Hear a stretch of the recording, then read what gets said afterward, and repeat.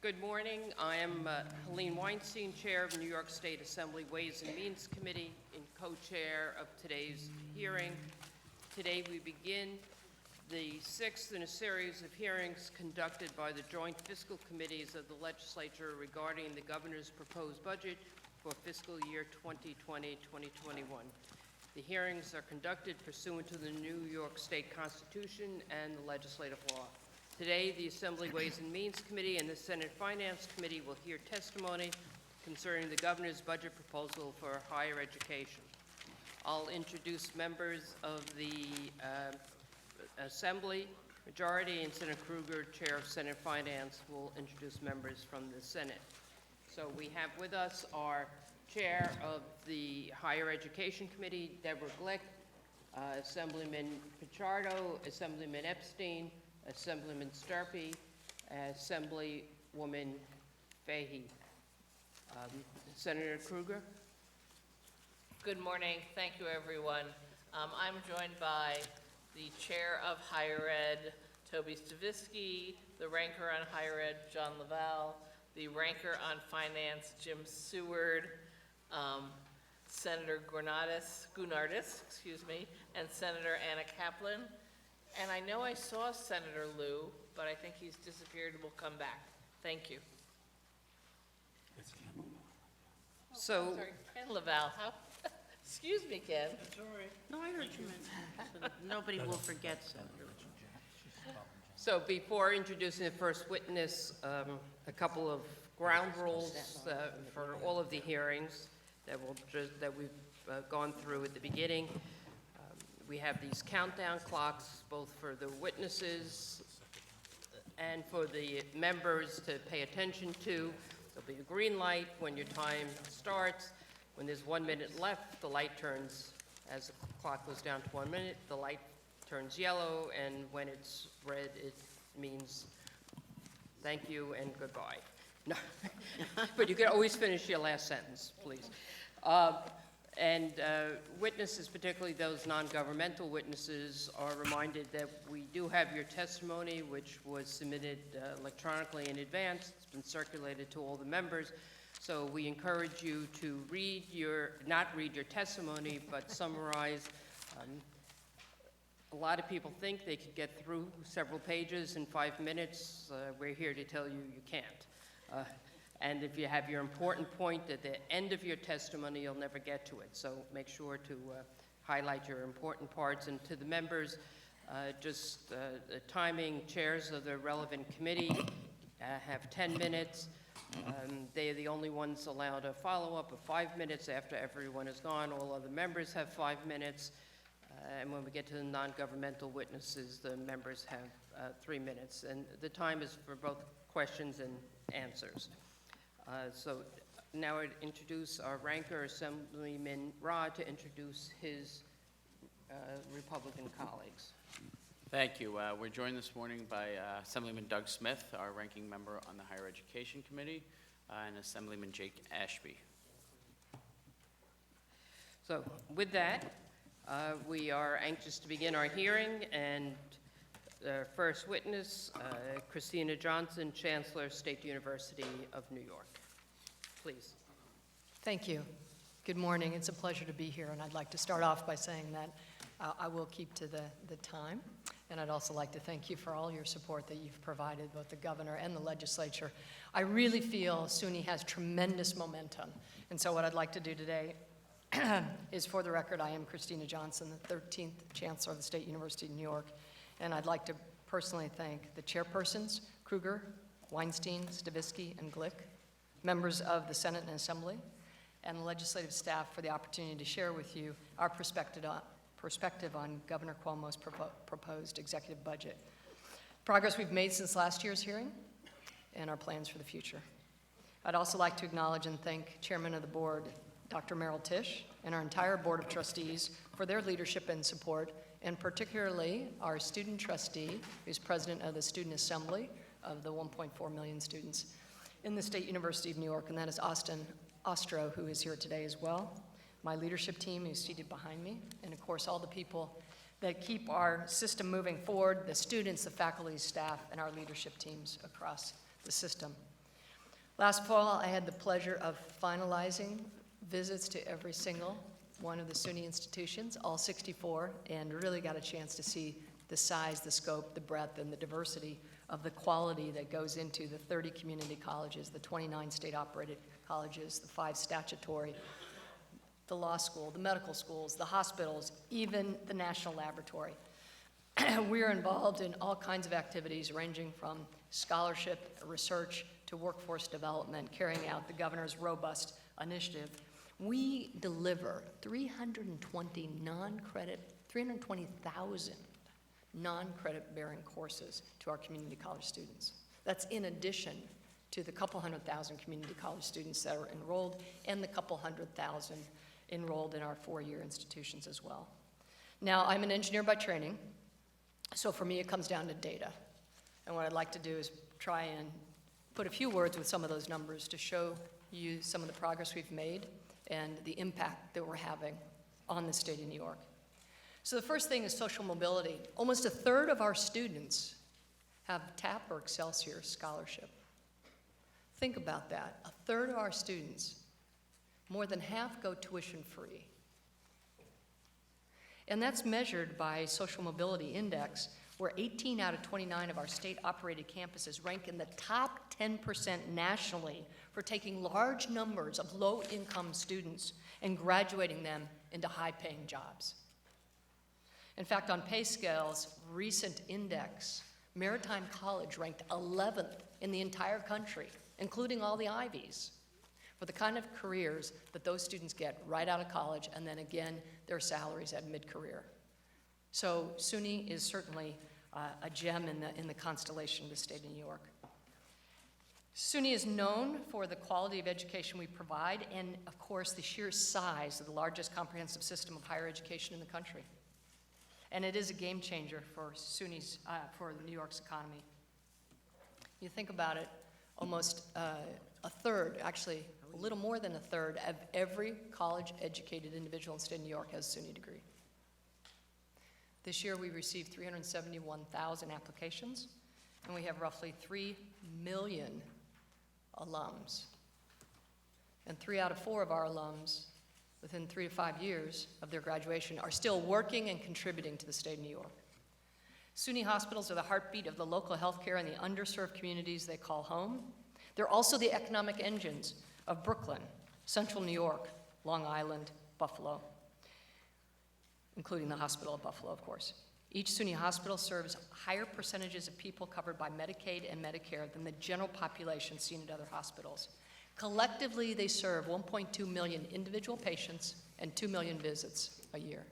They contribute $6 billion to their local economy. And in fact, Downstate Health Sciences University, we just changed the name from Downstate Medical Center to Downstate Health Sciences University. They're number 2 in Startup New York with 24 spin-off companies in the Governor's Startup New York program. So yes, we do serve those that don't have another option for healthcare. We're also driving the local economy in these communities. Our community colleges are critically important to providing the state of New York an educated workforce for our dynamic economy. For many, it's the first step to realizing their dreams and aspirations for social mobility. We look forward to working with the governor and the legislature throughout this budget process to restore the community college funding floor that you included in last year's budget, and I thank you for that. SUNY's educational opportunity programs are life-changing as well. I didn't realize this, but the educational opportunity programs, the average income of the families these students come from is $21,000. And our education opportunity centers, the average income for those students, they come from families making less than $15,000 a year. If you want to talk about how you get into the middle class in this country, you do it through SUNY.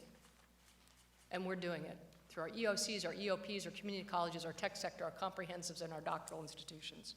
So I'm so proud of it. Today we've got 10,274 students within 48 campus-based programs in our EOP programs. And we've had about 75,000 students over the 52 or 3-year horizon of the EOP program. And this last fall, we started the Norman Makani Award for outstanding EOP students. I want to tell you about one of these students. This is a student that's at Dutchess Community College. I will not mention the name, but she is a mother of 5 with students with special needs, and she had a 4.0 full-time community college grade point average. I never had a 4.0 grade point average. This is stunning, but those are the kind of students that EOP attracts. I couldn't be prouder of her and every one of those 42 students that we honored, and the speaker also was there to recognize them. Results from 2 years of the Excelsior Scholarship Program. I want to say that enrollments increased 20%. We have 20,000 SUNY and CUNY students in the first year and increased to 24,000. Let's look at the results. Our community college first-year retention rates went up 20%, and they're also up in our state-operated. That means the program is working as designed, which is to get more students out faster with less debt, and they do have less debt. We're excited about increasing the cap on family income eligibility to $150,000. So I said I'd talk about some of our results from last year. With your support of our open educational resources since the fall of 2017, we have reduced textbook costs to our students, cumulative $47 million. As a result of the Provost Innovation Fund, we have re-enrolled 8,000 students who dropped out before their loans became due, so they have the best opportunity to repay those loans because they will have a degree, which will garner them a higher wage. And with rising rates of anxiety, depression, and suicide among our young adults nationwide, we launched the SUNY Mental Health and Wellness Task this last fall, chaired by 2 of our presidents, Dr. Wayne Riley at Downstate and Dr. Deborah Stanley at Oswego. I know you know this, we did establish, under Governor Cuomo's leadership, a food insecurity task force in 2018, which resulted in, over the last year, having students having access to food pantries who are food insecure at every single one of our campuses. In all, about 150,000 students are impacted by one of our SUNY Achieves program, which is to get students into credit-bearing courses faster, and that's our co-requisite model. We've been able to get students to pass basic math and English, a barrier to completion, in half the time, twice as fast. And speaking of half the time and twice as fast, I have 1 minute, 23 seconds left, so I'm going to skip to just a couple quick accomplishments. One of the pillars of my chancellorship is not only individualized education, which is our SUNY Achieve, SUNY Online, which I can talk about in a minute, it's research and innovation. This last year, SUNY, partnering with Empire State Development, brought $5 billion to the state of New York, working with partnership with IBM, Applied Materials, and Cree. We've increased our research expenditures $136 million. We will reach, we believe, in 2019 more than $1.7 billion. I set a goal when I first became chancellor 2.5 years ago of reaching $2 billion. And then with 42 seconds left, just let me conclude that we're excited about the SUNY Global Cannabis Center in the governor's budget. We are excited about the education opportunity programs, the EOCs and the OTANs, and we ask that you consider restoring the community college funding floor, restoring the child care at community colleges, our mental health telecounseling, the Small Business Development Center's work, our graduate diversity fellowships, and support for all our graduate students, the Hispanic Leadership Institute, and continued support for our hospitals. I would like to thank you for inviting me here to testify, and with that, I will conclude. Perfect. Let that be a lesson all here. We've been joined by Assemblywoman Seawright, and we go to our Higher Education Chair, Deborah Glick, for some questions. We've also been joined by Robert Jackson in the Senate. Thank you very much. Chancellor, I appreciate your testimony. The budget, the executive budget calls for regular annual increases in tuition, authorizing regular annual increases of $200 per year through the year of 2024, 2025. If we agree to that, what does the final tuition wind up being? And with that escalation, what would be the impact on the TAP gap that the university is already struggling with? As we increase tuition, we increase the TAP gap. And so that seems like it is almost ice in winter. Thank you very much for your question. So an increase of $200 per year for the next 4 years would be $800. On top of that, our state-operated institutions, the tuition right now is $7,070. So that would be $7,870. The TAP gap right now is, excuse me, $1,905. So adding 800 to that, that would be $2,700 for the TAP gap. Right now, the cumulative TAP gap, we have about 100,000 students getting, mostly full-time students getting TAP support. It's about 82 million. So this would increase, that's the TAP gap, the gap between what our campuses need to educate a student and what the tuition pays. So it would be just bottom line, $2,700 would increase the TAP gap unless we got some sort of relief. I'm sorry, what was that? Unless we got some sort of relief, it'd be $2,705. And you already have some built-up TAP gap on the books. What is that at the? That's $1,905 at the state operated. I want to be clear, at the state operated, where the tuition is $7,070 and the TAP support is $5,165. So the difference is every student on TAP has think we a know what gap that that the is, but campuses need to pay. Rather than by student, how much is what is the current Eight- burden? 82 million. 82 million, thank you. You indicated that you have 10,294 EOP students. Those students come from families with an average of $21,000 in family income.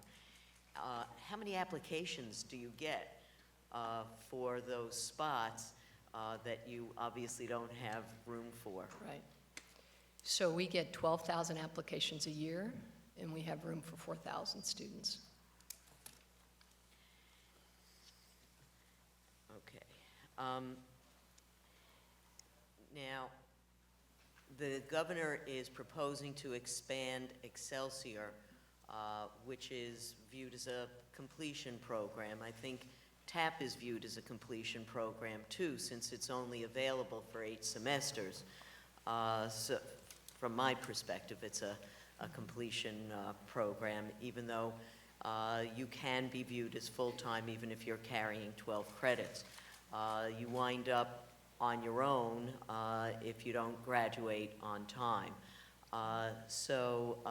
Which of course I didn't, so not that I was eligible for TAP, but the governor's proposal for increasing Excelsior to $150,000 of household income.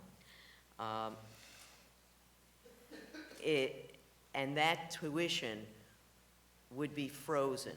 So the system gets a student in and their tuition stays the same for the 4 years. Other students who, for whatever reason, work or whatever, can't carry 30 credits a year, they pay an extra $200 in tuition. And the difference between those students, now the students who are in EOP, they generally graduate at the same or better rate than students who come in without. What is that graduation rate? Do you know offhand? I do. It's actually higher. I will get the exact number, but it's roughly, I want to say 78% for the state operated compared to 71%, but I'll make sure you get the right I exact appreciate numbers. that. So we have a fairly high completion rate from families that are making $21,000 with the additional supports that they get. And now we're suggesting that students who are kind of in the middle get tuition increases, but not the families that are up to $125,000, $150,000. Does that seem that there may be a better use of those resources? So I think the opportunity to increase the aid to all students attending SUNY would be welcome. And there's many different ways, as you mentioned, that we do that with EOP, with TAP, with the PTS program, with Excelsior, and now expanding Excelsior will allow more students to go with less debt. We would be grateful for any increase in EOP and some of the other support programs as well. Thank you. The governor has repeated the critical maintenance piece from last year. At this point, what's the $550 million? Do you have a backlog in critical maintenance across the system? And will the 550 actually meet the need? We do have a backlog. The 550 is part of a 5-year plan, so that's very helpful, and we're very appreciative to the governor and the legislature for giving us a multi-year critical maintenance plan.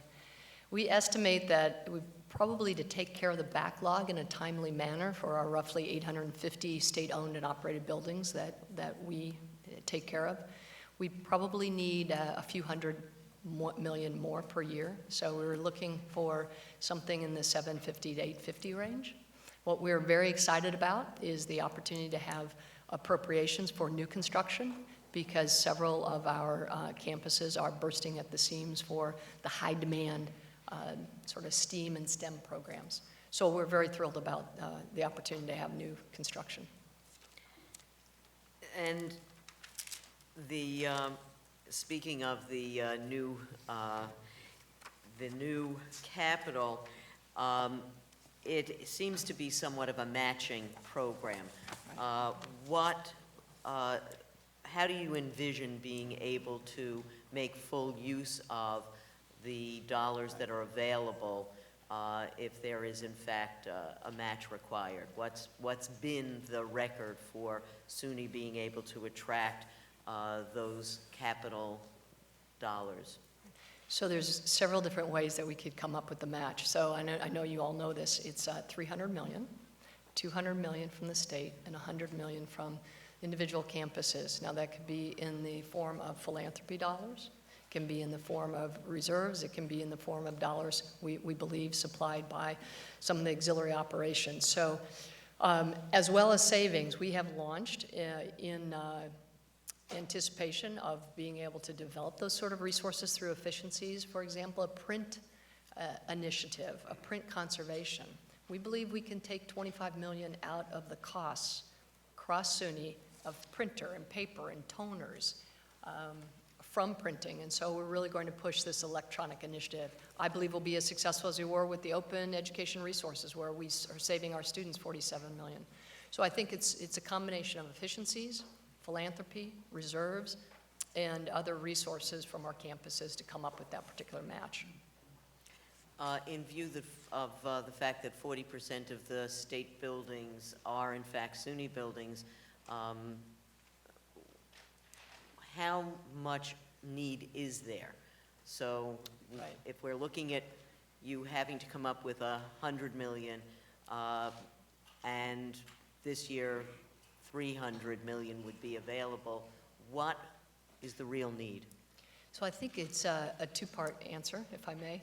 One is there's a need every year for about $300 million of new construction. The important thing is to be able to plan over a larger horizon. So we'd be very excited about, just like the critical maintenance, having a multi-year of the 550 year for 5 years, is to be able to have the $300 million per year for 5 years would be $1 billion from the state, and we'd be raising a third of that on top of it. So it's two things. One is we probably need about $1 billion over 5 years from the state, and we need to match that with about $330 million. Thank you. Thank you. Before we go to the Senate, just wanted to acknowledge we've been joined by Assemblywoman Lifton, Assemblywoman Buttonshon, and Assemblywoman Simon. Now to the Senate. Thank you. The Chair of Higher Ed, Toby Stavisky. Thank you, Chancellor, for your service. We certainly appreciate your enthusiasm and dedication and background. It's, I think, going to be a great relationship between you. I know you've been here several years, but it's, I think, going to be a positive relationship. Let me ask you a couple of questions. You spoke about the various programs. What is the university spending on remediation for those students who are not able to provide the necessary background for admission? So we've really put a lot of effort into helping get students ready for college. And give me just a minute to explain what I mean by that. If you go back to 2014, 2015, there was about 77,000 of our students. So think about that on a base of roughly 450,000 at that time. 77,000, almost 80 out of 450, that required some sort of remediation. And at that time, the way we determined that was the students would come in and they'd take an exam. And based on that one piece of information, we'd put individuals into remediation math or remediation English. And as I said in my State of the University System, how more discouraging can that be than to have to go back and repeat? And it's not credit bearing. So, working with the leadership of Johanna Duncan-Portier, who's here, and the campus presidents and the Coalition of the Willing, we have grown a co-requisite English and a math. So we've changed the way we look at this. We say, okay, in English, you're going to go into a credit-bearing course, but we're going to provide non-credit-bearing, another unit of non-credit-bearing, but help with preparing for English. And here's what we found. This is really fascinating. It turns out that if you set the expectation that you will be able to pass a credit-bearing course and you provide the resources, we're finding that those students actually pass that class faster and on the first try. So today, instead of 77,000 students going into remediation, we have less than 40,000 students. I think last year it was 44,000, now we're down to 39,000. I believe there will come a time when that is something that is, we'll either figure out something even better to do than the co-requisite model that's working, or that model will take care of the math and the English. Now, you can do an estimate, and I tried to do an estimate just now, kind of on top of my head, what that means if you're providing that extra instructional support. So if you allow me to not give you a number now off the top of my head, but we'll come back with you. We'll get together with the team and noodle out what that is costing us. That was the second part of the question, obviously, was the price tag. Yeah. I know it's preferable to have classes taught by full-time experienced faculty, but unfortunately, colleges have to rely on part-time or adjunct faculty. Can you tell us the percentage of adjuncts who are teaching, let's say at the four-year colleges? Yep. Yes, so if I could start with the top line number and then I'll disaggregate the data. So it's 50.6% of our faculty are adjuncts. That's all. If you look at the 4 years, comprehensives in the tech, it's almost 50% exactly. It's like 49.6%. If you look at the doctoral and the community colleges, they're almost flipped. What do I mean by that? The doctoral are basically 71.5%, just call it 70% for round numbers. Full-time, 30% adjunct. Community colleges is just flipped. They're 30% full-time, 70% adjunct. And what about the community college? And that's the community college, I'm sorry, 30% full-time and 70% part-time. So it's interesting, right? I mean, it's... Excuse me. About a year ago, an article appeared in the Times-Union discussing the question of the Confucius Institute at the University at Albany. Right. And at the time, the article, the reporter had called me, it was Rick Carlin, and I said, we've got to check into the situation.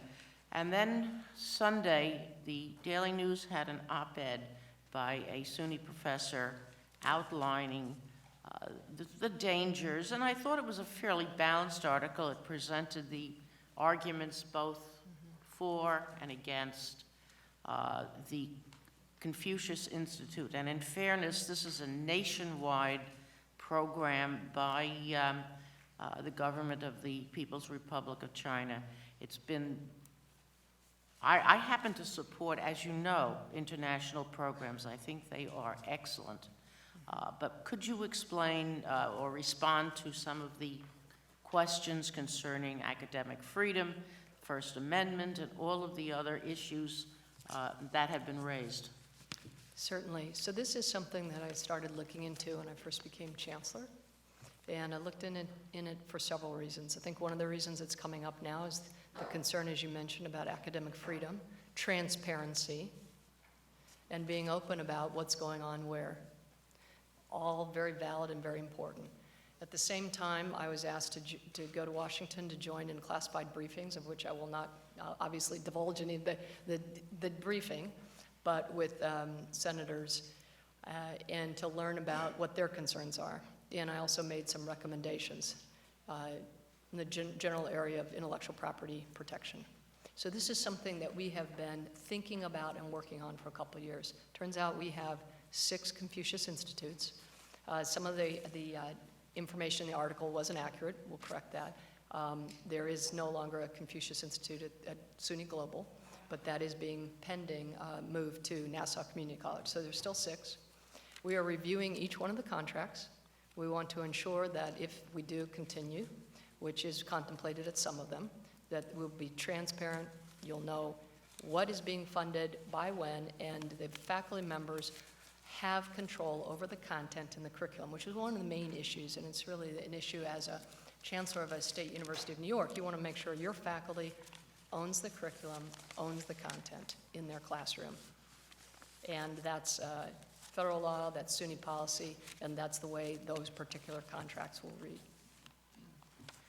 I was particularly troubled when I read, and perhaps it was inaccurate, that the contract between the Confucius Institute at Binghamton was not with the university, but with the Research Foundation. Right. Would you comment on that? Because I think there's certainly a lack of transparency. The Research Foundation is far better than it was when I first joined the legislature, and in fact asked questions at the budget hearing about 10 years ago. It is far better, but it's still to me, very troubling. So the Research Foundation, as you know, was established, I think in 1977, to support maybe 57, one of those 7 years, to support the research enterprise of the State University of New York, and to monitor and to track.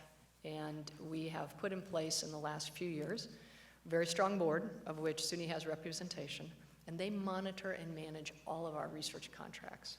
So because these contracts have to do with international exchange, and they are a funded research contract, that would be the vehicle by which SUNY engages in any contract with anyone, is through the Research Foundation. Having said that, I just want to reiterate, we are going to be open, transparent, and make sure that we account, and we're glad to get back to you with all the funding that's going through the Research Foundation, and in particular for the Confucius Institutes. Thank you. One last quick question. I received a memo from the university police, and it was troubling because of the attrition, the fact that we spend time and money training these officers and they leave, and they're apparently, they have some issues with the university, and I think you ought to have an opportunity to respond. Have you seen the? I have not, but I'd be Then I more will- than happy to I will provide receive you the with letter. a copy. Well, you'll hear their testimony, I think, today, Okay, but I will provide you with a copy. great, thank you. Thank you. Thank you. We've been joined by Assemblywoman Bashat, Assemblyman Fall, and we go to Assemblyman Epstein for question. And thank you for being with us today. I do appreciate your testimony, but I just have some real concerns about what you're proposing. And just you know, along those lines of what Assemblywoman Glick was talking about, where we're seeing so much food insecurity on our campuses, people struggling to make ends meet, people going part-time because they can't afford to continue to go to school. And then we're making choices around expanding Excelsior, but cutting other programs where students have much greater need. And I'm wondering what the logic is to expand a program from 125 to 150 when we see students who can't afford the tuition increase that we're proposing, students who tell us every day they can't drop out. My daughter attends a SUNY, and there's so many friends of hers who will not be able to eat each month on campus because they don't have the resources. So I'm just concerned around this choice, and why not expand the EOP programs? Why not put resources to people who have deeper need? Why not get from 1,000 to 5,000 for those people who we know will make a difference in their lives? And that we talked about getting people out of lower income economic situations to higher. It's an exact opportunity to do it, and I'm baffled really by the choices here. So I'd love to hear what the logic is to making these choices around expanding Excelsior, but not really expanding for programs with deeper needs and students have much more, are struggling on our campuses every day. So first of all, thank you very much for the question. And look, it resonates with me being able to go to college and come out debt-free, because I went to university on a full scholarship, both tuition and room and board. I could not have gone otherwise. So you're speaking exactly to this kid 40 years ago. That said, I don't think we need to make a choice between one or the other. I think we need to do it all. And I think we were all thrilled that the EOP program, the EOC program, and the ATTAIN programs were all continued in the executive budget. So I think that's showing the governor's strong support for exactly the individuals that you're talking about that we care greatly about. And I would love to see those programs increased. At the same time, we have a lot of need for students. You know, depending on where you live, those levels are meaningful and are challenging. Going to food insecurity, that's exactly why we put a food pantry or access to food pantry. And I've visited many of these, in fact, and they're wonderful. In fact, at many of our campuses, they're run by students, which is just awesome. So we need to continue to be vigilant. We need to continue to bring resources to SUNY. And that's why, you know, I'm quite interested. One of my top priorities is really philanthropy and helping our campuses who are working very hard to bring outside resources to bear for our campuses so that we can continue to create the kind of programs we need if we're going to be that social mobility engine. And that's, I think, the thing that's quite interesting now. When we look at the cost of educating a student, and I said this in my testimony, but I think it bears repeating, if I do say so myself, 18.3 new net jobs created since we started merging for the Great Recession 10 years ago. 18.3. 18 of those went to individuals with some kind of college education. And more than that, 2 million of jobs that were there for students who only had high school education vanished. So everyone needs a college degree. Everybody has to have access to this. We have to support all our students going forward, and particularly, you know, of course, the most vulnerable. I can't tell you how awesome it was to go to that ceremony and see 42 outstanding students that had special needs, families struggling, and we're doing fabulously because of the support of the EOP program. So I support what you're saying. We should Great. increase the I would EOP love to too. see ways to expand that. Same That'd thing be great. when we passed the DREAM Act, and I know a lot of students who applied. How many students have applied for DREAM and gotten TAP funding? How many students Yeah. applied versus how many people got it? It would be great to know what the differential is and what's going on there. And the last thing I'll raise, because I know I'm out of time, is I would love to see dedicated funding streams for CUNY and SUNY. I'd love to see real dollars going, and I know we have a concern about additional revenue, but we got to close that TAP gap because we need to do that, and we'd love to see you partner with us to, I've got legislation, other people legislation to direct funding to CUNY and SUNY. And we just need to have dedicated funding stream because we're going to be in this fight and expand the TAP gap every year with tuition increases as you're proposing. Totally agree. And in fact, if I may just, Yeah, sure. can I, may I? Chairpersons, okay. I think that there's even something more we need to do. because I think that it's not good enough now just to educate students in the kind of fields that they love and aspire, which we need to do that. We also need to layer on top of that entrepreneurship, innovation, the way that we can help. When you've got a SUNY, I mean, this is, I think, the big idea, right? It's you've got a SUNY campus within almost 90% of every New Yorker within 30 miles. And we have this out-migration from upstate to downstate, right? We all know this, and the governor has put together the REDCs to get at that. Now imagine that the students, I said in my testimony that 75% after 3 to 4 years are still living in the state of New York. Suppose that we unleash their innovation, their entrepreneurship, and we help them stay in place and create those companies. It would be phenomenal, and highlighted one of those at the SOTUS, which is Ben Kennard, who did 5 North Chocolate. He learned about entrepreneurship at Geneseo. He's using a kitchen at Stony Brook. That's what we need to unleash in this state, and we can do it. A little more support, that'd be great. Thank you. We've been joined by Assemblyman McDonald, now to the Senate. Thank you. Next, Jim Seward, Ranker and Finance. Thank you, Madam Chair, and thank you, Chancellor. It's been a real pleasure working with you since you came here to New York in the SUNY system on behalf of the many SUNY campuses I have in my district and the system as a whole. I wanted to return to discussion of the proposed tuition authorization hikes that are included in the budget. How much revenue will be generated if these proposed tuition increases are implemented? So for every $100 increase in tuition, the net of the TAP Gap and Excelsior is about $9 million. So a $200 increase would generate about $18 million net each year. Per year. With the proposed increase in the income eligibility for the Excelsior scholarship, and with these proposed tuition hikes only being paid by non-Excelsior students, what percentage of SUNY students will actually be paying the increase? Do you know offhand? So I don't know offhand, but we'll get back to you on that. We can calculate. And the reason why is in part, as you know, Excelsior's last dollar. And so when it looks at the increase, you need to back out students that would be eligible for TAP. They have students that would be eligible for Excelsior. We just have to do a little bit of sharpening the pencil. Do you have any concerns for those students who do not qualify for Excelsior? Do you have any concerns about, as the tuition goes up, that their average student loan debt will also go up upon graduation? Well, we're very concerned about, the debt of our students, and you may know this, but the average debt, so half of our students graduate debt-free, roughly 47.3%. Call it a half for now.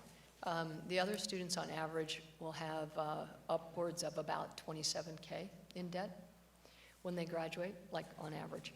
So we're very concerned about that. We want to keep a SUNY education, it's a balancing act, affordable, but also high quality. And that's where, the support is so appreciated from the legislature and the governor to be able to do that. I wanted to shift gears to the community colleges. Last year, the enacted budget included a hold harmless provision to offset some of the enrollment declines on many of our community college campuses. And actually, there was a base aid increase of $100 as well. Yep. Neither of these are included in the executive's proposal. Do you have concerns about how our community college campuses are going to absorb both the flat base aid funding that's included in the budget, as well as dealing with anticipated loss of funding due to some additional projected enrollment declines? So of our 415,000, that's head count students, 192,000 are community college. So roughly half, a little less, but about half. So very concerned about that. We would very much like to see the floor be put back in place, and that's sort of the held harmless, as well as an increase in the per head count. As I said earlier in the testimony, for many of our students, this is the first entree into higher ed. And a lot of our students commute, so the real cost for them of education is the tuition. And so it'd be very helpful to relook at the floor. And, you know, the way I think I described it, maybe even at last year's hearing, was, you know, it's a little bit like there are base costs and variable costs of education. And I know you know all that. It's like going into a restaurant, you know, and no matter if one person comes in the door, 10 goes in the door, you still got to pay the rent, you got to keep the lights on, you still have to have the... So those are paid for the fixed costs, and that's what the floor helps us do. And then the $100 increase for some of our community colleges that are increasing, that helps then pay with, you know, like the salad and the main course and all that, which is more variable. So we really think that it was a terrific vision and insight from the legislature to put that in, and we'd be very grateful to see that restored. You would advocate that we do it again this year? Sorry? You would advocate that we Yes. do that again this year? Just one final question on capital. You've outlined the great needs that still exist out there on the various campuses. Do you have any concerns about that 2-for-1 matching program that's in the budget, that there will be, shall we say, an uneven availability of these capital funds depending on whether or not a campus could meet the match? So we are looking very carefully at each and every campus to see what the ability is to do the match. We do believe that the majority of our campuses will be able to do that. In fact, the great majority of our campuses will be able to do a match from a variety of sources, whether it's philanthropy or reserves or auxiliary services or help from SUNY's system. And so we look forward to working with the campuses to get the new construction, you know, moving that we really need for some of these high-need programs.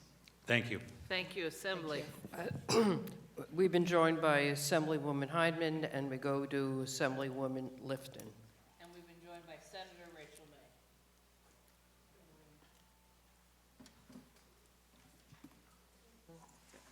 It's very hard to see these lights. Good morning, Chancellor. Good morning.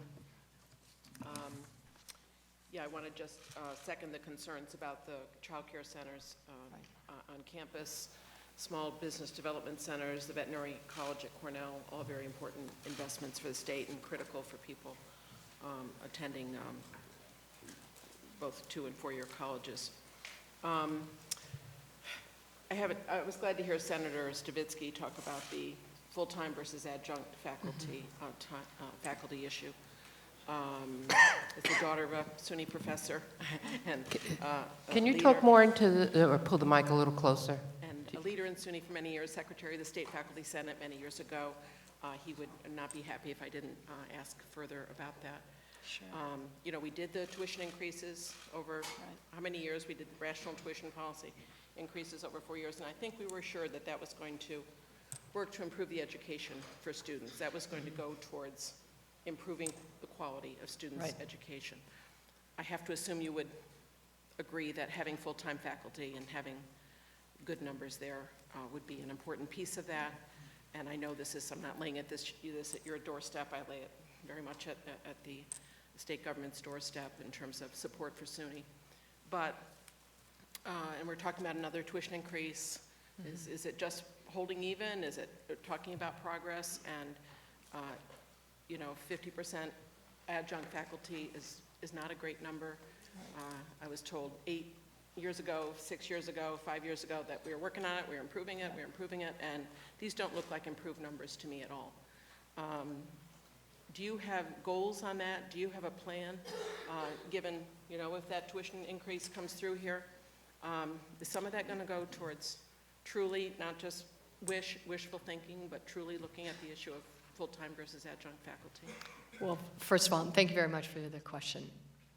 Absolutely, I would love to see more full-time faculty, because when you have full-time faculty, they are full-time, so you get extra the benefits, someone that's there often for the mentoring and office hours and those sort of things. Although I must say that our adjunct faculty are very dedicated as well, and so converting some of those positions to full-time would be a goal. What I'd like to do is come back and look at the history and look at what progress we have made. I know through some of the innovation fund that I mentioned earlier, we are actually using those funds to attract full-time faculty. Also, something that I noticed my first semester here at SUNY is that you know, somewhere between 1/3 and 40% of our faculty could retire over the horizon of when I'm chancellor. So therefore, we have initiated a program called Prodigy, as you may have heard about, where we've set a goal to hire 1,000 underrepresented minority and women faculty over the next decade. And we want to hire them early so that they can learn from the existing faculty and understand, get mentored at that time. So we think it's a really important program. It's gotten off to a great start in the first 6 months. I mean, we announced it at the SOTUS last January. We started to stand it up with workshops in March, and then proposals were due in July. So we're really in the first 6 months of this. But we've already hired 74 faculty through Prodigy, and we expect that we'll be able to increase that. So this is a big focus of mine, not just it's demographics writ large. It's do our students that are 35% underrepresented minority, are they seeing someone in the classroom that looks like them so that they see it, they can be it? Well, when you only have 9% of your faculty underrepresented minorities, they're not seeing it as much as we think that it would be helpful. So that's one reason why we launched this. We put a number out there, 1,000 over a decade. We don't think it's too aggressive. We will accomplish that. And so, yes, faculty and supporting our faculty is one of the highest priorities you could possibly have as a leader in the institution. Of course, I support that program. Sounds like a very important program to be doing. I know you've spoken about it before. Are we going to see a bump up in those numbers from 50% to 55% or 60% over the next 5 years? So we are Especially- about, it's a especially if good there's question. tuition increase? And let me apologize, I should come back to that. So if you look at the national averages, we are about 4 to 5% lower than we should be. So I think last year we provided some information about what it would take to move the numbers by 10%. I don't remember that number off the top of my head, but we looked at the data and we saw that really we're national average probably low, more on the order of 4 or 5% than 10. So if it'd be okay, we'll come back with an estimate of what it would cost and how that would work with a tuition increase or not.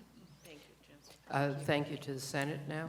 Thank you. We've been joined by Senator Brad Hoylman and Senator John Lewis next up for questions. Thank you, Madam Chair. Chancellor, we got issues. Oh, I apologize. I'm a proud graduate of SUNY Binghamton. We have issues, Chancellor. And the issue is that we're not investing enough money in this state for education. There's a great deal of focus on, I guess, what some people call lower education, the elementary through high school education, and the need for more foundation aid. But it's clear that we also need more money for our higher education, both SUNY and CUNY.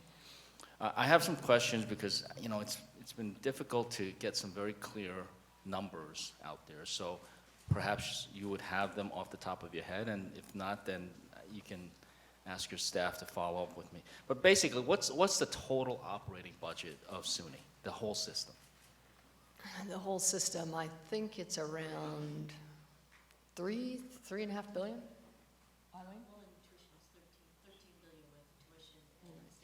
Right, that's just the benefits, yeah, 13 billion. Yeah, 13 billion. And how much of that is state support versus tuition? I think that's the number that's about 3.5. 30%. 30%, so it's about 3.9 billion, direct and indirect. Yeah, that's pretty close. I mean, I've got a chart here that says state support is 32%, and the remaining 68% is supported by tuition. Right. Right? That's a, what's that? And hospital revenues, patient visits and Okay, so but that's a small amount, right? forth. 45 out of the 25. 25%. So it's 25% hospital revenues, 32% state support, and the remaining 43% would be tuition? So, all right, so- Tuition, fees, would some of that be auxiliary services too? Yeah, it's in the fees, okay. And that 43% from tuition and fees is much higher, it's a much higher percentage than it was perhaps 10 years ago. We can look that up. I don't know that number. off Okay, the well, top I of mean, my head. I have some numbers here. Yeah, It says here that the state support was 46% 9 years ago. okay. Right, so it's down to 32%. So we're clearly, I mean, the state is just not coughing up where it should. And that's not your fault, Chancellor. I'm just putting it out there. So what do you think the trajectory is with these tuition increases? With the tuition increases, is it even going to be more than 43% tuition supported? Is more than 43%, is even more than 43% of the SUNY operating costs going to be paid for by student tuition and fees? I mean, what's the trajectory here? I think the trajectory will depend on, on some of the ways that we can work together to improve, not just, actually to create new revenue streams. So that's one of the reasons why I'm really pushing philanthropy. It's another reason why we are working at SUNY Online, which is our online platform, to launch that. Because if you look at the trajectory, and we've done this in great detail, from where we are now with 415,000 students in 2020 to where we're going to be in 2025, if we don't have some sort of intervention with regard to garnering more out-of-state students or increasing the number of students that go to higher ed in the state or through our online platform, then we will be down probably tens of thousands of more students, which Okay, will be so- harder to make up with tuition and fees if you're losing, enrollment. So enrollment is a laser focus for us right now as well. You're afraid that the enrollment will decline? Well, you see that for the first time, I think over the last 4 years, it's actually over the last 40 years, there's been out-migration from the state. I mean, this is not a new phenomenon. The state has been losing population, and it isn't being offset by immigration and new natural births. All So right, we but are the having a tuition- statewide, But tuition decline is in being increased population. not to make up for a declining or at least a flat level of enrollment, right? Tuition is being increased because of increased operating costs. It just feels like the tuition increases are higher than the increases in operating cost, which is why that percentage keeps growing larger. Yeah. So I think that I'm very sensitive to increasing costs for our students. I think that one gets a little bit of a contextual view of that if we look at what's the tuition in-state at Connecticut, New Jersey, Pennsylvania, and our border states, our so-called border states. So it's about $4,000 to $5,000 more per year. Okay, thank you. So, I mean, but that's the real, so if we charge, our out-of-state tuition is $18,070.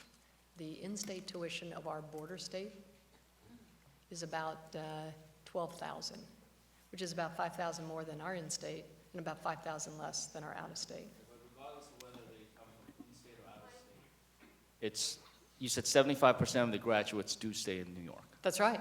So we want to attract them to the state.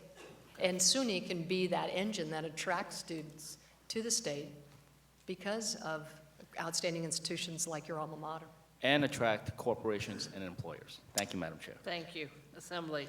Thank you. We go to Assemblywoman Absolutely. Fahey. Thank you. A pleasure to see you and have you here, Chancellor.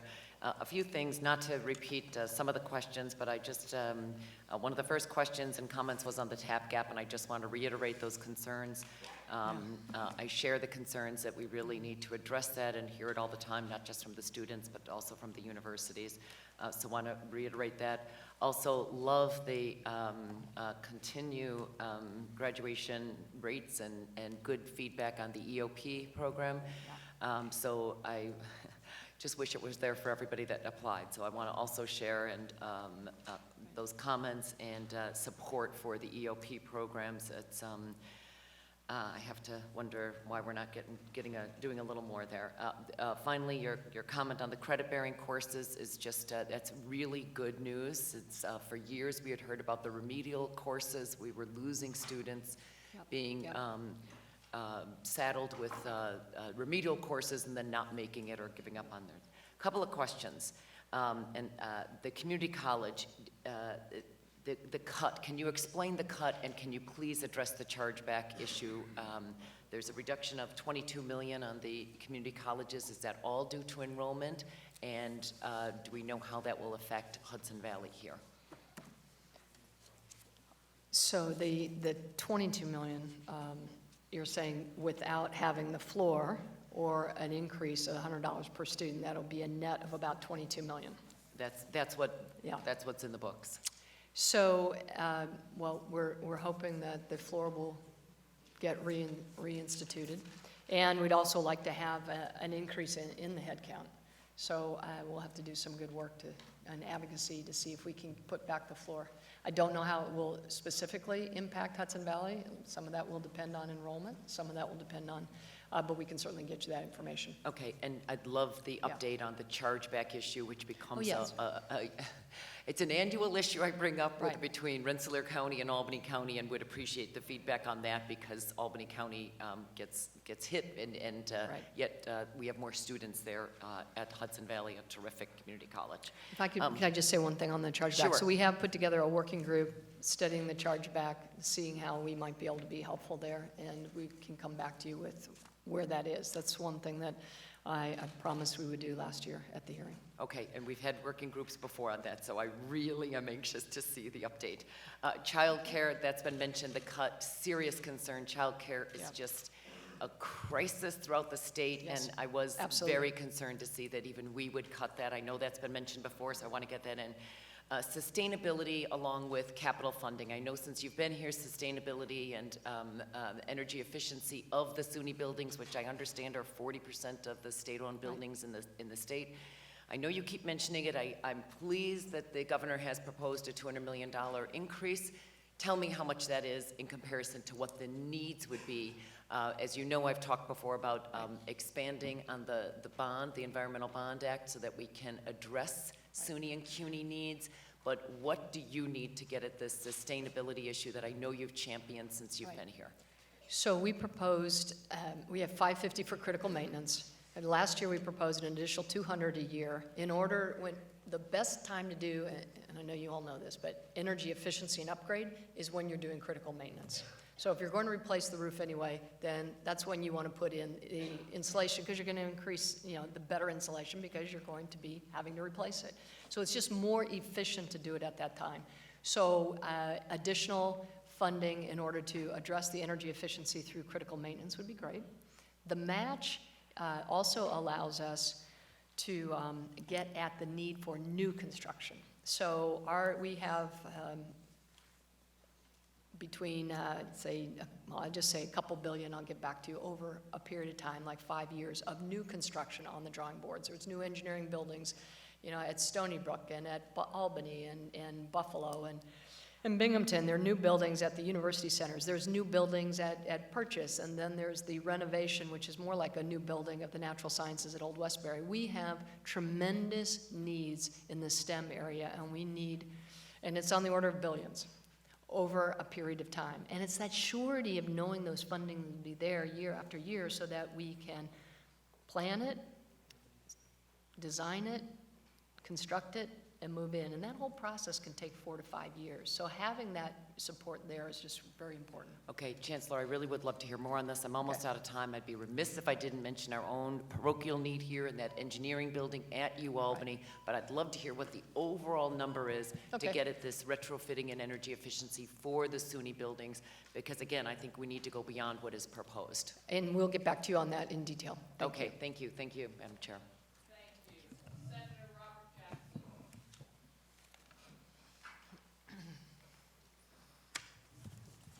Good morning, Chancellor. Good morning. It's always good to see you.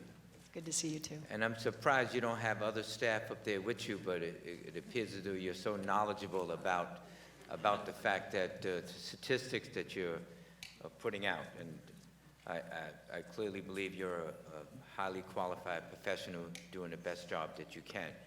But let me ask you a question. I'm looking at some of the highlights. So the Higher Education Services Corporation is being cut 5.3%. What impact is that going to have on children, young adults getting into college, in your opinion?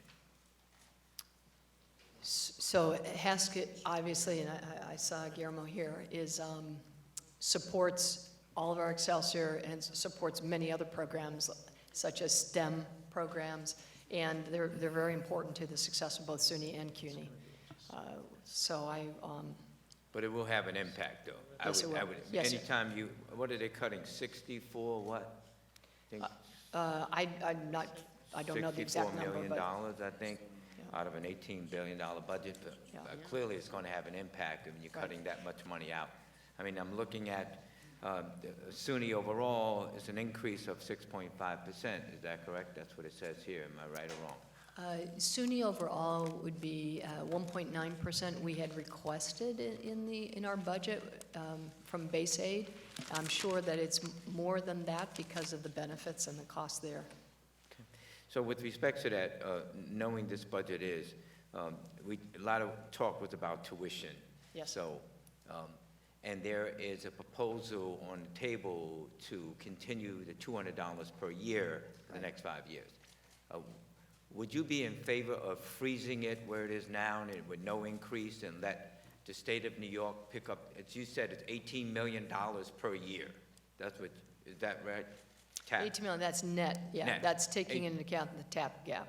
Okay, 18 million, but will you be willing to just charge no additional tuition for students coming in and the state of New York would just pick up that cost factor? When you look at a $178 billion budget, that's not a lot of money. Would you agree? That Sorry. is not a lot of money to freeze it and just whatever the cost factor is in order to continue to provide the colleges and universities the monies that we get from normal tuition that students are paying for.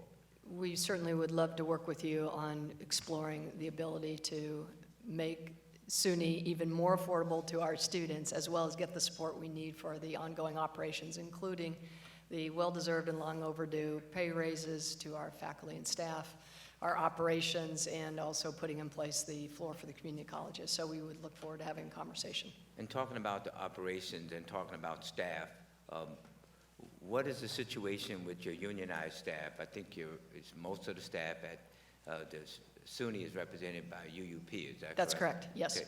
Has their contract expired? Is it, No, what's it was going just on with that? renewed, I think it was last year, and therefore it's, there's a retroactive piece for 2 years, and then going forward for 4 years, and it's a 2% in base and a 1% merit. And how was that covered in the budget process? I mean, did the state of New York then give that additional money to cover that contract, or it was expected to be taken out of the hides of the colleges? Well, we would love to work with you to explore ways that we can make SUNY even more affordable. I know you will be, Yeah. I know you want to work with me. I asked the question, did the state of New York pick up that and pay for that, or is it expected to come out of the hides of the colleges? That's my question to you. That's a direct question. Yeah, the direct base aid has been flat over the last, I think, So in essence, so then many it has years. not been picked up by the government overall. Well, base aid has remained flat, but of course, our debt service and our benefits are paid for, and we're very grateful for that from the state, because that's an expensive, as you know, the increase in overall budget is, as you said, over 6% because of the increased costs and because of the debt service that we're very, very happy to receive. But I mean, you would say that all of your staff deserve a raise in order to live appropriately and from a normal point of view. Is that correct? I do support our staff receiving raises, absolutely. So overall, from a capital point of view, my understanding and hearing all around that the capital amount of money needs to be increased. Do you agree with that or disagree with that? Or you have enough? I believe there's, $300 million in the governor's budget for capital, and we're very excited about that. You're what? There's $300 million in You appropriations. said you're satisfied with that, or you're happy about that? I'm happy about that. 200 of that is new capital, and 100 of that is match from SUNY. Well, I'm not happy about that. Well, then, okay. You get to remain unhappy about that, Senator Jackson. Thank you, Madam Chair. And we go to Assemblywoman Button-Shahn. Thank you, Chancellor, for being here today. I appreciate your efforts. As a SUNY graduate also, my colleagues have brought up many issues that are very concerning, I know, to you also, the TAP gap, EOP. Sure. In many aspects. I do just want to touch back on the adjunct ratio. You said it was 70-30 in our community colleges. Correct.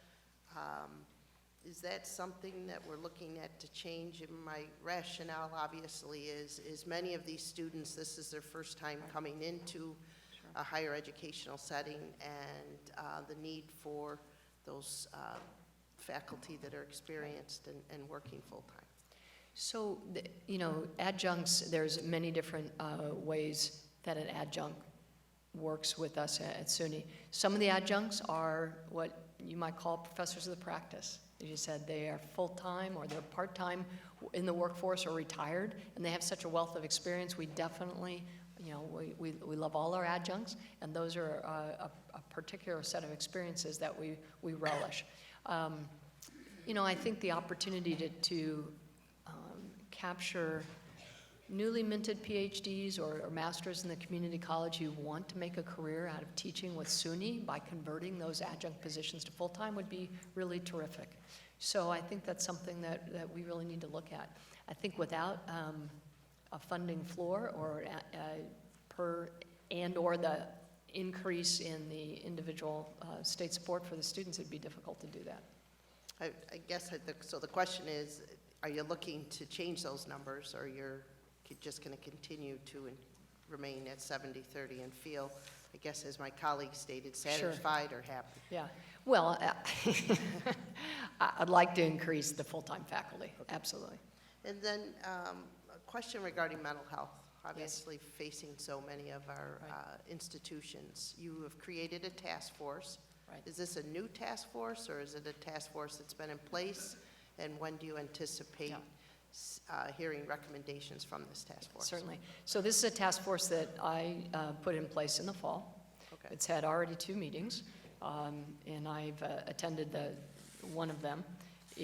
We'll come back with recommendations, and it's borne out by the fact that according to the one survey by Healthy Minds, about 39% of the students that responded are experiencing some significant mental health issue.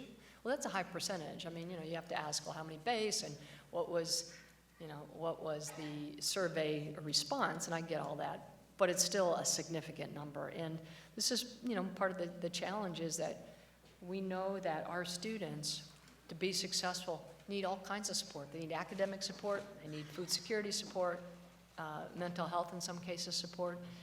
So these are things that we want to be there to provide. Child care, that's one of the reasons why we would like to see the telehealth mental counseling funding restored. So yes, it's very important to us. Okay. And as my colleague Fahey stated about the numbers, I would be interested in those Okay, numbers very good. of students that are in. And then just a little bit on the connection with workforce development in regards to new initiatives that you see this year, possibly at different colleges, 4-year and 2, that you find have helped gap that link possibly for the need of workforce within expanding industry. Right. So over the last year, one of the successes that we've had, and again, this is really due to the work of our Senior Vice Chancellor, Johanna Duncan-Portier, working with Department of Labor, Commissioner Roberta Reardon, we've garnered about $17 million in support altogether. About half of that is from the state, and half of that is from federal and philanthropic organizations.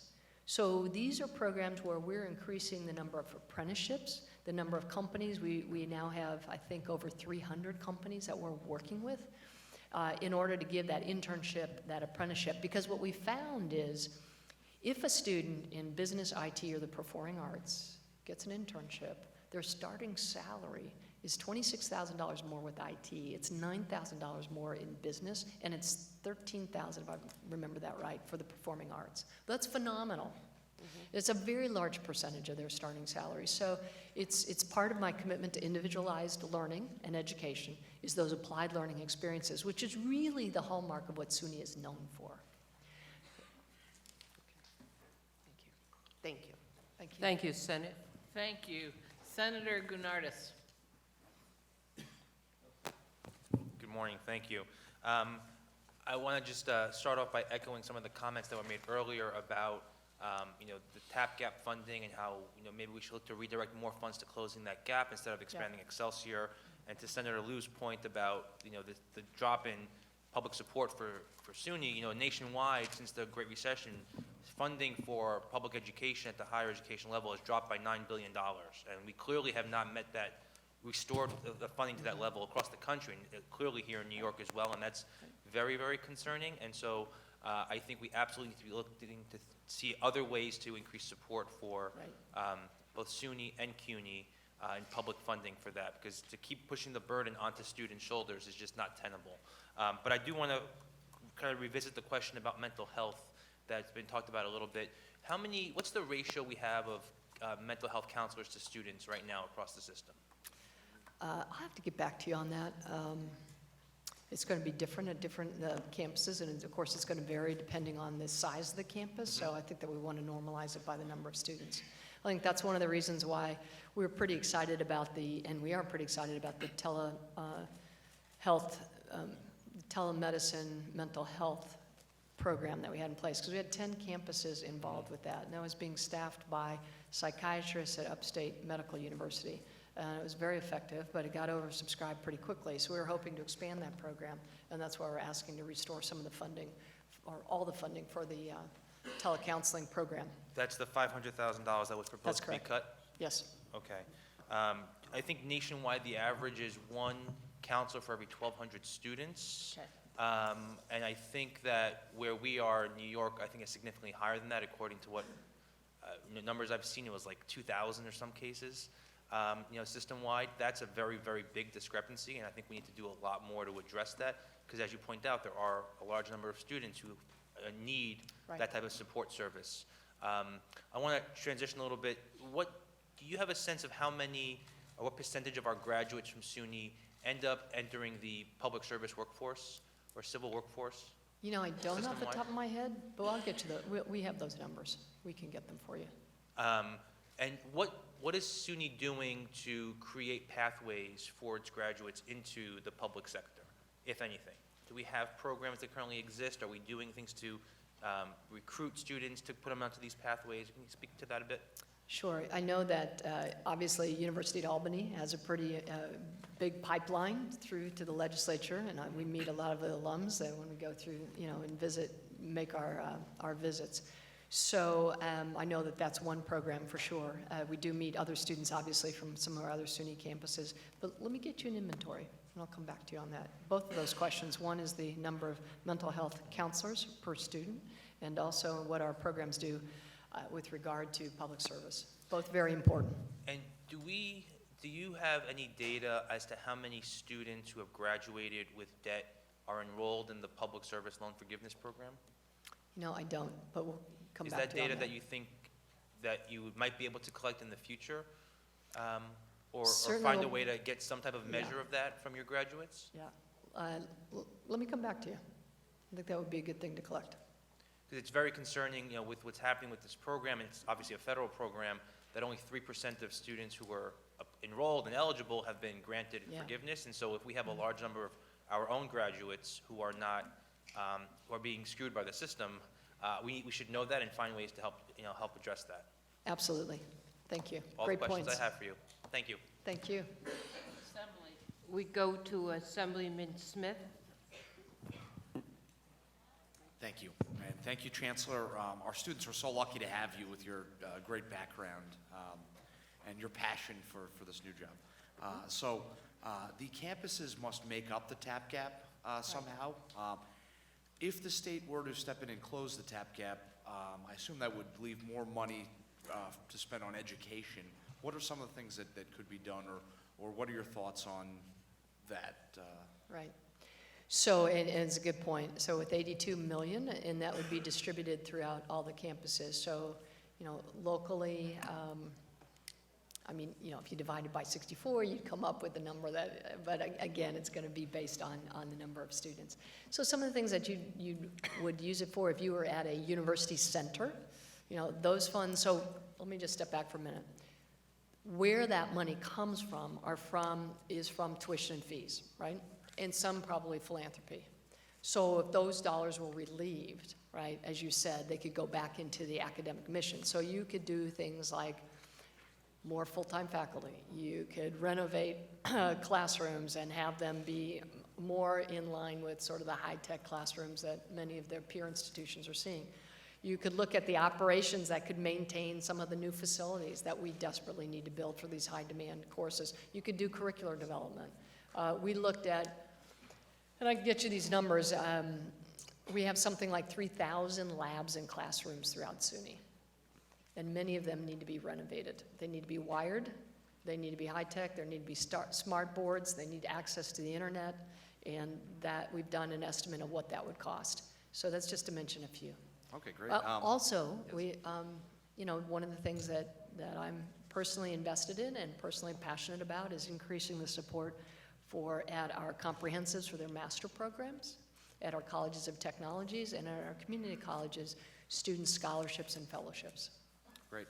Now, is SUNY going to be pushing for a representative on the Medicaid redesign team, or is there any push? Because as you mentioned in your written testimony that our SUNY hospitals are safety net hospitals, and they serve a very important role. Sure. So is that going to be, are you going to be pushing for that, or do we know if there's going to be an appointment from representing public hospitals? I don't know if there is, but we'd be willing to serve. Of course, I'm recommending someone back there, right? I see Bob shaking his head. Now, in terms of the $500,000 cut to the telecounseling, because that's Right. something that consistently students mention that they support. I see, you know, some head nods. Is that something that can be made up at all? You know, obviously, I know many of us are going to be advocating to get that funding back in, but any federal funds that you think could be available to help with that? Because I think above the $500,000, I think it should be expanded, really, given the need. Well, I think we do need to expand it.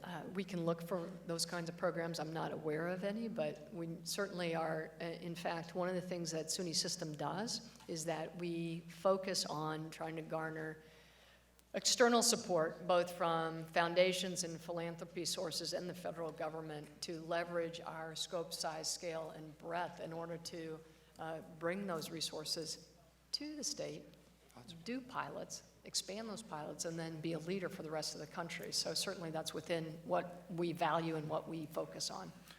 Now, with the Strategic Needs Capital Matching Program, where's that funding coming from? So would it come from a foundation, you know, if it's not necessarily tuition, or, you know, where would a SUNY campus be expected to? So we would look at philanthropy, we would look at reserves, we would look at auxiliary services, we would look at synergies and efficiencies. Let me give you an example. We have been reducing our energy use over time.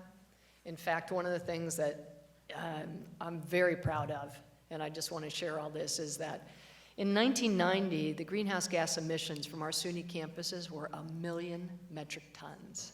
Today, we've reduced them to 600,000. That's a 40% decrease by 2020, 39%, I'll be precise.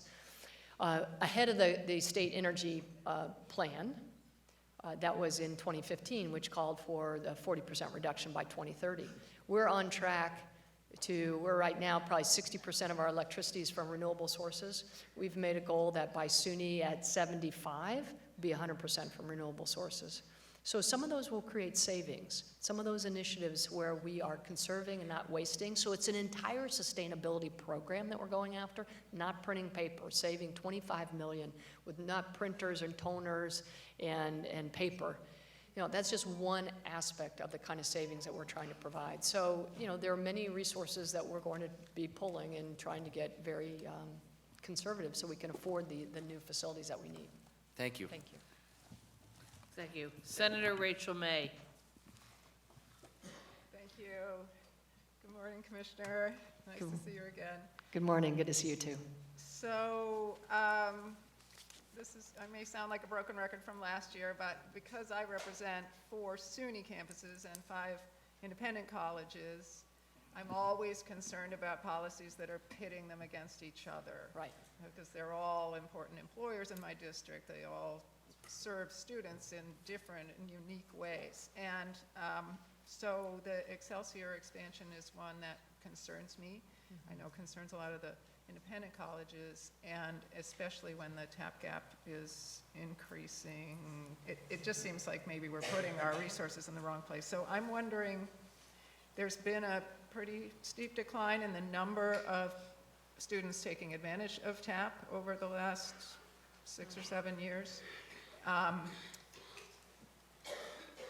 You look surprised by that, so No, maybe I'm you sorry, I'm can't gonna make answer a note. this question, but I'm wondering if that's just a demographic shift, or if you think that that's because the money just isn't going far enough, it's not worth it to the students, or if, even if SUNY campuses might be turning students down because it costs them more to bring TAP eligible students in.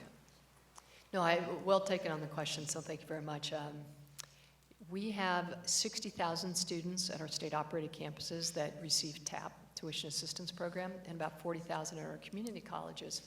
So that's, and then when you add on the 20,000 from Excelsior, that's about 120,000 out of our 400 and some thousand. So it's a large, which is great. I mean, majority of our students that are going tuition-free. So that's extremely important to us because, you know, just think about our founding DNA in 1948. We were founded because higher ed wasn't always open to everyone who wanted to attend. And so, as a result, that's really core to our mission. So that's why I was a little surprised, but we'll look at the numbers. We, our campuses don't turn away people because they're TAP. Absolutely, that's not, again, that wouldn't be in our DNA either. It does mean, though, that the campuses do provide financial aid to those students, and we're providing something like $229 million of additional support. Some of that is the TAP, of course, which is helpful, but some of that is the filling in the TAP gap. So making college affordable is one of my #1 priorities. Making it excellent is the other. They're the yin and yang. You can't really have one without the other, or else you're paying for anything that isn't worth anything. Right. So that's why it's critically important that we continue to, and thank you for the support, and the governor for the support for the higher ed, including our benefits and our debt service, and also any additional things that we can do will be put to great use. We love working with our private school colleagues as well, and so I think that's one of the things. In fact, I don't know if you know this, but we have part of our sustainability initiative is the large-scale renewable energy purchase, 150,000 megawatt hours. We have 20 campuses, 4 of which are private colleagues. So there are many different ways that we work with our private colleges, and they work with us. So we need to continue to do that. So let me follow up with a question about that, because I also have 2 centers of excellence in my district, and the centers of excellence are facing pretty drastic cuts in this budget. SUNY ESF and Clarkson have a collaboration that they just got approval for last year, but now it looks like the way the new definitions are created, that collaboration may be threatened. So I'm wondering if what you think about what's going on with the Centers of Excellence. So it's really, I'm glad you raised that, because it's interesting. There was a study that was done in the US. Now, this is going back maybe a decade, but the important thing is that if you look at the places that are thriving, they're characterized by a great public university and a great private university. Think about RTP. You got Duke in North Carolina. Think about LA. Think about Berkeley in the Bay Area. All those places are characterized by that partnership between a public and a private university. So I think that whatever we can do to maintain those partnerships is really, really important. I think the other thing with the Centers of Excellences and the Centers for Advanced Technology, you know, there is a continuum of R&D development. There's fundamental work that needs to go on, the kind of work that won Stanley Whittingham the Nobel Prize in Chemistry this last year, to the actual implementation which may preserve civilization as we know it in terms of bringing grid-scale storage to bear. And the continuum in between, we have to support it all, because if you just focus on the development and the implementation, then you've eaten your seed corn for the next generation of technologies that are required, whether it's in drug discovery or in IT or in energy. So I think that we, need to be mindful that we need big R, little d, reasonable size R, reasonable size D, and then big D and little r. And we need it all. We can't ignore any of it. So that would be my comment. Thank you, Assemblyman Pichardo. Good morning.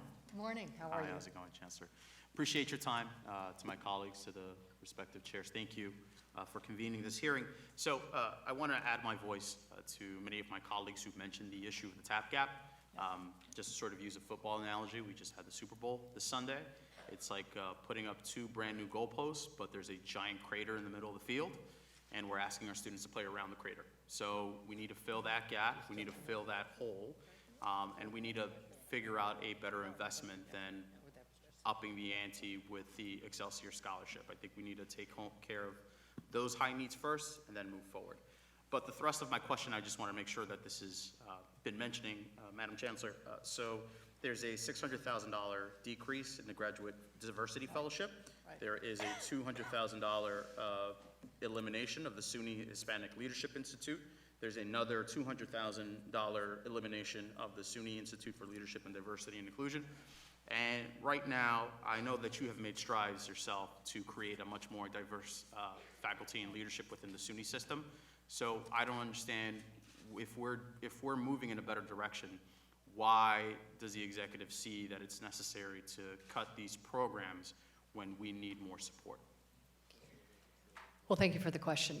Let me pick up on the first one that you mentioned, and that is something that you know, obviously I feel very passionate about, and that is the support for our graduate students and specifically our graduate diversity program. You know, we would be grateful to have those resources restored. And one of the reasons why is it's the same thing as the little r. I mean, big R to little r and little d to big D. You need that whole continuum of the pipeline of the education. So we're focused on Prodigy and trying to hire and diversify 1,000 faculty over the next decade. But where are they going to come from?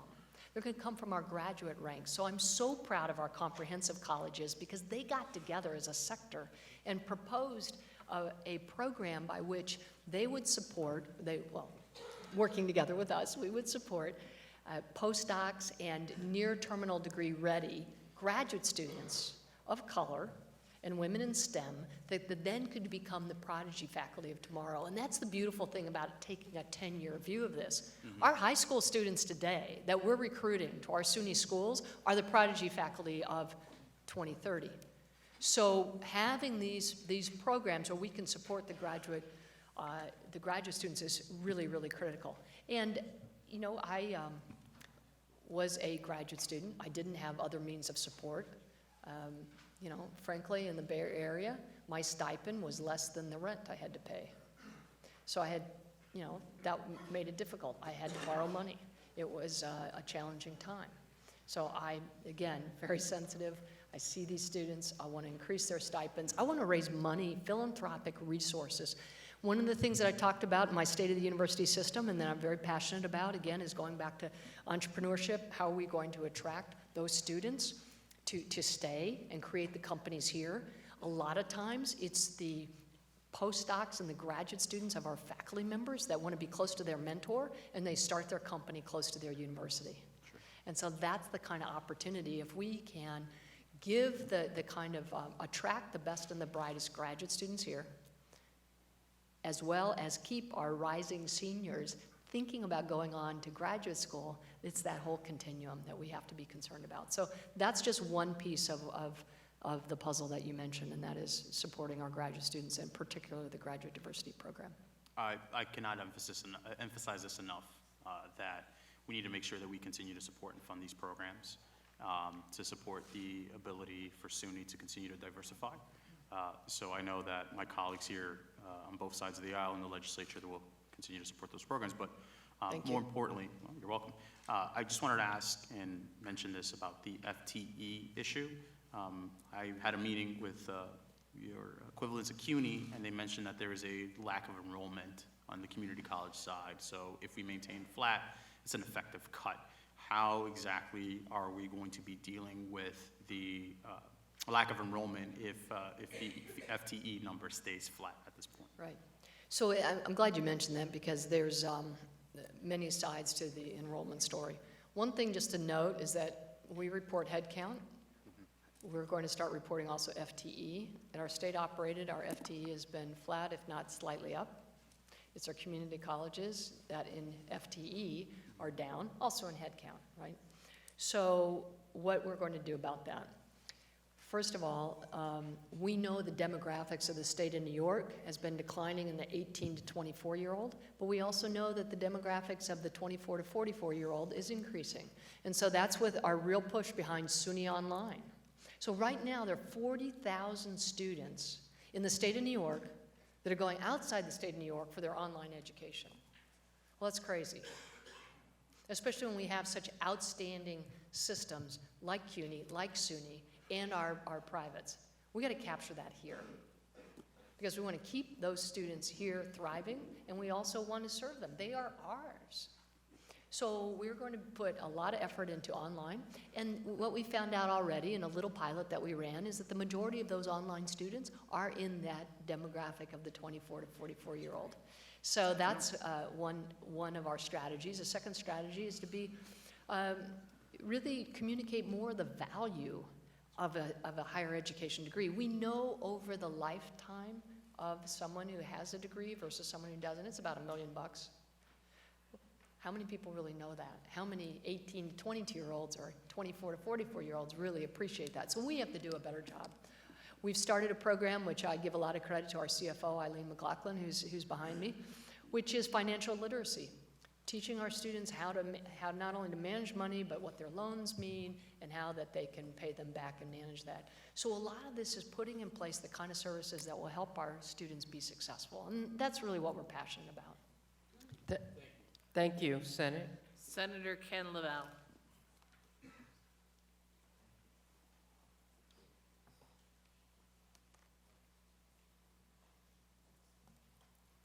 Chancellor, I'm going to start with an easy question.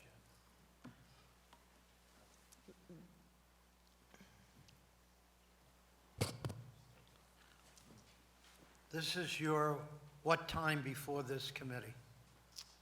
Third, sir. Third time. Good. Want to start with SUNY Hospital question. Is there any operating deficits projected for our hospitals? So our hospitals, as I put in the written testimony, provide about $6 billion in economic activity, about 2 million patient visits, 1.2 million distinct patients visit. There's upstate, downstate, Stony Brook. The mix of Medicaid and Medicare at upstate and downstate is maybe, I know downstate's close to 80%. Upstate is, I can get the number for you, but it's over 50%, and at Stony Brook, it's about 50%. In terms of operations, I think Stony Brook is operating in the green, and we have some challenges at downstate and upstate that we're working on in terms of being more efficient, and a lot of that has to do with the facilities, which is why I was so excited that in the governor's budget, there's $150 million for capital, for $50 million for each one of our hospitals. So that was really terrific. And so we've got great leaders, and we're working with the leaders, and we're making great strides. These are very important to the communities they reside in, both as our safety net hospitals, but also as our engines of economic activity. Have you had an opportunity to visit our hospitals? I have, each one of them. In fact, if I could just say one thing, we were just at Downstate last week, and it was amazing, the care that they give. They have about 1,200 births a year. Stony Brook is about over 4,000, upstate about 1,200 births. To see the care in the infant NICU was amazing. These are little, I mean, the kids would fit in your hands. And the kind of care and dedication of that team was phenomenal. So I can't say enough about the work that our hospitals and faculty and staff are doing. And, you know, it's also important for the entire state. I know you know this, but 1 out of 3 nurses, 1 out of 3 docs are educated at a SUNY, and 1 out of, I think, 8 of licensed physicians in the state are SUNY, and 1 out of 5 dentists are educated in SUNY, and 1 out of, like, 7, I think, are a licensed dentist. Actually, no, it's more like 1 out of 8. So they're really important in terms of the health care for all citizens. You know, you've been using a lot of superlatives to describe, you know, the hospitals, and I don't think we spend enough letting the public know what we have and what we do at these great institutions. As a matter of fact, even the campuses, we don't really highlight, because word of mouth is one of the best advertisements, and so anyone who's gone to a SUNY campus is always very proud and lets the world know about their campus. I also had a question that Senator Stavisky had dealing with our SUNY police.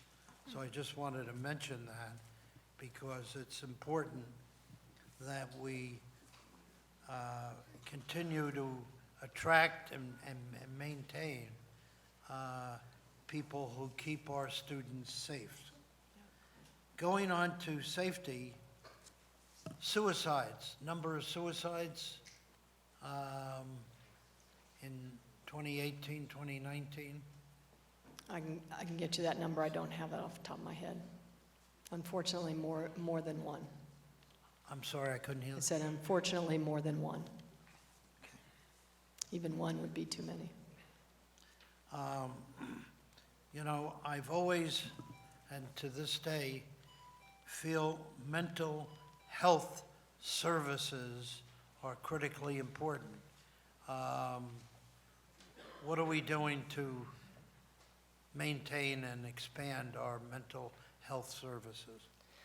I couldn't agree more with you, and that's why this fall I established a mental health wellness task force led by Dr. Wayne Riley at Downstate and also Dr. Deborah Stanley at SUNY Oswego.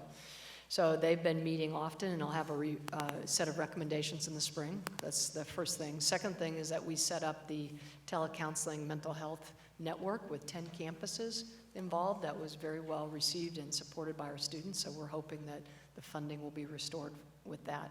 I will get back to the senator about the number of mental health care professionals that we have on campus per student.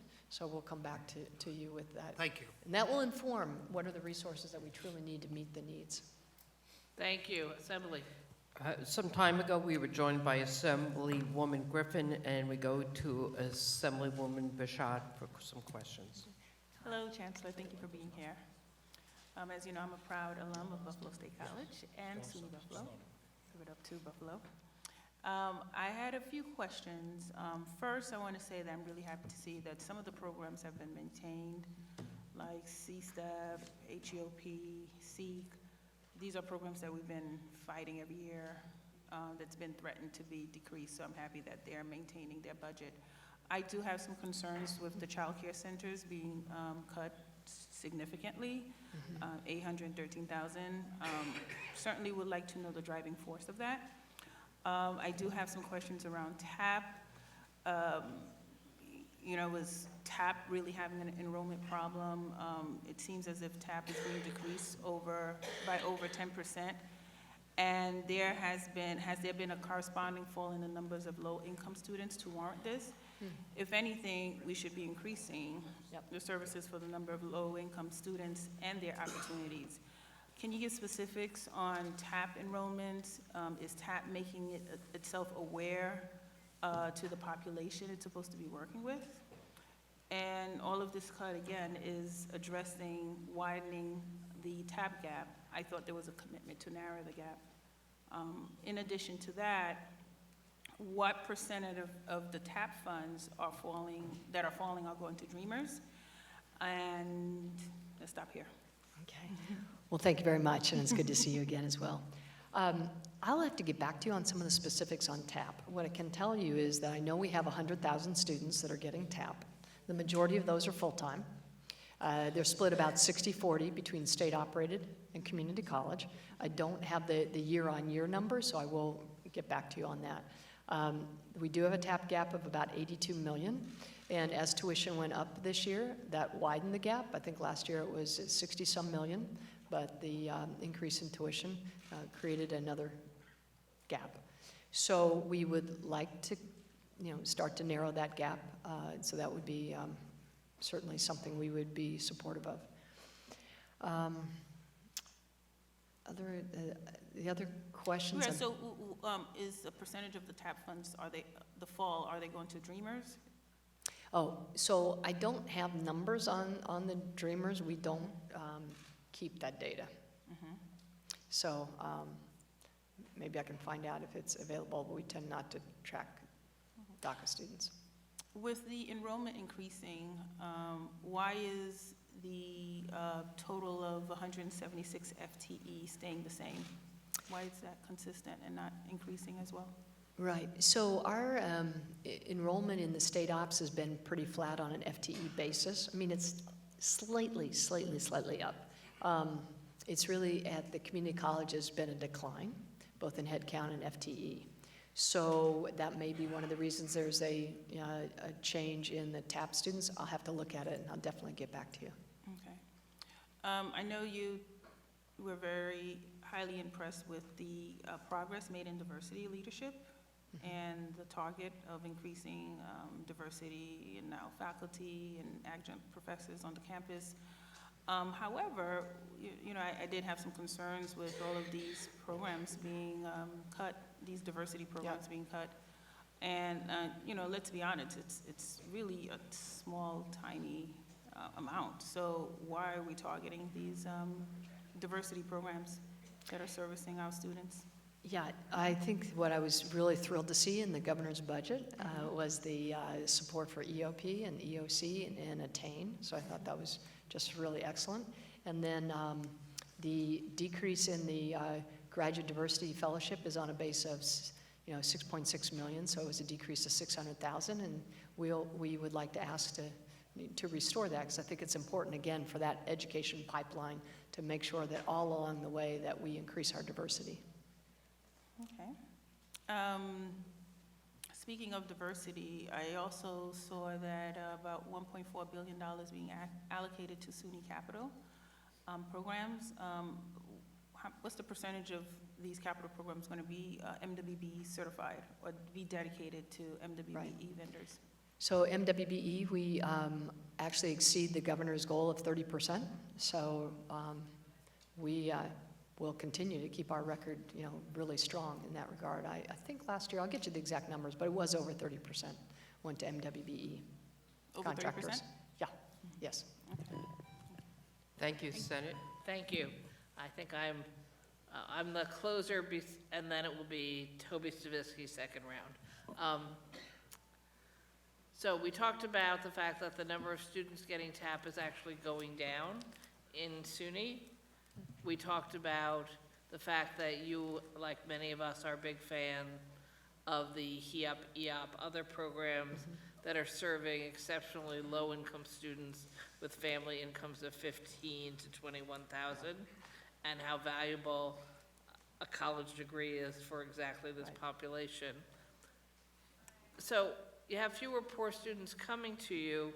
Is it because they're not college ready when they're getting out of our high schools, hence can never even get into the SUNY system?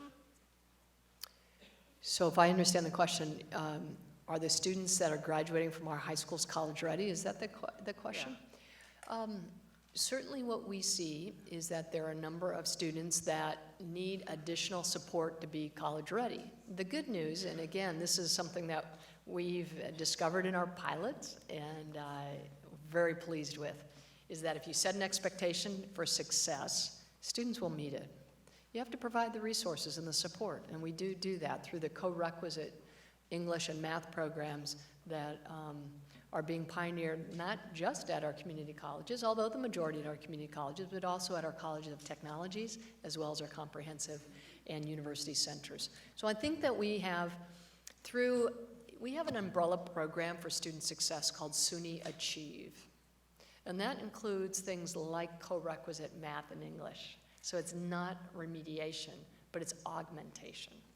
this works, and we're going to continue to really focus on it. So it's follow-up, actually, it was Senator Jackson's concern that because we failed to provide adequate foundation aid funding for K through 12, our students aren't college-ready when they leave school. Do you actually know whether you're seeing fewer poor students applying, or you're just not letting them in? Oh, our admission, well, as you probably know, our community colleges are open enrollment, so all students are going to be admitted. There are admission criteria for the colleges of technology and the comprehensives, but I'll have to get back to you on just where those admissions are. Okay. But we have a mix of, and I think that's the strength of SUNY, is that we have a mix of, I mean, if you look at the head of the EOC program in Rochester, so Roosevelt started as getting his GED at the EOC, and then he got his associates, and then he got his 4-year, and then he got his ED, then he came back and he's now the dean running that program. You can start at SUNY and we will meet you where you are and bring you along. So looking at the other side of the equation, and we've had a number of questions there around the governor's proposed expansion of the Excelsior Credit Scholarship. So going from 125 to 150,000 in family income. Do you know currently what percentage of your students fall into the 125 to 150? I don't expect you to know it off the top of your head, so probably get back to us. We'll get back to you. So the questions are, what percentage of your students now are in the 125 to 150 population? What percentage of them appear to have trouble finishing school within 4 years? And what's the average student debt they're carrying when they end SUNY? Because I do think there's been quite a bit of questions about how does the state prioritize those in greatest need? And of course, it's both looking at, can they get into our schools? Can they complete the work of our schools? And what kind of debt they might be carrying? And we know the numbers for, and the issues for lowest income, but these would, I assume, fall into some of the higher income families that are throughout the SUNY system. We'll get back to you on that. I Thank appreciate you. that. And then also, I know you partly answered this question, but I'm not sure it was asked directly. Do you agree with the independent colleges that this program specifically will lead to some of the smaller independent liberal arts colleges closing in the state? I haven't really focused on that, just because I'm, let's just say I have all I can say grace over in the public sphere, and I don't mean to be flip about that at all, but I really haven't looked at it, and I haven't seen the data, but, again, we're happy to have a conversation once we can put the data out and just see what really is going on. Okay. Thank you. Assembly. We go to Assemblyman Sturpey. Good morning. Thanks for being here and addressing all our questions. I have a question from one of my colleagues that I'm supposed to carry to you, and it involves the new STEAM regional high school that was approved in Syracuse, and it's sort of been changed a little bit. Now it also includes workforce development, and she wants to know how that will affect the Syracuse EOC, which is 1 block away from that potential new school. So I think that there's a natural synergy between the EOC. Again, if we look at that pipeline, high school students could go to the EOC, could get particular training around workforce development. Right now, they're near each other, but they're not co-located, so it'll be interesting to see how this evolves, and we'll do whatever we can to support from SUNY to make it successful. I think that's, I had a chance in the fall to go up to the central region and sit down and spend time with 5 of our SUNY presidents, as well as the head of economic development in that area, and learn that there are something like 5,000 unfilled skilled jobs. So, You know, I think the exciting thing about what SUNY can do is that you could actually, using machine learning, sit down and say, okay, what's the criteria that these jobs are needed? What's the skill set? What's the skill set of the resumes of the individuals who aspire and want to be in that industry? And then figure out for each particular job, what's the skills that are needed, and point that individual to a SUNY class, a micro-credential, vocational training, an EOC, or some other program that we can develop and provide. That's what individualized learning is about. That's where we need to focus going forward. So I'm excited about that, and we will work and do whatever we can as SUNY to support those efforts. In the beginning of your tenure, you came around, visited all the regions, and talked about some of your goals. And one of the big ones was around research dollars, and especially AI. Right. And can you talk about what's happened in the last few years and where some of this research might be going on right now? Sure, absolutely. We have seen an increase year over year in our research expenditures by $136 million. And a lot of that is focusing on, and this is really the great work of Senior Vice Chancellor Grace Wong, who's sitting behind me, and her team and the RF Foundation and her colleagues. So it's really being cognizant about where is the future of work? What's the kind of research and development that our students need to go through in terms of training to be ready to go into those industries? Then what are if you look at where research is going, when I started out a long time ago, it was one professor and a few students working in a lab on your own. Then we evolved into groups where we get, maybe if you're a chemist, you invite a physicist over for coffee and maybe work together. Then we had these larger interdisciplinary programs, and I ran one in Colorado, which was in optical AI. So it was chemists and physicists and engineers, psychologists, cognitive neuroscientists working together to figure out how could we build smarter, faster, better computers that emulate the organizational properties of the human brain, right? Well, that's really kind of what AI is today. The problem was when we were doing that 30 years ago, we didn't have the sensors and the computational power because Moore's Law hadn't continued on for 30 years to where we are today, which is sort of done, but wow, 1,000 times on every single dimension better. Now we have the capability to actually design the kind of programs I talked about to do that career matching with the vocation and the avocation of every student. And I have to say just one little quote by Mark Twain, which I think brings it all together. Two tramps in mud time. When you can bring an avocation and a vocation together like two eyes in sight, that's what our goal is. And we have now the capability and the desire to do that. So we started a new center in AI at Stony Brook. We have a center in AI up in Buffalo. Grace Wong, Dr. Wong, is coordinating all the AI activities across all SUNY. And the way that we're increasing our research expenditures is to be able to develop group, multidisciplinary, and now convergent research, where you're really like a partner in the labs.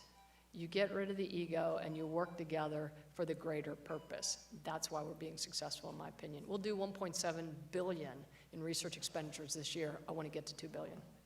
Great, thank you. Thank you. Senate? Thank you. Toby Stavisky to close for the Senate. Just follow up with some of the questions. The Higher Ed Committee and the Senate held hearings throughout the state. There were 6 of them in the fall. And the students, I must tell you, I think were the stars. And many of them talked about the mental health issues that were discussed here today. And in fact, as you know, the recommended ratio is about 1 counselor for every 1,000 students. You said you weren't sure of the ratio, but let me ask you if you have any idea of the waiting time. The students spoke about the long waits for counseling. It's too long. Too long. It's too long. One other. But I'll quantify that. But I know from talking with some of the students, it's too long. And I know you have your task force with 2 of your experts, and we await what they say. One other quick question. What has been the enrollment projection, what are the enrollment projections for the future for the four-year college? I know a lot depends on the economy, obviously, but the four-year and the community colleges. So our four-year colleges are pretty steady. And what we're seeing the decrease is in the community colleges, in part because our economy has been growing on average 2% a year. We have a very low unemployment rate. So what we are putting in place, 3 or 4, actually 6 different strategies, and this is the great work by our still fairly new provost, Dr. Todd Larson. He is, I must tell you, very responsive in many ways, and I think terrific. And it's appreciated. So we're looking at many different strategies. One is the individualized learning. So it's the re-enroll to complete. It's the co-requisite English and math. It's reducing the cost of our textbooks. It's bringing financial literacy to our students. Then there's the research and innovation and the apprenticeships and internships. I think when you create the opportunity for our students to learn how to apply what they're learning in the classroom in a real-world environment, they get turned on, they get super excited, and then that also helps with completion. And then the emphasis on entrepreneurship, sustainability, partnerships. I mean, this is all part of the ecosystem that we're trying to put together to, create that student success program. Thank you. And your sustainability programs have really, I hope, going to be very successful. Thank you. Thank you. Thank you, Assembly. We go to Assemblywoman Griffin.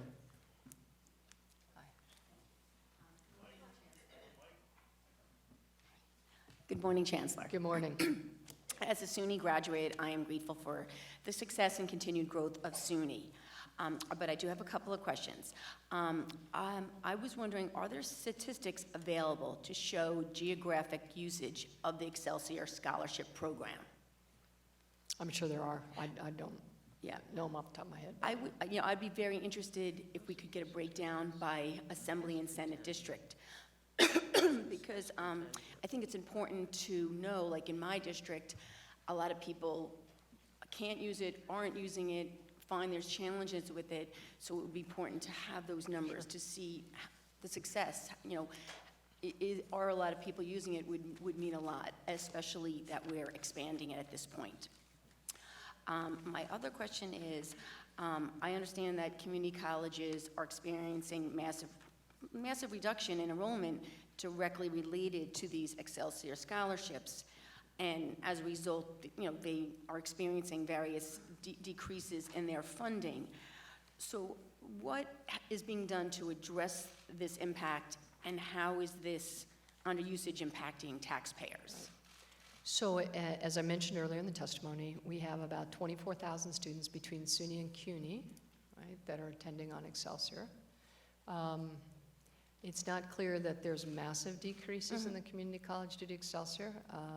So I think that we really need to look at the data there to see. When you consider that we have about 200,000 students attending community college,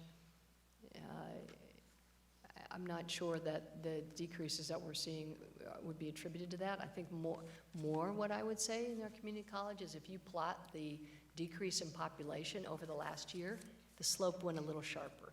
We're running into a time where the population is experiencing an even bigger decline, and that's borne out by, I think in the last maybe 4 years, we've had a net loss of about 1 million. Maybe it's a little longer period of time, but just particularly decreasing right now.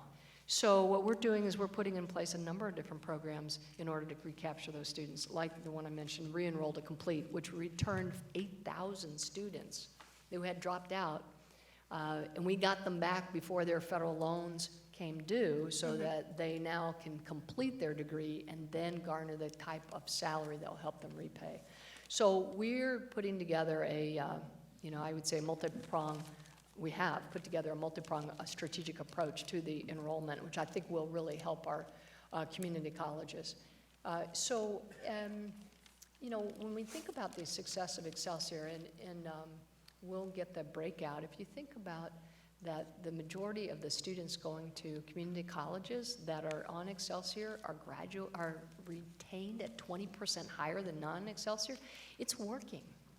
Right. Now, I'm not saying that anything's perfect, but I think, it would be good to get the data and to see, are there particular places where it could work better? Right. So we'll do that. Yeah, I know I represent, a lot of my constituents go to Nassau Community College, which is a very large community college, but they are struggling with their finances as a result. And quickly, I just wanted to echo the comments on the TAP gap. Of course, I'd really love to be able to resolve that because I think our independent and private colleges are very important to every community in New York State. I happen to have Malloy College in my community, and I know a lot of constituents use that university. Mental health, I echo the support for much more to be done for mental health for students.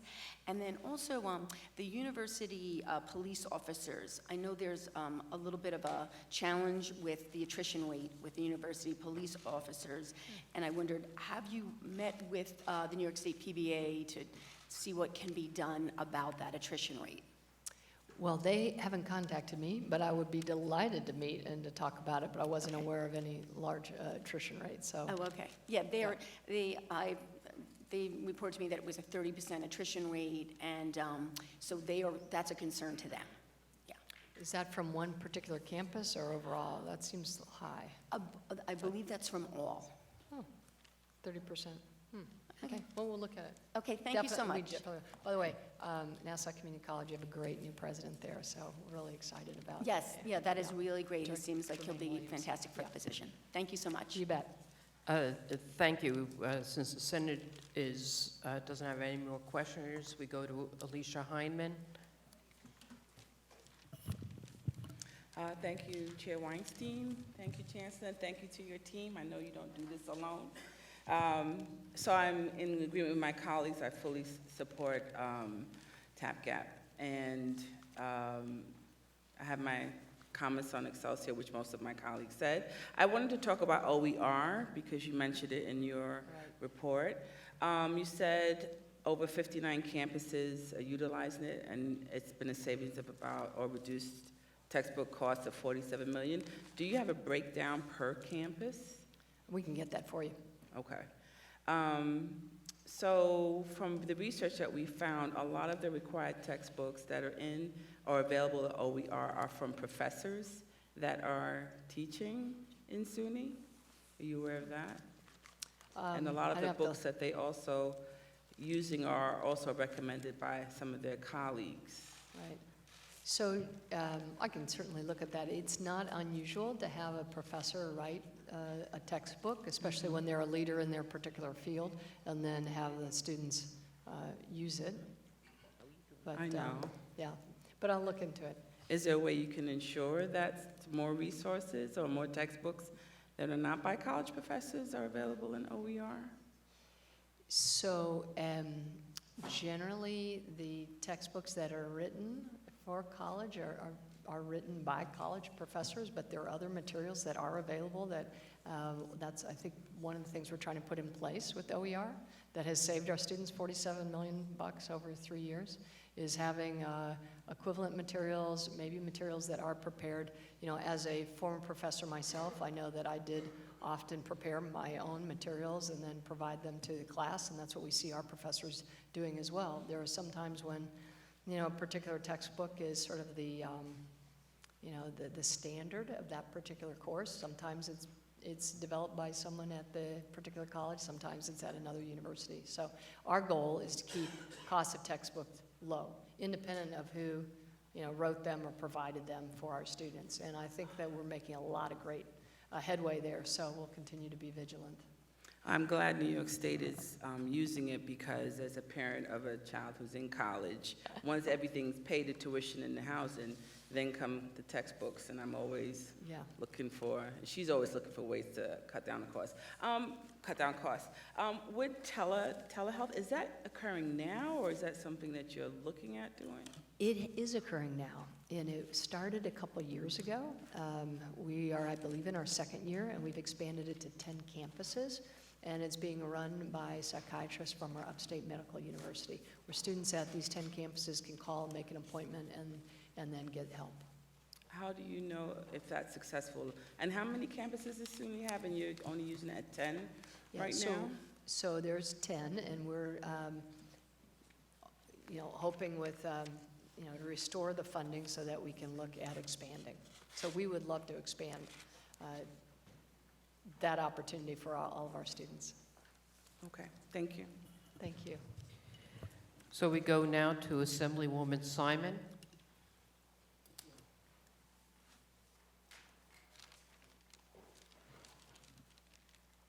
Am I on? Oh. This little red light doesn't really light up very well. Thank you, Chair Weinstein and Senator Krueger and Chancellor. I have a couple of questions. I want to sort of just add my voice to the concerns about the TAP gap. It is a persistent problem that's only getting worse, and we have to find some way of addressing this issue. And we need to put our heads together and figure this out. I'm also concerned about the kind of separation that we address this issue of the Excelsior Scholarship Program, but we're not addressing the other issues that students face.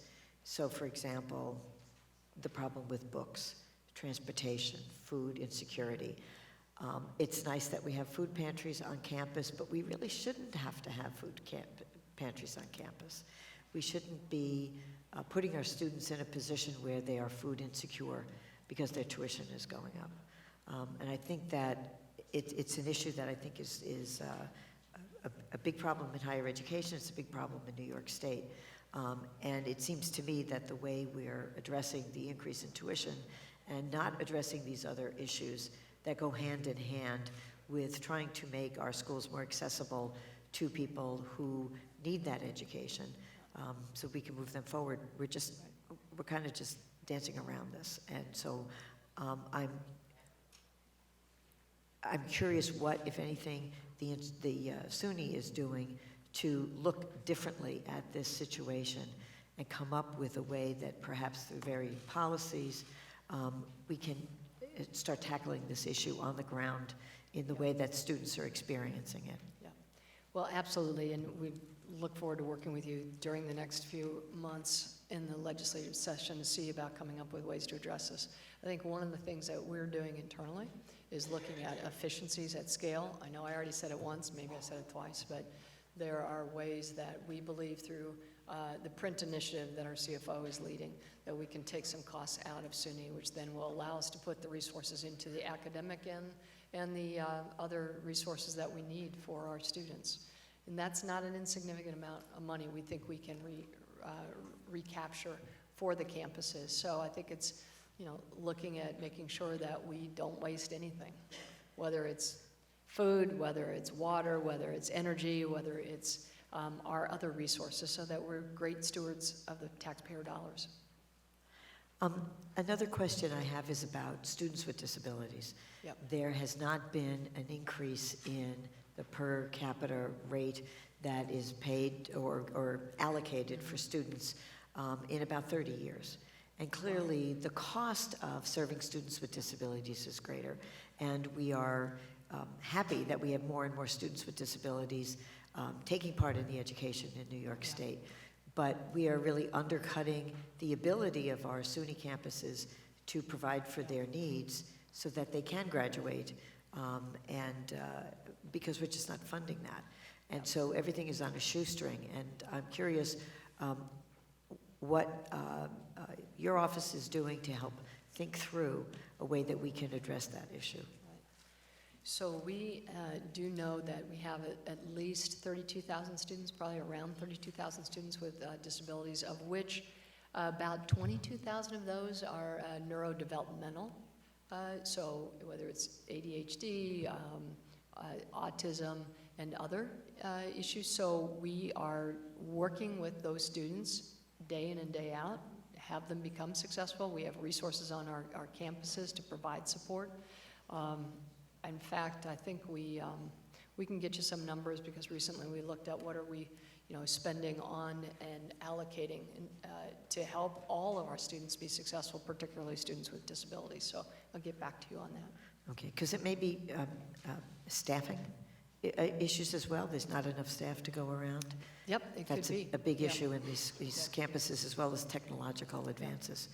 And then one other issue I'd like to address is our schools of education, and SUNY has a number of schools of education, and the issues that have been raised with students who need remedial work, and the education that we're giving our kids from K to 12. Okay. And the issues about adequate teacher preparation, that our schools are not teaching our teachers how to teach reading in scientific ways that we know are that we know are validated. And it seems to me that this all feeds into this problem.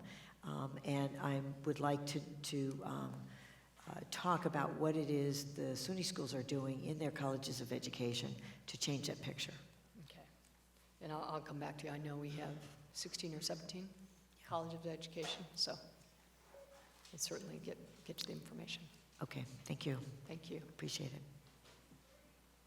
Thank you. We go to Assemblyman Rah. Morning, Chancellor. So I just wanted to go back to Excelsior and TAP. Do you know how many students have applied to Excelsior last year, and how many are receiving awards under Excelsior? I think the number in SUNY is 20,000 are receiving awards. I'm not sure how many applied, but I could ask. Do we know how many applied? We'll get back to you on that. I know for sure, though, at least 20,000 are at SUNY, which is a 20% raise over the year before. Okay. So really my question then is, when we look at, I mean, any student that we can help go to school and alleviate, the debt issue and all of that is a good thing.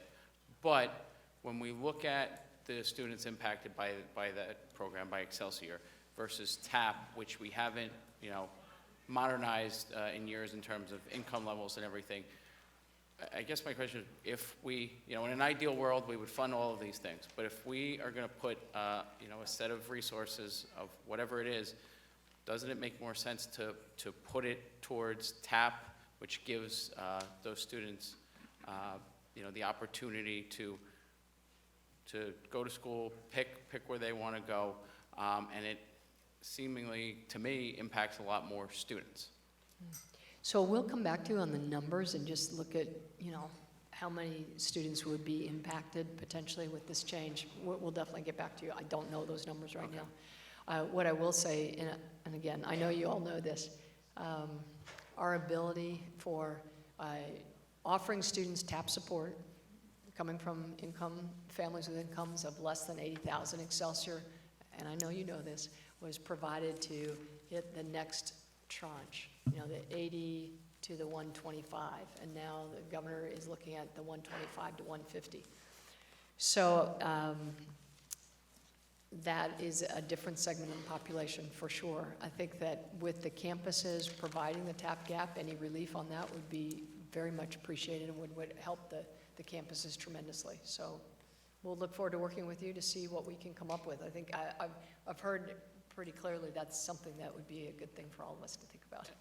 And then just as, I don't necessarily expect you to have this information right now, but with following up on the number of applications, if you can provide any information regarding, students that are applying or maybe losing it because they have to drop a class, or, because we know that the stringent requirements of Excelsior have, caused some issues with students. I've had constituents who I've, worked with to, try to get hardships and stuff, who've had illnesses that have come up, family situations that have come up.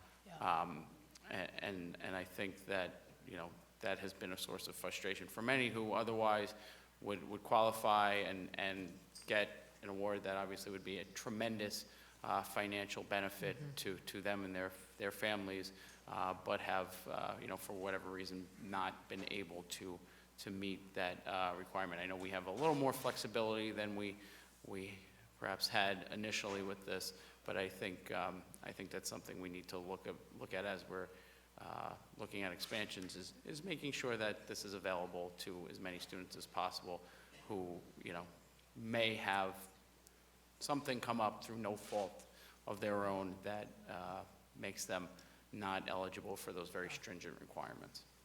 Agreed, thank you. Thank you. We go final questioner, Assemblywoman Glick, for second round. Thank you very much. Not to belabor it, but just to be clear, Excelsior is a last dollar, so students who have TAP, Pell can apply if they can meet those 30 credits a year, and it makes up for the difference. That delta eats up their Pell, so they don't have money for books, transportation, and the like.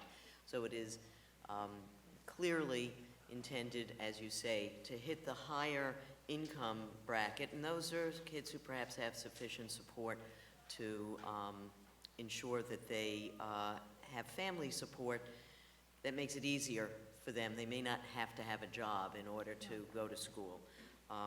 That's not I know that they needed to reset the timer.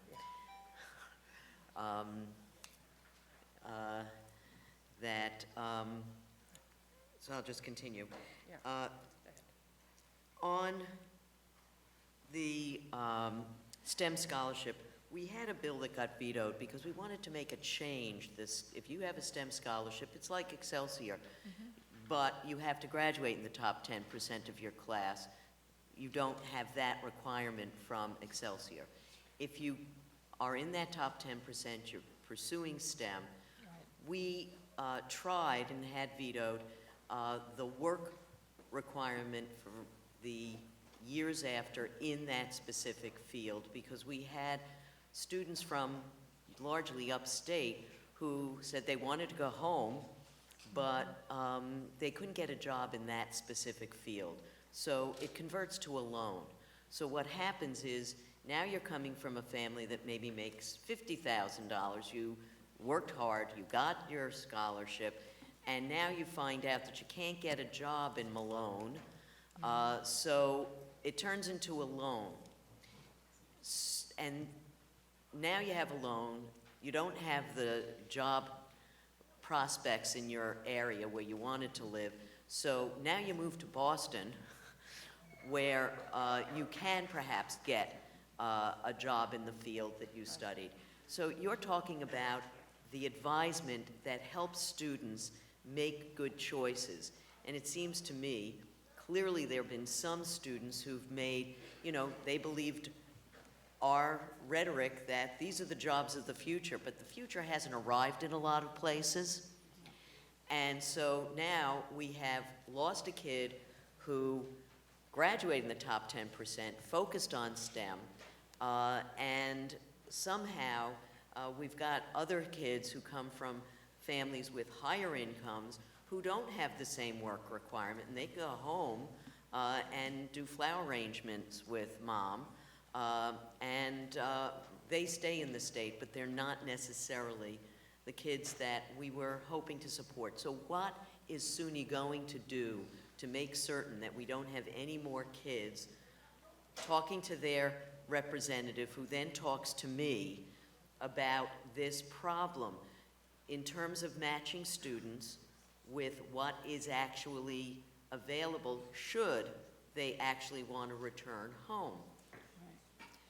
So I think that one of the things that I'm very, very focused on is increasing the number of internships and apprenticeships for our students so that they don't have to make those choices that you're talking about.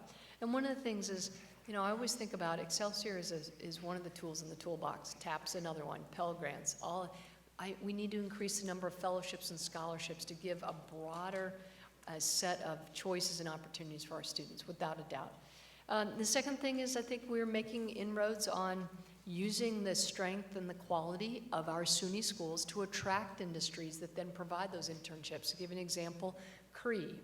CREE is going to invest $1 billion, Empire State Development, and the state is going to invest funding as well to attract them to put a major silicon carbide fab next to SUNY Poly in Utica. That will create 600 some careers, not just jobs, but careers, a lot of overnight jobs. But they're already hiring our students for those summer internship programs. So I think it's that marrying of the opportunity for our companies that need talented workforce and skilled workforce to meet with our campuses, develop the kind of curriculum programs, create those summer opportunity programs. And so one of the things that we're going to do is invest in a position where we actually really help Senior Vice Chancellor Johanna Duncan-Portier and Senior Vice Chancellor Grace Wong go out and develop more of those kind of partnerships. I mean, that's really what it's going to take. And we've been successful at doing that. We have many of these companies. We just need another order of magnitude in scale.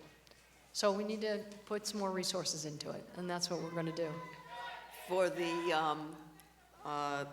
cost of accommodation, what is the need, do you think, for students who have disabilities, especially if we're going, you know, we have a lot of outreach to veterans and stuff, and there's Yeah. a range of That's right. accommodations that are needed. And I've been to some schools where they say they just have to do some really basic things like widen areas so that people in Sure. wheelchairs can get through. Yeah.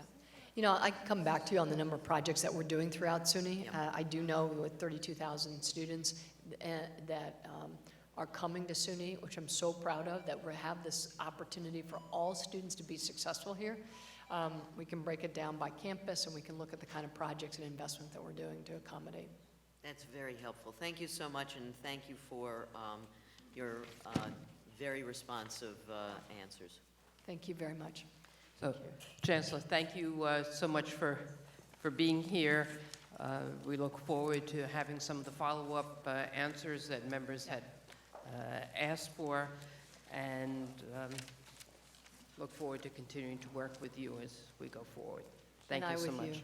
Thank you all very much. Thanks so much for your interest and for your support. It means the world to us. As I said when I started, we got momentum. And for your endurance.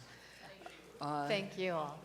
So next, we'll have Felix Rodriguez, the Chancellor of the City University of New York. We'll just give people a couple of moments to stretch their legs and leave as we wait for the Chancellor.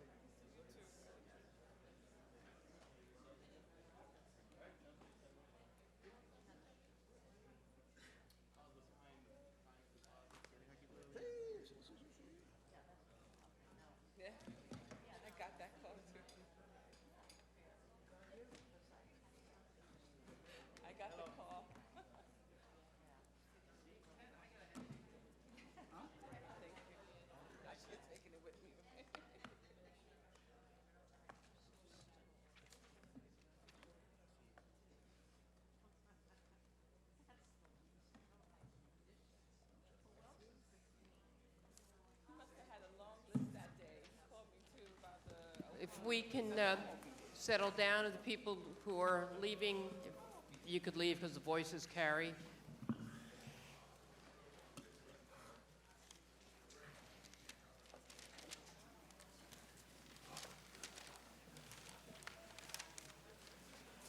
So, Chancellor, feel free to begin.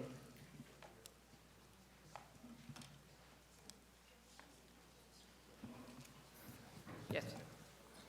All right, thank you. Good morning. Buenos dias, Chairs Kruger, Weinstein, Stavisky, and Glick, and members of the Senate Finance, Assembly Ways and Means, and the Senate and Assembly Higher Education Committees, staff, and guests. My name is Felix Matos Rodriguez, Chancellor of the City University of New York. I am joined this morning by Executive Vice Chancellor and University Provost Jose Luis Cruz, and Senior Vice Chancellor and our Chief Financial Officer, Matthew Sapienza. I am now in my 10th month as Chancellor, so this is my first appearance to provide testimony before this body.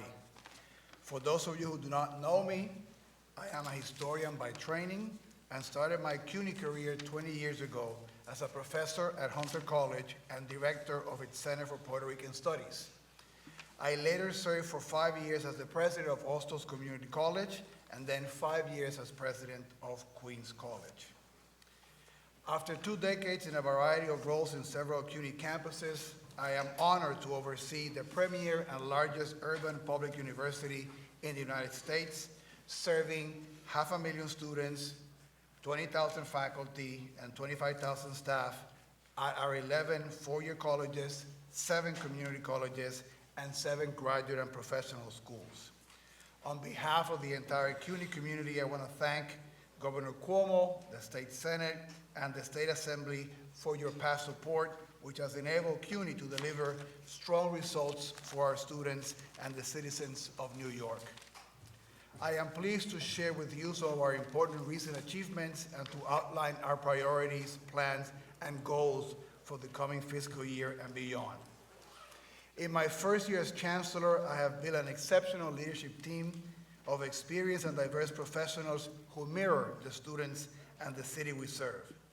In addition to the 2 members of my leadership team sitting here, let me introduce you to 2 other members who are here today. Sitting in the audience, our Executive Vice Chancellor and Chief Operating Officer, Hector Batista, and Senior Vice Chancellor and Special Counsel, Glenda Grace.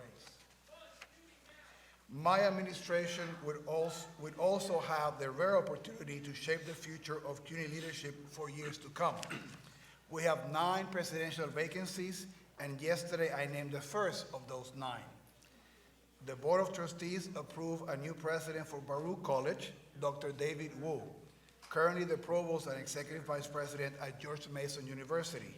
Dr. Wu is an accomplished scholar who makes history by becoming the first Asian American president of a CUNY school.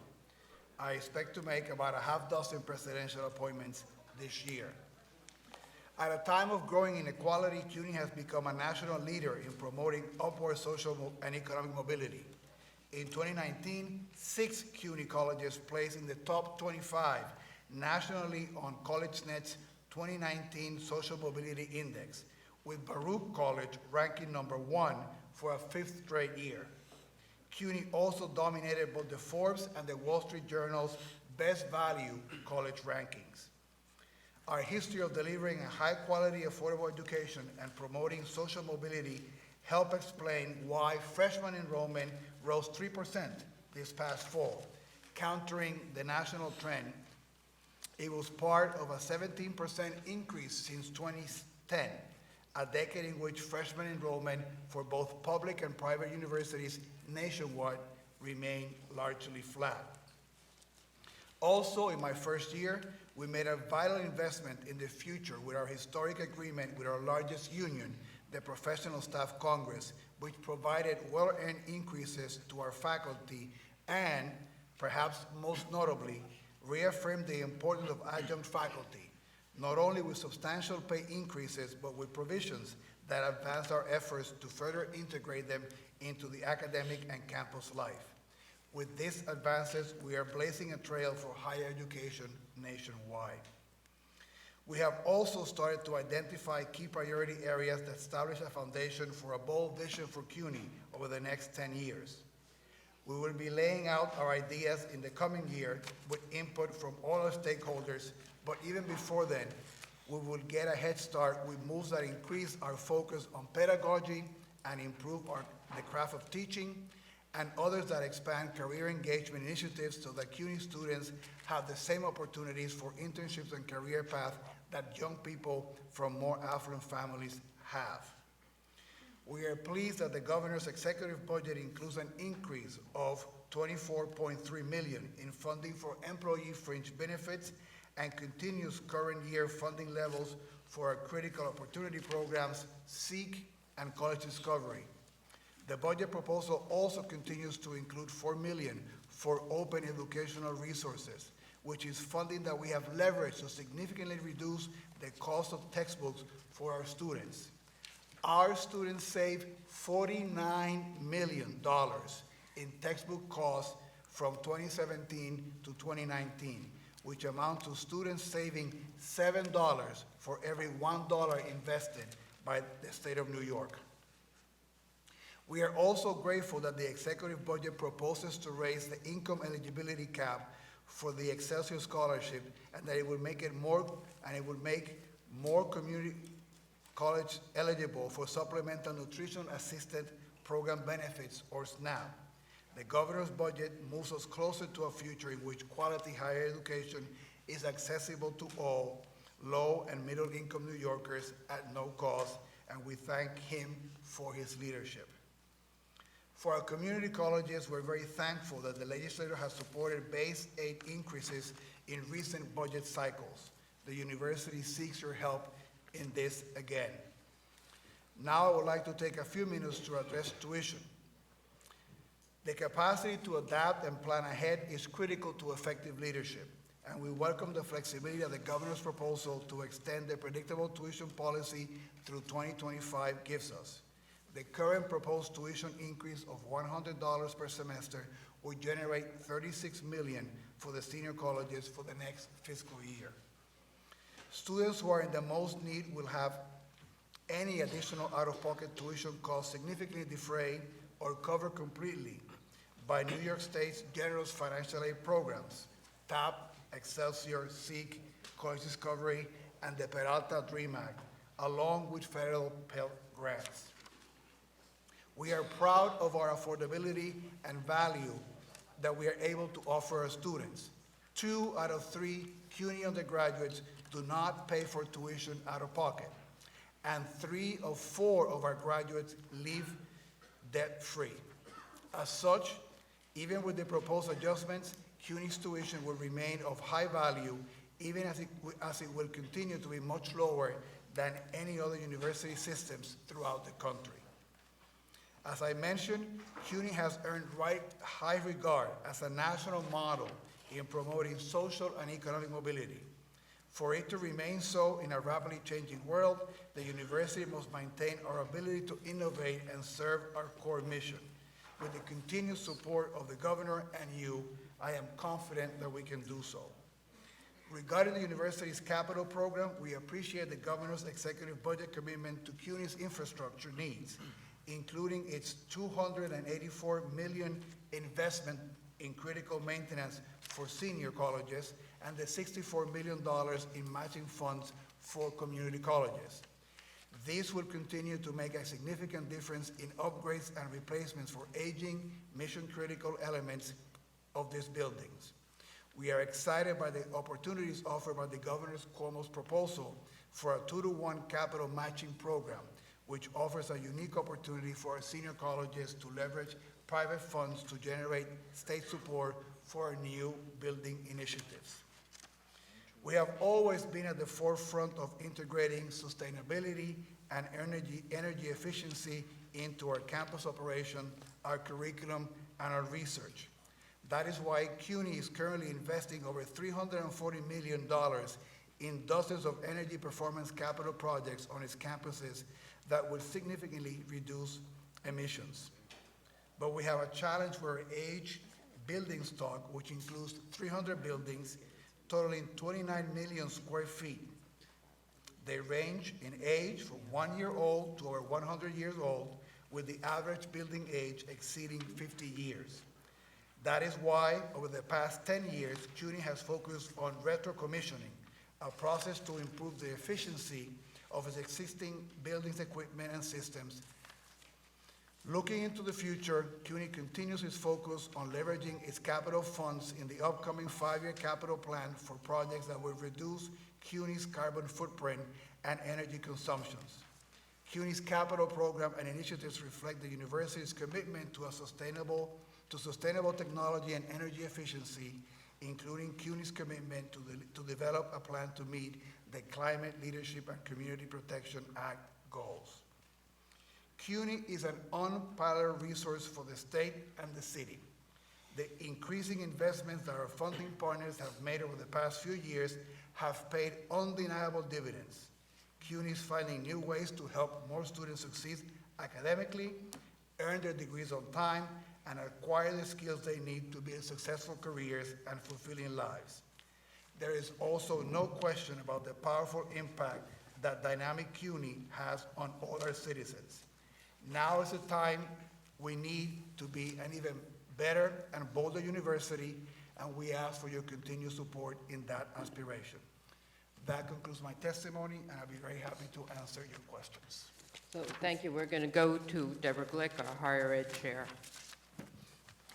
It's great to see you, Chancellor. Thank you for being here, and thank you for your testimony, which covered a number of areas. In the Capitol, obviously you have a lot of owned space, but also leased space. And I'm wondering, considering the money that has been allocated, what's your backlog? How long do you think it will take? How many years of providing this level of resources for you to bring the campuses up to where you would like them to be? So it's nice that we've done this. Hopefully we could add more. What is the trajectory for capital needs at CUNY? Both the critical maintenance and really any new builds. So thank you so much for your question, and thank you also for your leadership in the higher ed committee, and always proud to be talking to a Queens College alum, and bring you greetings on behalf of the 663 CUNY students who live in your district, and happy for your leadership. We believe that the $284 provided in critical maintenance is about the same amount that we received last year, and it's a great step in moving to sort of build up our critical infrastructure needs. I'll be happy to provide you, because I think it's something that is in the 5-year budget, capital budget request that we put together.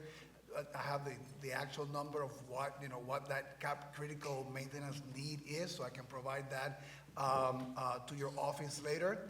One of the other things that we've been exploring too is also the capacity to be able to spend all those dollars in an efficient way too, so that we can, when we receive funding from the state for capital, that we can move quickly on the projects and get to them. So I'll be happy to provide you, because we have quantified that number of sort of what it will take to be in a state of good repair, and I can provide that number to your office. And include in that, if there are additional specific areas that have to do with accommodations for students with disabilities.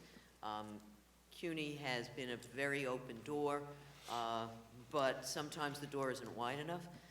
So we'd like to know what additional specific dollars are needed for, whether it's technological upgrades for kids with either hearing impairment or visual impairment. So we understand it. What you do for one cohort doesn't necessarily meet the need for others. So we would very much like to. We'll be delighted to do that, and in my previous life, for example, at Queens College, I can tell you how important some projects that would seem fairly basic to some others, about sort of making sure that our bathrooms are ADA compliant, small other things like making sure that the ramps on the sidewalks are done in the right way, so that the students with disabilities that have to use their wheel equipment can move forward. We know how much that means to really create an accessible campus, so we're doing work all across our campuses to do that. We'll be happy to quantify that, and we also know how critical that is. Obviously, the ASAP program has been a model across the country, and we have to fight for it all the time. There's always a cut. So perhaps you could provide the committee with how many students have moved through ASAP over whatever particular period of time, how many are currently enrolled, how many have graduated, how many have moved on to a four-year school. We want to make the case that this is a model that should be replicated. I know a lot of the other schools, some of the private schools, see that and say, that's the kind of thing we need to do to get some of our at-risk students over the finish line. So that would be very helpful. You had some specific details on how many, what you're doing around the sustainability. And again, when you're talking about, you're investing $340 million, and I assume that a lot of that is energy efficiency, either in lighting, weatherization, that sort of thing. It would be helpful for us to have a clearer understanding of where you've spent the money and how much more in that particular arena you need to go to meet your goal for having sustainable campuses. Because to some extent, fixing up science labs, which may be a very big part of your capital plan, is not the same as making certain that you don't have drafty windows everywhere where you're losing out on both air conditioning or heating or whatever. So that would be helpful to understand where you are in that goal. And you also talked about the faculty. We're always interested in knowing the percentage of full-time faculty to adjuncts and to graduate assistants. So do you have any of that information available now, where you are in terms of your percentage of full-time faculty to adjuncts? So yes, we, system-wide, the number of full-time faculty is a little under 40%, and the number of adjuncts is a little higher than 60, I think like 39, 61.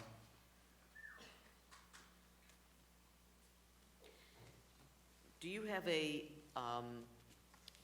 large number of graduate teaching assistants?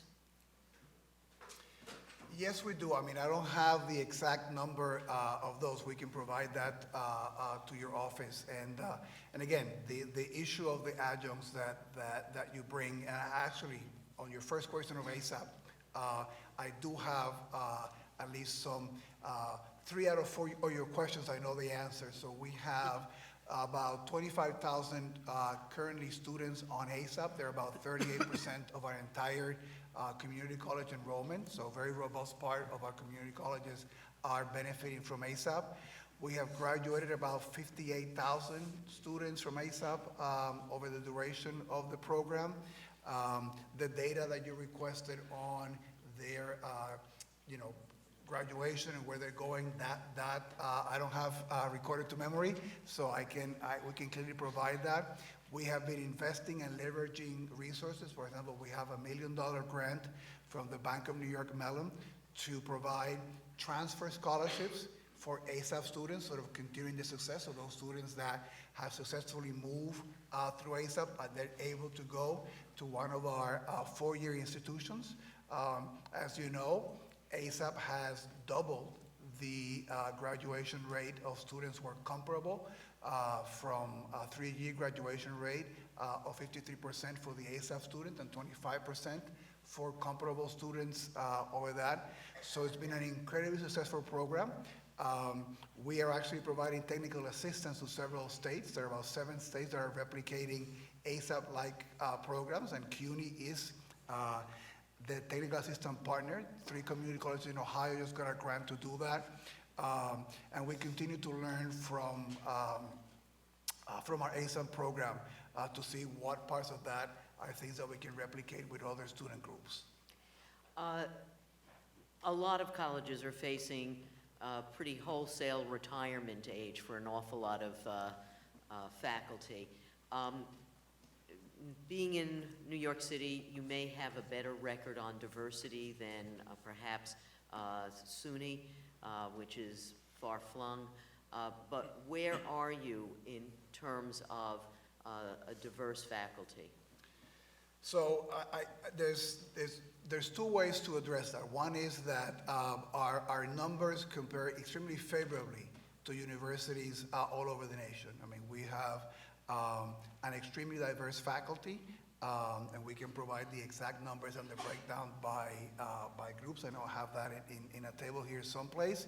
But we have a higher responsibility precisely because we serve New York City, and we're not where we were to be. So we need to have faculty, students, we need to have faculty and staff that look like the students that we have in the classroom. We need administrators that can do that too. The great thing is that we've been making a significant investment system-wide in that, and in the last 5 years, the numbers of new faculty that we hire, which is the key engine that's going to get that percentage higher, has increased by over 50%. So in the last 5 years, a vast majority of our hires have been coming from underrepresented groups, and so that's continued to move the dial. And we're very proud of the work that our college presidents have been doing in that front. On that question, that is why I also began my testimony making reference to the importance of having a diverse team. If I'm going to be holding presidents accountable, if I'm going to be talking to the system about having more diverse faculty and staff, the team that's around me has to represent that diversity. The presidents in the system has to represent that diversity.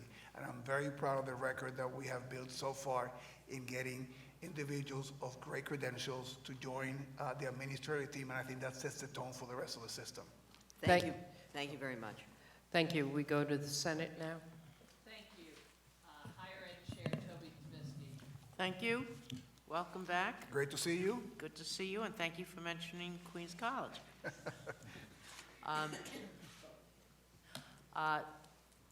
First of all, you indicated you would provide follow-up information to the Assembly, and I ask that you send a copy to the Senate also, because some of those issues are issues that I was going to bring up. Absolutely. Real quick, remediation, because I know the numbers are getting better, but I don't think we're there yet. What are the percentages or the cost of remediation, both at the 4-year and 2-year colleges? So remediation is a very, very important topic, and there's been a significant investment in CUNY to move away from remedial courses and more to co-curricular courses, which is where the field indicates is a better approach to get students up to speed more quickly, and actually allow them to go into regular courses in a timely fashion and spend less of their financial aid with remedial courses. We can provide you details on the numbers in each of our community colleges, and we're very proud of the progress that we have made in moving from remedial courses to co-curricular courses.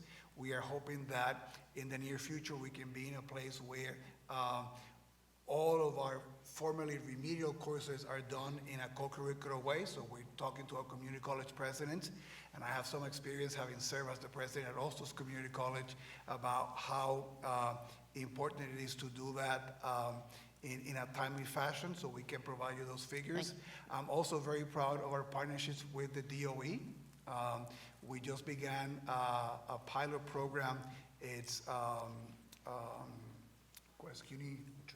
CUNY on Track, which funding from the Carnegie Endowment, and that is a way to see if we can use some of the lessons that we have learned with some of the programs like CUNY Start, Math Start, that we have shown that they're very good at remedial. Can we start working with our schools in 10th grade, in 11th grade, letting the students know whether they're on track or not, and then if they're not, do some interventions in partnership with the DOE that would get them to be college ready by the time they graduate, meaning that there'd be less remediation when they get to us. So we're very excited about those partnerships with the DOE.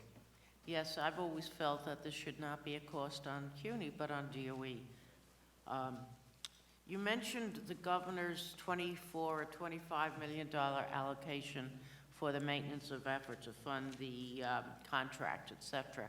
But there are additional costs mandated through the contract and not funded. How do you propose to fund all of those other costs? Traditionally, we've done it in an MOE bill, but or a pay bill, as we used to call it. So thank you for your question, and let me begin by saying how important it was for me and how proud I was to be able to work with our partners in the Professional Staff Congress early on in my tenure to get that contract done. Good. I mean, we have now 5 years of stability on the labor front. I believe that we have also all of the other contracts with the rest of our labor unions also ratified. So I'm very, very proud of that track record. I think it was an important signal to our adjuncts to show that we value them and to be able to compensate them in a fair way. We included the cost for the contract in our budget request, and we look forward to working with you all throughout this legislative session to be able to sort of meet all those needs. You discussed the ASAP program, which I think it's got the funding, the additional $2.5 million. I think the funding has to be found, whether it's with the city or with the state. But there are other programs, the child care, the College for Labor and Urban Studies, CUNY Leads. There were other costs. How do you propose to take up the gap that's caused by these program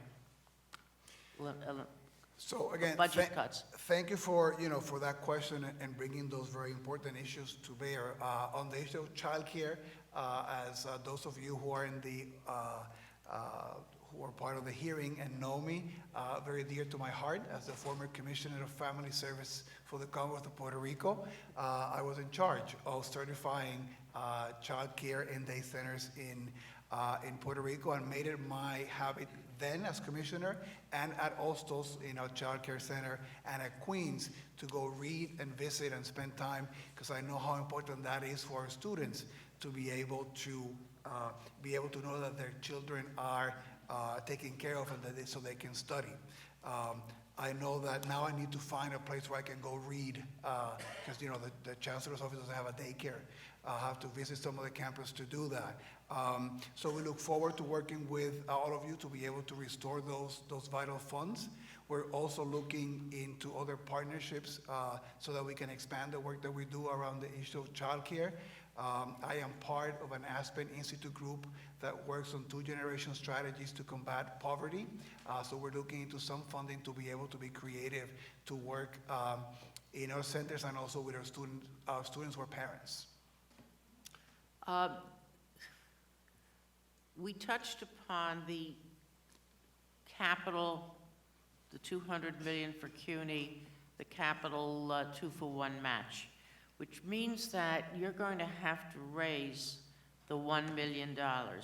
And you and I discussed that briefly prior to this hearing, because I certainly don't want to see that go unmatched, so to speak.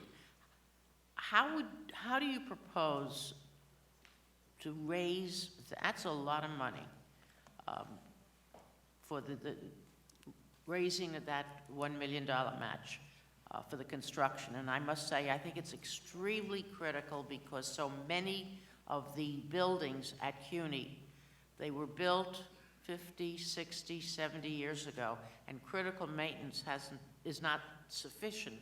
You need some shovels in the ground and you need some new construction. How are you going to do this? So thank you for your question, and I know that the interest in capital funding for CUNY has been an interest of you historically, so you've been a partner with us in advocating for those resources. I believe that the governor's proposed 2-for-1 program presents a great opportunity for us at CUNY. First, we'll be able to go to donors that would have an incentive to support someone because they know their dollars are going to go a longer term, right? We didn't have that incentive before when we go out there talking to potential donors about that. Donors like to donate to capital. They like to have buildings and rooms and spaces named after them. So I think that the combination of that, the philanthropic spirit that combines many of our alumni that have been supportive of the work that we do at CUNY, and now we have an added incentive to be able to do that. We look forward to working with all of you and you know, with the executive in creating the most flexible terms for that matching program so that we have the utmost flexibility and concur with you that the capital needs are really critical. As I mentioned to you, our enrollment has increased significantly in the last decade. Our campuses are anchor institutions in all those communities, so it's not just that they're used for classroom space, but they're used for outside community groups that use our space that convene there. Many of the elected officials also, you know, use our facilities for town halls and things like that. Those buildings take an extra beating, so they need to be repaired. So we look forward to working with that, but we think that the 2-for-1 presents a great opportunity to tap into resources that now would not be motivated to give. Thank you. At the December hearing at 250 Broadway, the students spoke very graphically about the crumbling infrastructure. They spoke about how they were in, classes were being held in trailers and all sorts of situations, and I did send you the material, and I appreciate your response. But I emphasize that these students should not have to try to study under very trying. It's hard enough if they have food insecurity, housing insecurity, and then they come to school and don't have a decent classroom. I couldn't agree more with you, Senator. Thank you. Thank you. Thank you. Assembly. We go to Assemblyman Epstein. Chancellor, thank you for being here. I really appreciate all your dedication.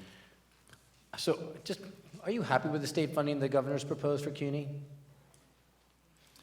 So thank you for your question, and great to see you again. You too. And I bring you greetings on behalf of the 1,690 CUNY students that are in your district. So thank you for your support and representing them well. The budget provides some exciting opportunities for us. The funds for the opportunity programs is very, very dear to my heart, and I've seen in the campuses how important the SEEK program, for example, is to so many of our students, and opening the door of So, opportunity. Chancellor, I'm sorry, I only get 5 minutes, so Okay. I don't, so you think it's fine, it's adequate? Is that what you're saying? We're excited, and we look forward to working with all of you here to continue to find additional resources. So, because, as you know, Baruch is in my district, and thank you for the appointment. I'm look forward to working with him and the stark moment that we have. But I go to that building, I go to the buildings, and like we hear, crumbling infrastructure. Students who are telling us they won't eat today, right? Students are saying, I can't afford to either pay the books fee or the mental health services fee, and when they now are paying a new fee, they don't even have access to real mental health services. So the waiting list is forever, and people who have serious mental health needs are being unmet.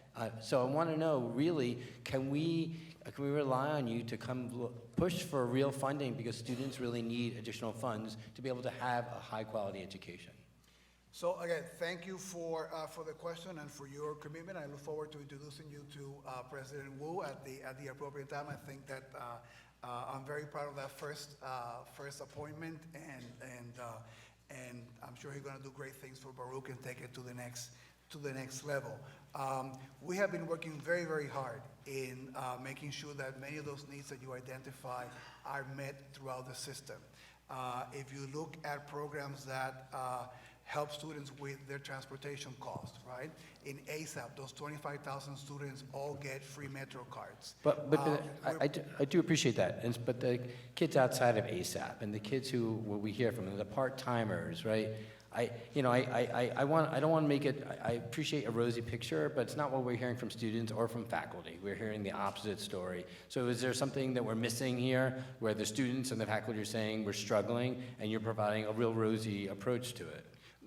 I wouldn't necessarily characterize my approach as rosy. I'm just telling you all the efforts that we're doing in the different fronts on transportation, on the cost of books. I mean, the funding, as I mentioned to you, $48 million saved on students on books. That's about $100 per student in the past 2 years. That investment from you all, it goes to allowing students to free up that money to do other things.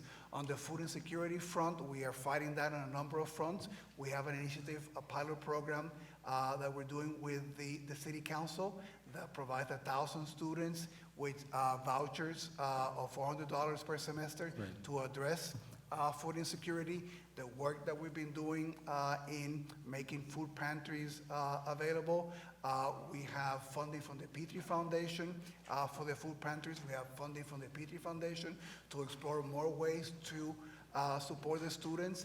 One thing that in our budget request, when we put the category into more resources into wellness, we want folks in our campus. We have data that 70% of our students who are eligible for SNAP might not be seeking that benefit. We need additional staff to be able to connect the students to all those things. And that is why our budget request talks about exactly those kinds of issues. And I want to point out all the things that we're doing, and we are conscious that we need to do more. So great, I do appreciate it, and you know you have partners here to help you do more. Absolutely.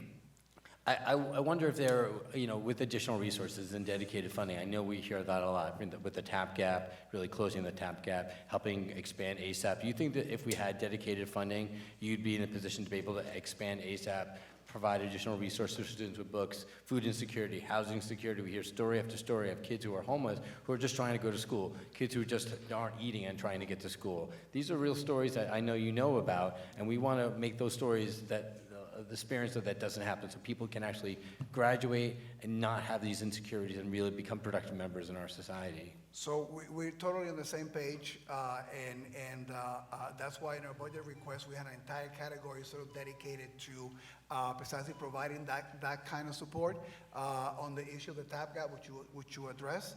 Also in our budget request, we know that the gap it would be $86 million estimate on the next year, 78 in this current year, and we know that that's a big number. So in our budget request, we suggested beginning with 9 and sort of phasing it in to be able to get additional resources. So again, at the end of the day, we concur that if we have more full-time faculty, if we have more advising, more counselors, more individuals to be able to connect students to resources, we'll have the university that we all aspire to. Thank you. Thank you. Senator John Liu. Thank you, Madam Chair. Welcome, fellow. Good to see you, sir. Known each other for a long time. That's correct. Congratulations, or my condolences. Take whichever one you like. Even though we've known each other for a long time, nothing's personal here because we got issues, right? And let me ask, who appointed you? The Board of Trustees. The Board of Trustees, okay. Interesting. Who nominated you? Nominated me for the job? Yes. I don't know. That is, you have to ask the search firm. Okay. All right, good answer. I think we know the governor had something to do with it too, right? A little bit. Yes, the governor had something to do with it? I have the full support of the governor and of the mayor, yes. Okay. And the governor is proposing this budget that Assemblymember Epstein asked you about. So, look, I'm just saying that we know you have to be a gentleman here, but I know deep in your heart, you are deeply upset and disappointed at the paltry amount that the governor is proposing for CUNY funding. You don't have to answer that. But Harvey, I really believe that, all right? Because the funding is not enough. It's just not enough. And we keep asking our students to pay more and more and more. I mean, for goodness sake, they're resorting to having to hold bake sales, so that they can pay their tuition. The problem is this. The problem is that for too many years, operating costs for CUNY has, the percentage of operating costs for CUNY paid out of tuitions and fees keeps going up. So does your administration think that at some point this could be reversed, or is it just going to keep going up and up and up? So let me talk to you from the bottom of my heart, right? And first, I'm deeply proud of serving as a chancellor of the City University of New York. I think there's no institution of higher ed in the country that has a better track record of social mobility, of moving individuals that come from the lowest socioeconomic index to the middle class and above. That's been documented. That is the core of our mission, which is done through a formula of a high-quality education and access. The state of New York has been a champion nationally in investing in higher education, and that is the work of the governor, and that's the work also of the Assembly and the Senate in providing funding for all of us. So I am happy and proud for that support, and will continue to advance that cause moving forward. I am also proud of a university where 2 out of 3 students do not pay any tuition, right? That is the national model for our country. 3 out of 4 of our students graduate debt-free, right? Very few I know, but we keep chancellors, hearing that. very few college presidents can actually make those numbers. So from the bottom of my heart, I am very proud of those numbers. I wake up every day to help to continue to transform this university in partnership with you. Is with the additional- implication of that to say that the $200 or $100 per semester tuition increases don't really matter? That they don't hurt? Because 2 out of 3 don't pay tuition, or 3 out of 4 graduate debt-free? Is that what you're trying to imply? So what I'm saying is that in the last 4 or 5 years in which we also had the discretion to raise tuition, right? The City University of New York has used that discretion very, very thoughtfully. For 4 years, there was no tuition increase in the community colleges, right? That we had the authority to do that didn't mean that we used it all the time. Every year, we did a detailed budget analysis, and we looked at the reality of our fiscal responsibilities and our student body, and we have used that authority judiciously in a way that provides investments to the campuses. But I want to make sure that the record is clear. Those are the facts, that we have, at different times, we have decided not to increase tuition. So I'm just trying to get a better handle about why tuition is being relied upon more and more to pay a larger share of the operating costs. That's what I'm trying to get at here. Is there any way to at least, is there any split between the classroom aspect of CUNY costs and kind of administrative CUNY costs? Is there any kind of breakdown there? in terms of the cost? I think your deputy is nodding his head like yes. Yeah, we can provide you those figures, Right, yes. what percentage, roughly? Administrative costs, 30% of the overall CUNY costs, 20%? To the nearest 10%. We don't have to be that precise here. Administrative costs are, I would say, less than 10% of the overall costs. And has that been decreasing or increasing over the last, say, 10 years? I'd say it's probably been About the same. stable. About the same. So CUNY costs overall continue to increase. But because tuition keeps is funding more and a larger share of the overall costs, CUNY tuition is going up faster than these operating costs. Well, Senator Liu, the one thing I just want to point out is the budget request that we put forth for fiscal year '21 that was approved by our Board of Trustees. One of the things that we really looked at and that we were pleased that we were able to accomplish in the budget request is the amount of money that comes from our operating budget from tuition would stay stable within our budget request. Even though the last 9 years it's gone up. No, John, I'm sorry, you can't continue. He could All just right. close. Thank you. Thank you. All right, thank you, Assembly. We go to Assemblyman Pichardo. Thank you, Chancellor. Welcome. Congratulations again. So I don't want to, we're short on time, but I want to reiterate the concerns that both my colleagues, Senator Liu and Assemblymember Epstein have mentioned. So I add my voice to theirs. But with that being said, I kind of want to get a sense of, we passed the DREAM Act last year, which is a fantastic victory for this state. So in your sense and estimation, do you have a sense of how many students, how many CUNY students have participated or have taken advantage of the Jose Peralta DREAM Act so far? We don't have those numbers exactly, and that is sort of still a moving target. We work very closely with Dr. Linares and the entire team in Hessing, making sure that particularly as a new program that's being launched, there's always initially some kinks. So we're working very closely with that team to make sure that if we identify issues, we share them with them quickly so they can make the adjustment. Mm-hmm. On the things that refer to our campuses, we also continue to, but we've been out there letting students know mm-hmm. about the opportunity.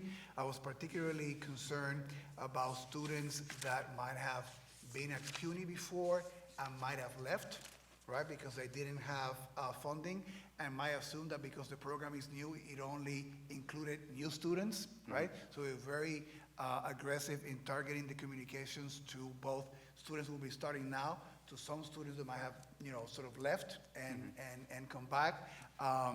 But we're very, very, very excited, and I know that all of you work very, very hard to get that funding approved, and obviously being named after a CUNY and Queens College alum and a dear friend means a lot to me personally, too.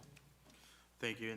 And last question, I know it's been mentioned about the opportunity program, especially ASAP. I think we mentioned that the governor zeroed out the program. It's important that obviously we all raise our voice to make sure that we re-implement those cuts, that this is a priority for not only the legislature but for the executive. And I know that for CUNY itself, it's important that we continue to support these students, particularly students who need the most help. Like in my district, I have the opportunity and the honor of representing Bronx Community College.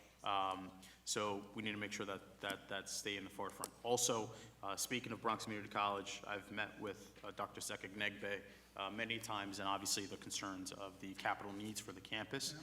And I know CUNY has invested heavily within the Bronx Community College, but there's still a lot of pretty big capital need, particularly on the issue of the central heating and cooling system. So I know we are trying to move forward and figure out investments and pathways to fund that. But right now, where do you think is the biggest need in terms of Bronx Community College, in terms of its capital needs?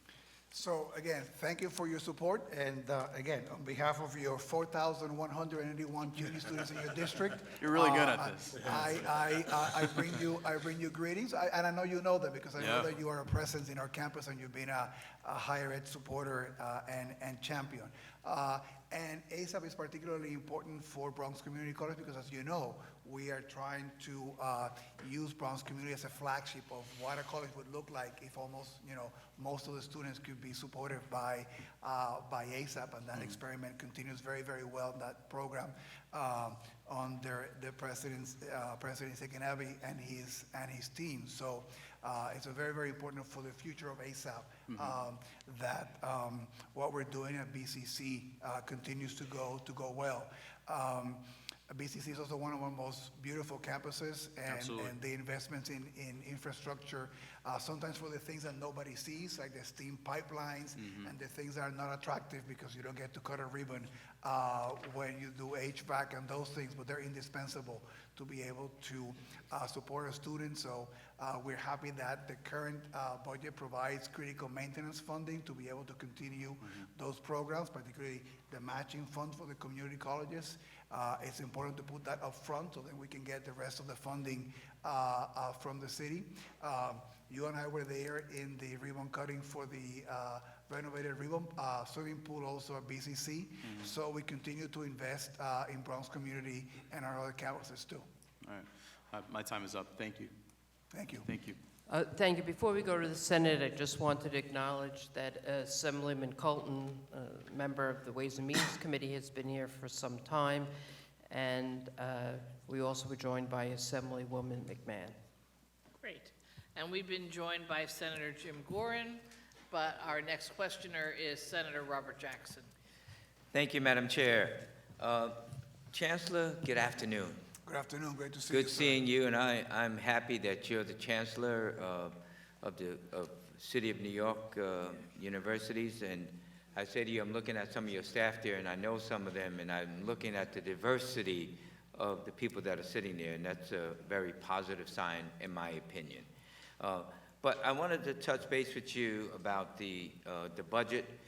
Do you think that the executive budget put forward by the governor is enough in order to move forward CUNY in the direction that you want it to go?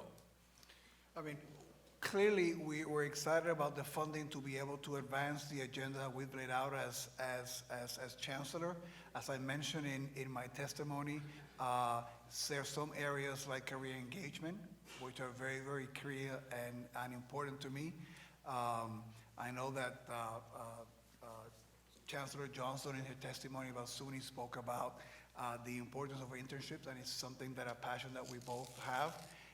Internships, for example, we have examples that the students who participate in paid internships, right? When they go get a job, they get that job faster, and their first time pay is higher, right?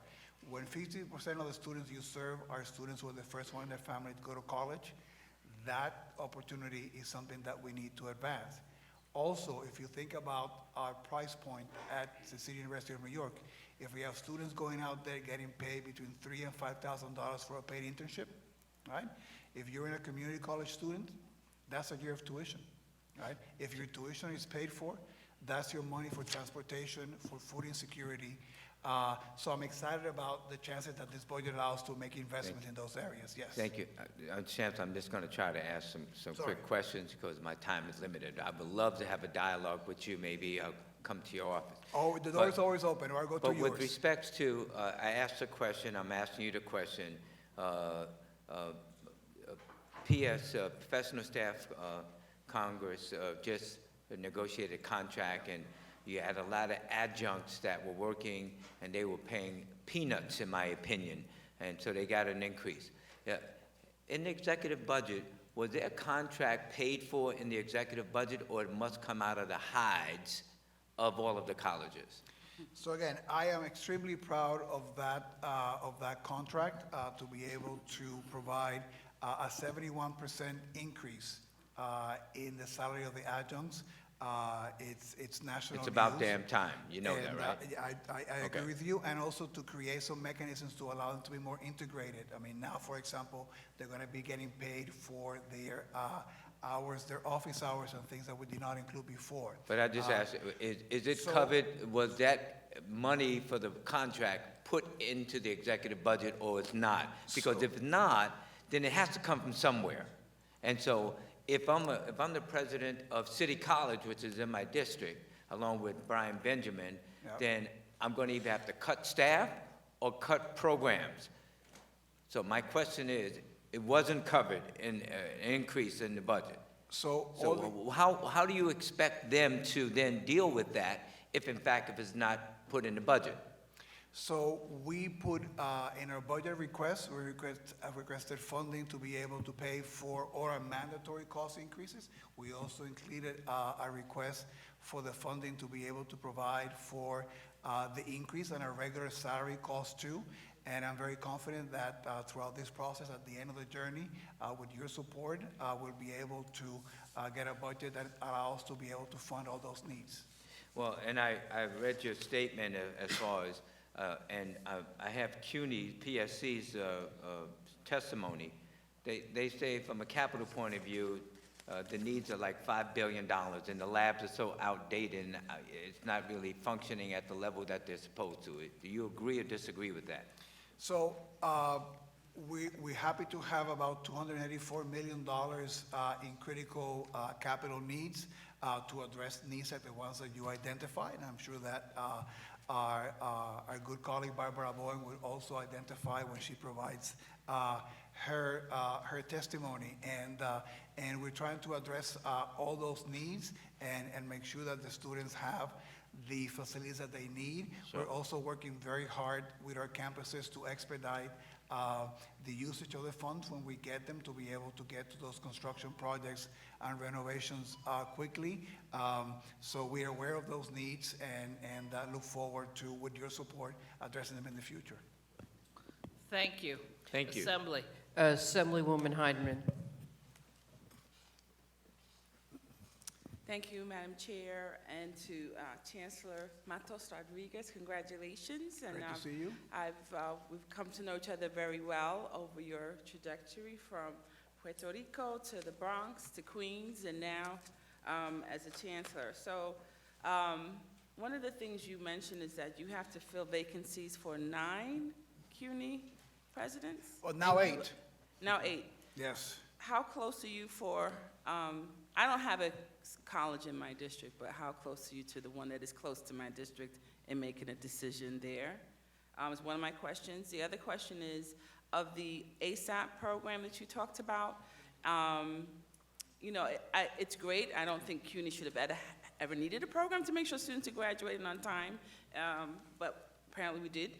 What about the students that are not part of ASAP? Food equity, transportation, a lot of these students are part-time, Excelsior doesn't apply to them. What is your take on those students and the remediation courses that I know you're trying to get away from, but we know are necessary? That's my second question. And when it comes to OER, I'm glad that the increase, you've been able to save money on the increase from 2017 to 2019 of those individuals. So you usually said $1 for every $7 is what you're saying? The students save $7 for every dollar that the state of New York put into the program. Okay. How do you audit the materials that are in OER as a system? And how many students, how many CUNY students in my district? So, for some reason, I need to get the number of students in your district, and we'll have that in a second. So let me take all your questions in turn. First, we cannot do 8 searches at the same time. It'd be impossible given the staffing that we have, and also the number of trustees and others that you need to have in those committees. So we have currently about to conclude the searches for the Graduate Center and Queens College. We've seen the finalists for those searches. This week, we just began the searches. I was just at Borough of Manhattan Community College, LaGuardia Community College, and Queensboro Community College. So we began those 3 searches for community colleges this week. In April, we will begin the searches for Lehman College, York College, and Gutman Community College. So, and I am hoping that after that, no more of my presidents decides to retire, and we catch a little break on the search business. You were asking about ASAP. One of the great things about being in a university that really cares about its students is that we're always thinking to see what lessons from ASAP we learned that we can apply in some of the other colleges, right? So for example, a lesson from ASAP was the importance of the Metro cards, right? So at Gutman Community College, the 1,000 students that attend Gutman, through support from the City Council, get a free Metro card. It's something that we learned, we replicated at Gutman. 12,000 CUNY students have been able to benefit from the first phase of the Fair First programs that New York City started, right? Now the program will sort of roll out big, so we assume that we're gonna have a substantial number of our students that are going to have a reduced transportation cost as a result of that program. Overall, right now at CUNY, between Fair Fares, ASAP, and Gutman, about 38,000 students have their MetroCards paid for free. So we're trying in every place that we can to learn what we learned from ASAP and see how it applies to other students and other populations to be able to continue to advance our student success agenda. You ask about OER, right? Those programs are implemented with the help of the campus library and the faculty, right? The faculty who participate voluntarily, and I am proud to say that when faculty have seen the kinds of resources available and the impact it has on the students, the number of faculty who are interested in participating keeps increasing, but this is something that is done with full faculty input. Nobody's told, which books they need to use, but I think that given the faculty that we have that come to CUNY in part because they want to teach the students that we have and they're committed to public higher education, they've been embracing this initiative, and the kind of success and savings that you're seeing there couldn't have been done without the support of our faculty, and we hope that we can continue to expand that. Thank you. The Senate. Thank you. Senator Gounardes. Good morning, Senator. Good afternoon, Afternoon. geez. Could be here all day. Good afternoon. My parents met at Brooklyn College. I graduated Hunter College, and I had the privilege of teaching at Hunter College this past semester, so CUNY runs through my blood. I want to ask, what is the dollar amount for CUNY's budget today that is covered by student tuition or private sources? And what percentage of that of the total operating budget? So the percentage of, your question is Student tuition and private support versus public support, essentially. So the dollar amount and the percentage. So the undergrad percentage is 13%. The graduate percentage is 4%. 4%. Yes. And what's the dollar amount for that? You want that now? Well, I guess, we can get that to you. We have yeah, it I mean, here. I'd like to see that number now, because I think it's relevant when we're talking about what it's going to take to fully fund the city university and what type of investment we should be making.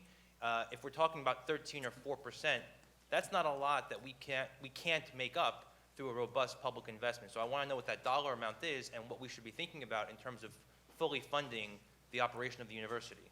The total amount that supports our operating budget, which is $3.7 billion, that comes from payments from students, is $736 million. 736 million. So if we found 736 million, we could wipe out student tuition essentially.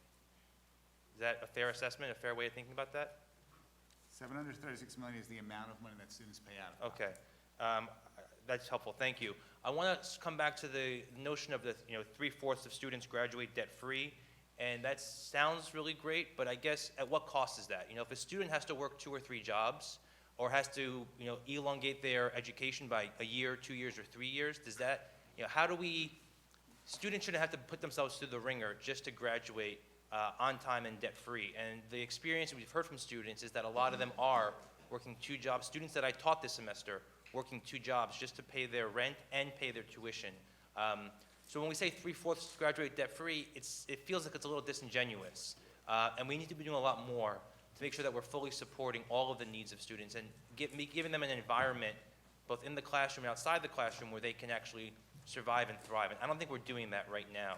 That's based on my own observations, the testimony we heard at the hearings in the fall that Senator Stavisky led, and my ongoing conversations with students. And so I too am very disappointed with the investment we're making in this budget, or proposed to make in this budget, that really goes to help students. And I'm very concerned about that.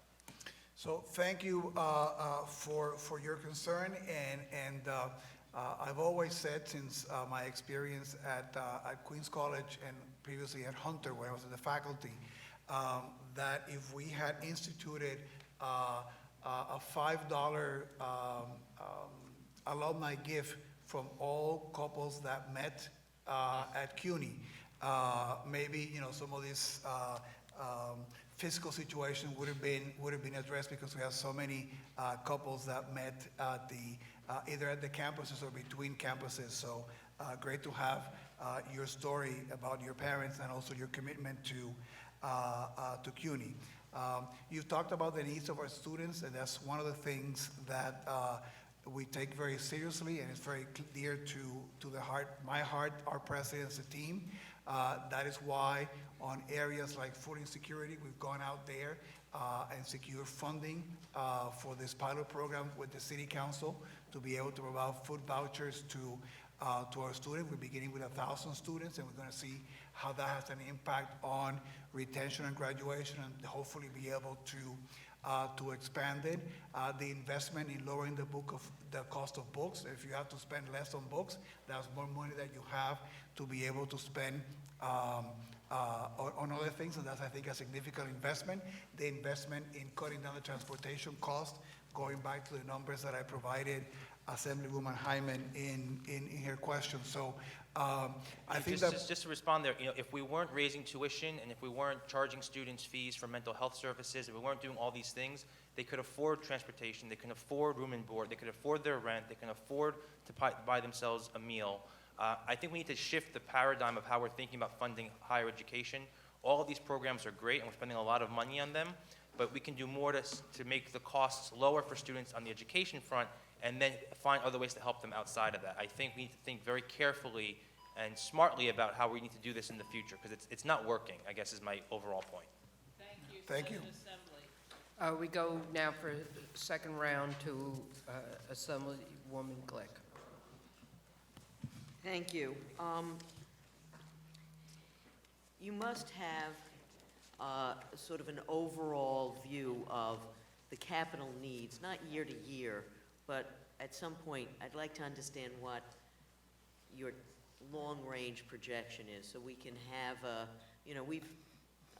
both houses have supported five-year capital plans. They aren't always embraced. The bill gets vetoed. So we'd like to know what the target is overall. Have you or presidents been directed to increase your outreach for philanthropy? Do you have a target that you would like to hit in order to, obviously now you have a recommended, suggested in the budget, a match. So already you're being told you have to go out and raise money in order to get some of the capital. That's public.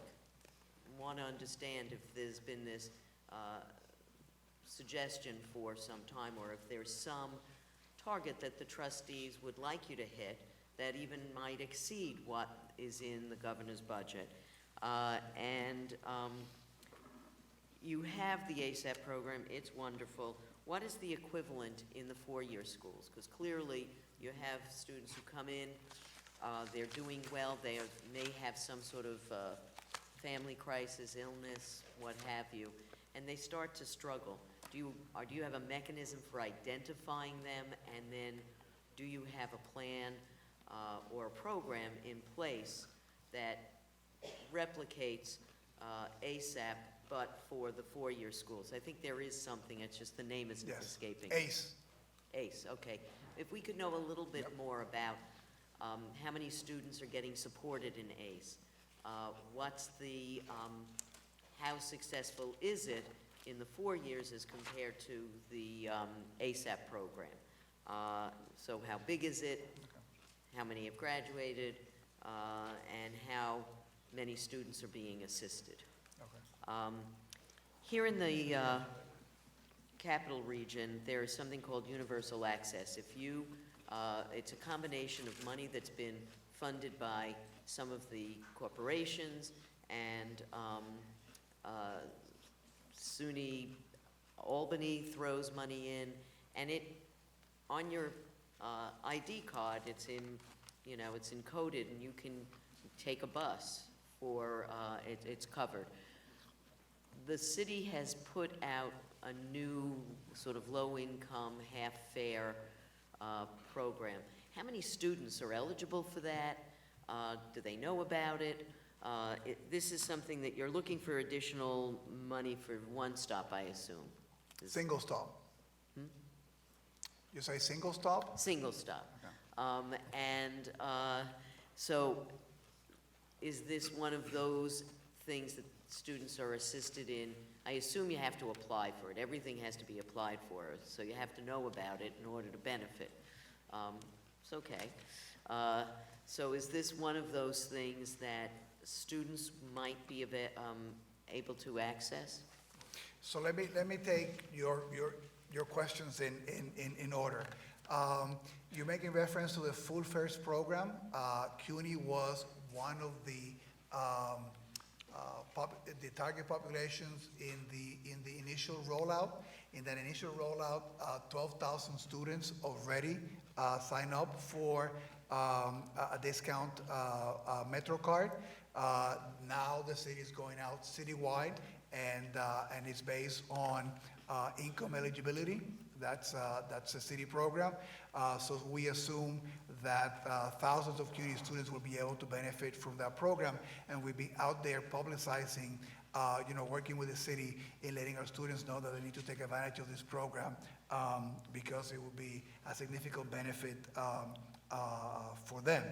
In the community colleges where we have your single stop, which you make a reference to, that is one place that we've been partnering, getting the message out to get the students to know about all these programs.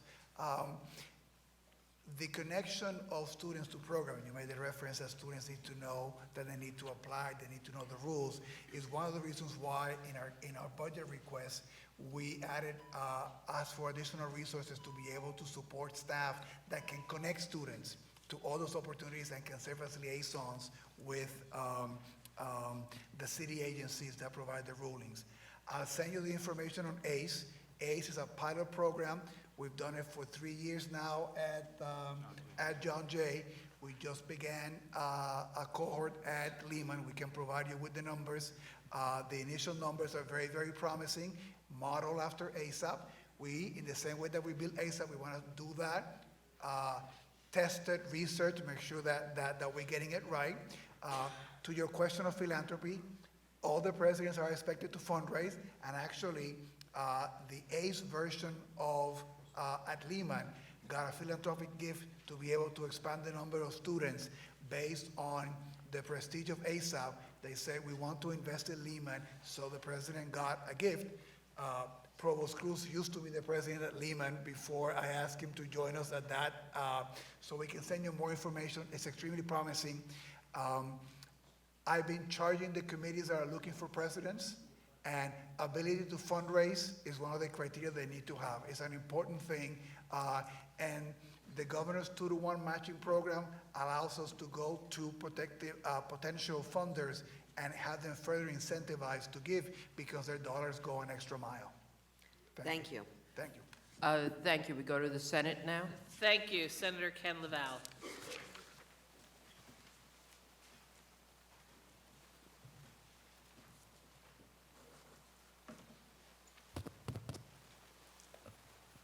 Thank you. Senator Stavisky told us about her concerns for students being in crumbling facilities. Senators Lou, Jackson, and Gutierrez told us of our concern for student costs going up, lack of funding. Now, Chancellor, we all have personalities and we show and express ourselves in different ways. I didn't get a sense, students being in crumbling facilities, I would get a sense that you would be outraged by that. Well, Senator, first I want to thank you for your years of service in the Senate and higher ed. And all of us who are public higher ed owe you a big debt of gratitude for your commitment and your service. To your question, I served 10 years as a college president and 10 before as a faculty member, right? So I've been in the buildings at Hunter, at Ostos, and at Queens. I think my colleagues both at Queens and at Ostos will tell you that as president, I was always very attentive to all our infrastructure needs, to make sure that there were issues about, bathrooms that were not ready, buildings that needed repairs, that they were looked after, quickly, and in a way that show respect for the students. We're doing the same thing at the City University of New York. We're trying to stretch every dollar that we get. We're trying to get additional dollars to be able to provide the facilities that our students deserve. So I am clearly disturbed when I hear comments about things in our facilities that do not match the respect that our students deserve. My mom and my dad in Puerto Rico are products of a public university. My dad became an engineer. I wouldn't be standing in front of you if it was not that that door of opportunity was open for them. So I know what that means. And when I see our students, I see them. So I want for them the same kind of infrastructure that students at private campuses have. You have requested $120 a year health and student fee. What is the student going to get for that? So thank you for your question. First, let me say that that would be the first fee that the City University of New York has added since 2002, right? So when we think about tuition increases, when we think about increasing fees, these are things that we are thoughtful when we do them because we want to be sensitive to our student population. We have heard about needs of additional mental health counselors. We have heard about needs about expansion of hours in our wellness clinics. We have heard about additional support for students that have food and housing insecurity. The proposed fee will work in this way. We'll take 1/3 of the funding from the fee, the central office, and we will tell the campuses to invest it directly and immediately in adding mental health counselors and in adding personnel so that they can help the students. For example, if you're food insecure, to be able to apply for SNAP. If you have issues with housing, to be able to identify. We need people on the ground to be able to connect the students to do that. So the first third of that fee will begin to transform by providing directly mental health counselors and other staff to the campuses. The other 2/3 will work in the same way that the tech fee works now, which means that it will go to a committee on the campus, a committee, student voices, faculty voices, and they will determine what campus needs they have. It won't be the central office. It'll be in each campus, how do we supplement? What are some of the priorities the students have, right? Because the fee will be coming from the students. So this will be a very direct way.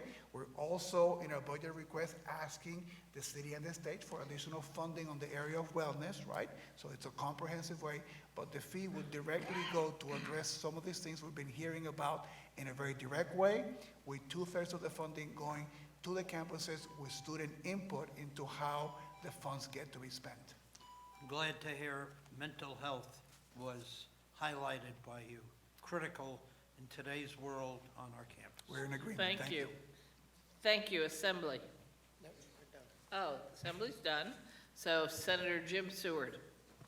Thank you, Madam Chair and Chancellor. Welcome. Thank you. I wanted to return to the discussion on the tuition-free students at CUNY. You mentioned that 2 out of 3 students are tuition-free. That's correct, sir.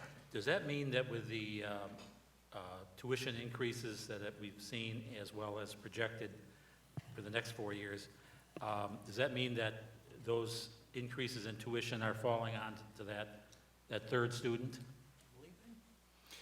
So about 17% of our students pay full tuition, and And so, again, I want to remind you that the proposed authority in our history at CUNY, for example, we had it for the past 4 or 5 years. Every year, we determine whether we want to be able to, we want to proceed with the tuition increase. For 4 years in our community colleges, we didn't do it, right? So the fact that we're given the flexibility moving forward to do this, right? I want to make sure that it's clear that every year we'll make an assessment as to whether we need that amount to be able to, be part of our full funding structure, or like we've done in the past, we decided that maybe in a year that's not necessary. So I want to make sure that we remember that it's the flexibility to do that, and that we have a history at the City University of at times deciding that we were not going to do it. If the proposed tuition increases become part of the final budget and you have that option, do you have any concerns about how that will affect the TAP gap moving forward for your various campuses? Absolutely, and as I mentioned in a reference to another question too, in our budget request, we propose that there's sort of a partial movement of restoring the TAP gap. The amount that we put in the budget request was to begin with $9 million. We know that 86, which is the total projected for next year, is a large number. We also know that you have many individuals coming to you with different requests, right? So we want to be judicious in that, but we hope that over time we're able to sort of fill that TAP gap, yes. Okay. Getting back to the capital program and that issue, do you maintain a backlog of projects that are needed in regard to the facility condition index, which measures the current conditions of facilities requiring capital investment? Can you give us some idea what that backlog is in your system? So I don't know the number offhand, but we'll be happy to provide that to your office. Can you share with us what your budget request for capital projects and strategic initiatives were this year? Do you have that? I'm going to refer to our CFO, who knows those numbers a little better than I do. Sure. Senator, this is our capital budget request book. I hope all of you have it. If you don't, we can certainly make sure we can provide it for you. It's about 185 pages, very comprehensive. There's capital projects in here for every single campus that are fully detailed. And our request for the next 5-year plan, we are seeking $5.2 billion, 3.8 for the senior colleges, 1.4 for the community colleges. Well, if it was up to the legislature, we would have a 5-year plan for both CUNY and SUNY. I just wanted to shift gears quickly to the community colleges in your system. Are you experiencing enrollment declines? We have, and I think that it is something that, I served 5 years as a community college president at Ostos from 2009 to 14. First, it is not atypical at a time when the unemployment numbers are low and the economy is perceived to be better. The enrollment numbers in higher ed, but particularly in community colleges, are sort of counter-cyclical in that regard. We have been able in the past year or so to sort of put some of the brakes on that decline, but the numbers have been going down for the past 2-3 years. Even in declining enrollment, the community colleges, both SUNY and CUNY, do a tremendous job in terms of workforce training and development. And would you anticipate the need to increase the community college tuition based on the enrollment levels of today? So we are asking for, first, additional support, and in this process in the past, the increase to the base aid, I think, is a particularly important component. We look forward to working with you to be able to restore that. We did in this year, after 4 years of not having any increase in our community college, ask for an increase. That increase will still be below the maximum TAP award. We anticipate, between 90% of our students in the community colleges not being affected in terms of being to pay out of pocket for that. for that increase. And again, as someone who served for 5 years in a community college, I also concur with you about how important they are as a door of opportunity, as a gateway, and also as a key partner to the business community in the workforce area. Thank you. Thank you. Thank you. I'm going to take my questions, and then we'll let Toby Stavisky close for the Senate. So tuition goes up each year, but you're reporting that students aren't finishing school with debt. So are we seeing an impact on their retention and how many years it takes them to finish school, if in fact they're still completing school without debt? So thank you for your question, and obviously we're very proud of the success we've had over the last couple of years in increasing both our graduation rates and our retention rates. It's been really a remarkable story, both of the community colleges and the four-year colleges, of advancing an agenda of student success, making sure that students keep academic momentum, that they take as many credits as they possibly can, that they stay on track, that we provide support for them. In preparation of the budget, we actually also looked at the past, and we looked at the students that were paying out of pocket, and we didn't find a direct correlation between students that were paying the tuition increases and students that were stopping out or not graduating, right? So we're very thoughtful in our analysis to do that request. So we know that you've gotten your, well, we don't know for sure, but we think you have resolved your adjunct issue for a while, that there is capital money for the first time in a while. What if you didn't do an increase in the next couple of years? What would be the impact on your university? So let me just make a reference to the adjunct issue, because it's something that I know is of interest to many of you, and it's a big concern of mine. That's why we moved aggressively at the beginning of my tenure to work with the PSC to be able to bring the contract to resolution, and in that provide a historic increase to the adjuncts. Putting my hat as a former college president, right? When we moved to that point where the adjuncts at the lowest rate of compensation receive $5,500 as their salary, when you do the math, you would not be too far away of what the salary would be for a full-time lecturer, right? So it is my hope, and it was part of the aspiration of this contract, that you begin to see a move of having the campuses, for example, hire more full-time faculty. The full-time lecturers are part of the full-time faculty in a way that advances student success and makes us to be less dependent on adjuncts. So the contract was both a way to do justice to the adjuncts in terms of payment, but also part of a longer-term strategy to sort of bring down the reliance on the number of adjuncts and continue to increase the number of full-time faculty that we have. As I mentioned before, every year we do an analysis of where our fiscal needs are and what we need to be able to get there. And in the past, there's been times in which we have decided to go ahead with tuition increases. There have been times when we have decided not to do that.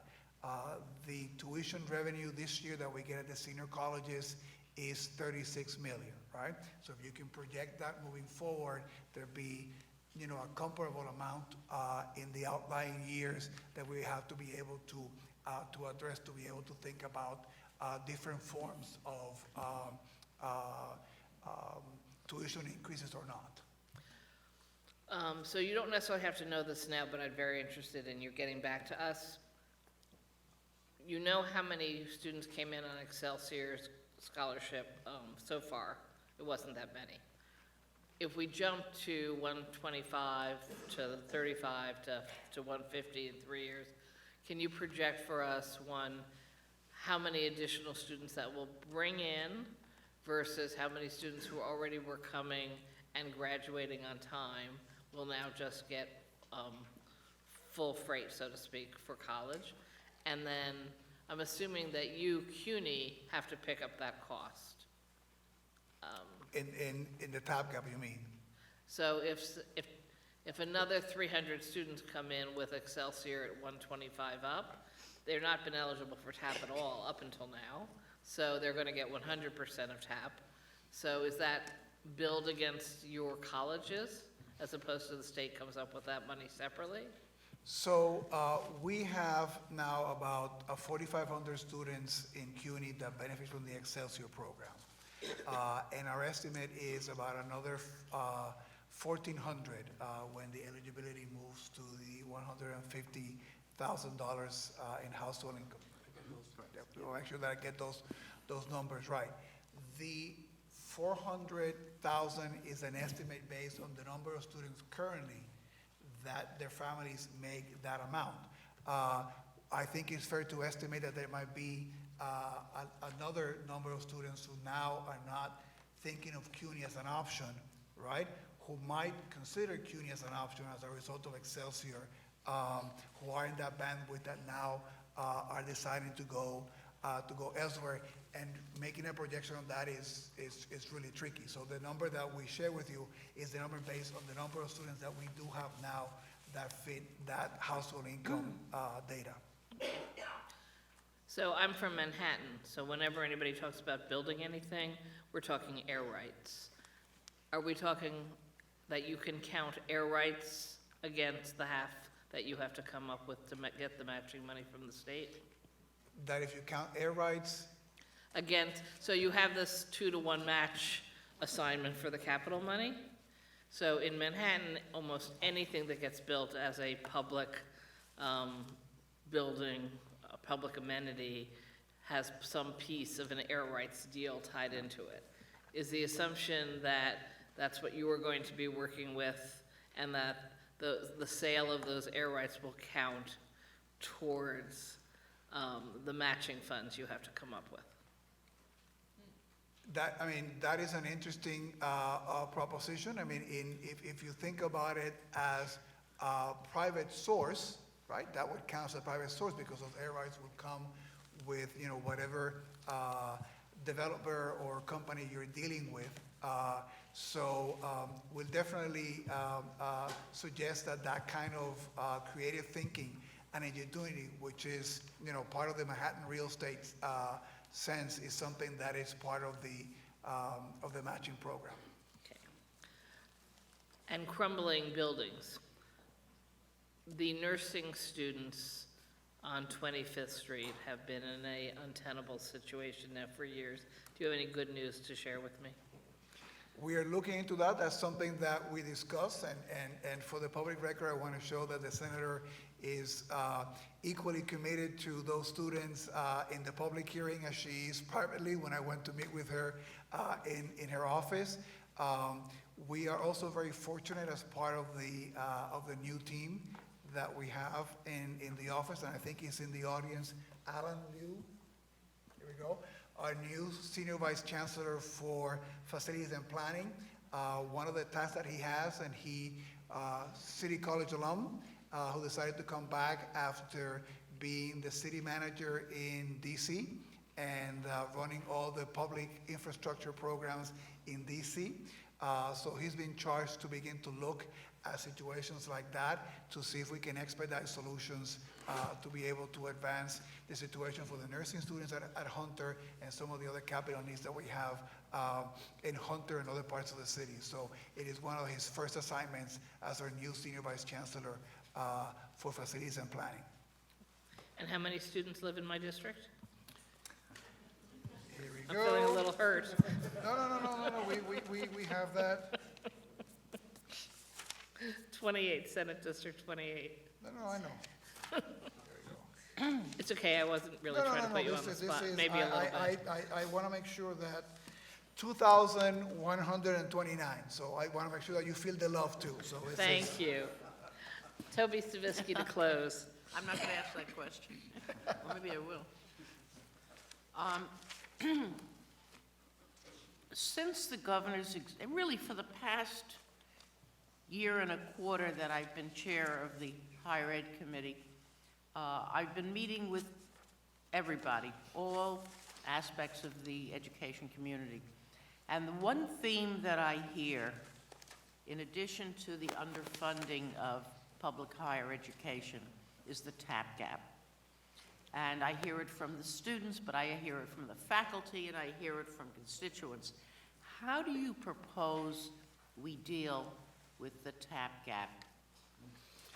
So thank you, Senator, and You know, thank to me be- for every to be- question to- I've asked. To be an equal opportunity chancellor, thank you on behalf of the 11,268 CUNY students that live in your district. And which used to You be. mean CUNY students? CUNY students in your district, yes. The TAP gap is a concern. If you look at our budget request, it is one of the things that we addressed. And we propose a scale way to sort of get back to restore that number, which would be projected at 86 million next year. Our request was $9 million to begin. And again, that is something which, you know, we recognize that presents a sort of a structural issue. And we look forward to working with all of you in trying to address that. We brought up the issue of students learning in temporary facilities, whether they be trailers or prefab buildings or whatever. Can you give us a number? I'm sure you don't have it at hand. How many classes are being taught, or how many students are being taught in these temporary structures? Because the testimony from, I think it was the student leaders, I think it was Medgar Evers, if I'm not mistaken, at the December 16th hearing was very compelling. And I received your letter after the hearing, thank you, and we're getting the information for that, and I can get you that information. And lastly, it was discussed a little this afternoon, the issues concerning the mental health fee that is being charged the students, which I must tell you, it seems to me this is an issue that should be borne by the college, not by the recipients of the services. And that's really what's happening. And I think the students themselves, throughout the hearings, whether it be in Buffalo from SUNY students, in Syracuse, we went to New Paltz, we went to Brooklyn College, Nassau Community College, 250 Broadway, and mental health issues have been a rising concern, particularly in today's day and age. And I really urge you to try to resolve that issue without charging the students for the fee. And lastly, along those lines, we had a pilot project where students were able to work with other students. Graduate students in psychology were able to, I think it was teleconferencing, and I think they used Upstate medical school students to try to provide services, really listening device, I guess, for students with mental health issues. And I think this is an issue that calls for creative solutions. And I thank you, and I thank the chairs. Thank you. Assembly. Just to close, I would be remiss if I didn't say, if it wasn't for Brooklyn College, I probably wouldn't be here. Both my parents were graduates at a time when obviously it was, tuition was free. And I think some of those buildings they took classes in are still there and probably need some of this capital improvement. So I appreciate your work there. A question about Brooklyn College. There's a program, lifelong learning, which has allowed seniors to come and take classes, really courses. It's not, they run their own courses, lectures, and it was very popular. They lost their space at Brooklyn College, so perhaps we can work together to find a way for them to have some space. Do you know the name of the It's program? called Brooklyn Lifelong Learning. Thank you. Yeah, where, so it was local people would come and teach would come and teach a program, teach a class. They were using the space and the campus. Was very worthwhile.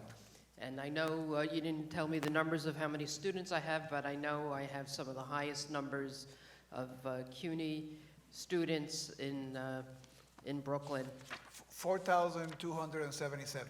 Yes, and they are very good students, and I have, I think most of my staff actually are CUNY graduates for either undergraduate or actually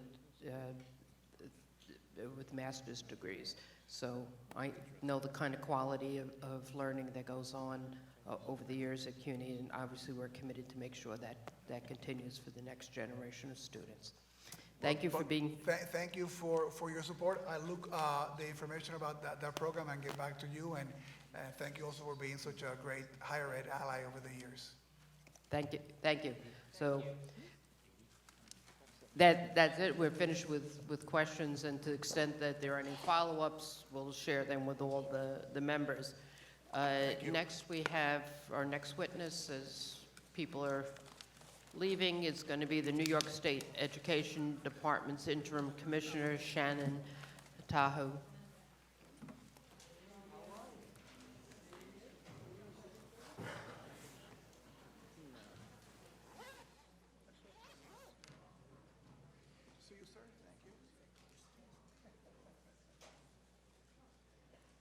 Thank you. Oh my God. I left the seat hot. You might want to go to that one.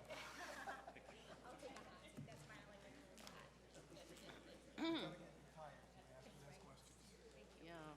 Break an egg. Our reading levels are up.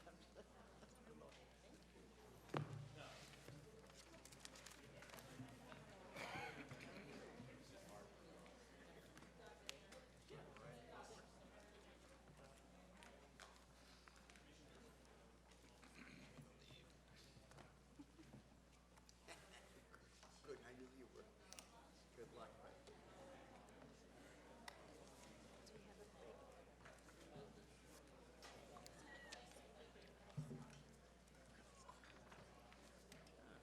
We don't have too much research. Maybe the pictures, maybe they... Just a minute while people exit.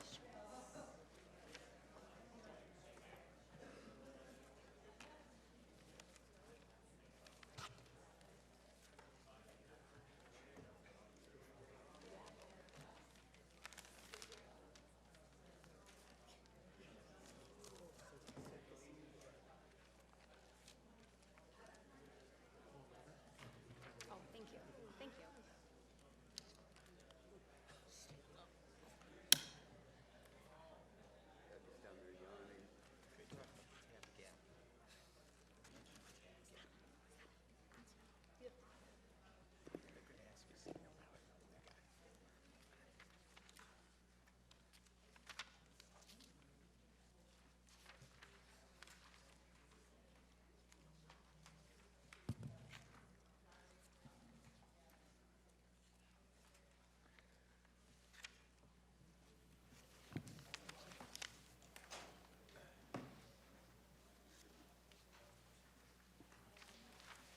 Sure. Why don't you begin? Thank you. Good afternoon, Chairs Kruger, Weinstein, Stavitsky, and Glick, and members of the Senate and Assembly here today. My name is Shannon Tahoe, and I am the Interim Commissioner of Education. I am joined today at the table by Senior Deputy Commissioner for P20, John Degatti, Chief Financial Officer Phyllis Morris, Deputy Commissioner for the Office of the Professions, Doug Lenovich, and Deputy Commissioner for the Office of Adult Career and Continuing Education Services, Kevin Smith. You have my full testimony before you. Before I begin, I also want to welcome members of the Board of Regents who are in the audience today, including Chancellor Rosa, Regent Cashin, and Regent Mead. The Regents' priorities in higher education are laser-focused on equity and access to post-secondary education opportunities, particularly for our underrepresented students. We know from multiple indicators, college completion leads to better employment opportunities and higher income. In order to support this critical priority of increasing equity and access, as you can see on slides 3 through 7, the Regents recommend an increase of $10 million for our higher education opportunity programs. These programs provide access to post-secondary education for students who are at the highest risk of either not graduating from high school, not attending college, or not completing a degree. We were pleased to see that the executive budget proposal included last year's additional funding for these programs in this year's proposed amount. Over 39,000 students are served by one of these programs.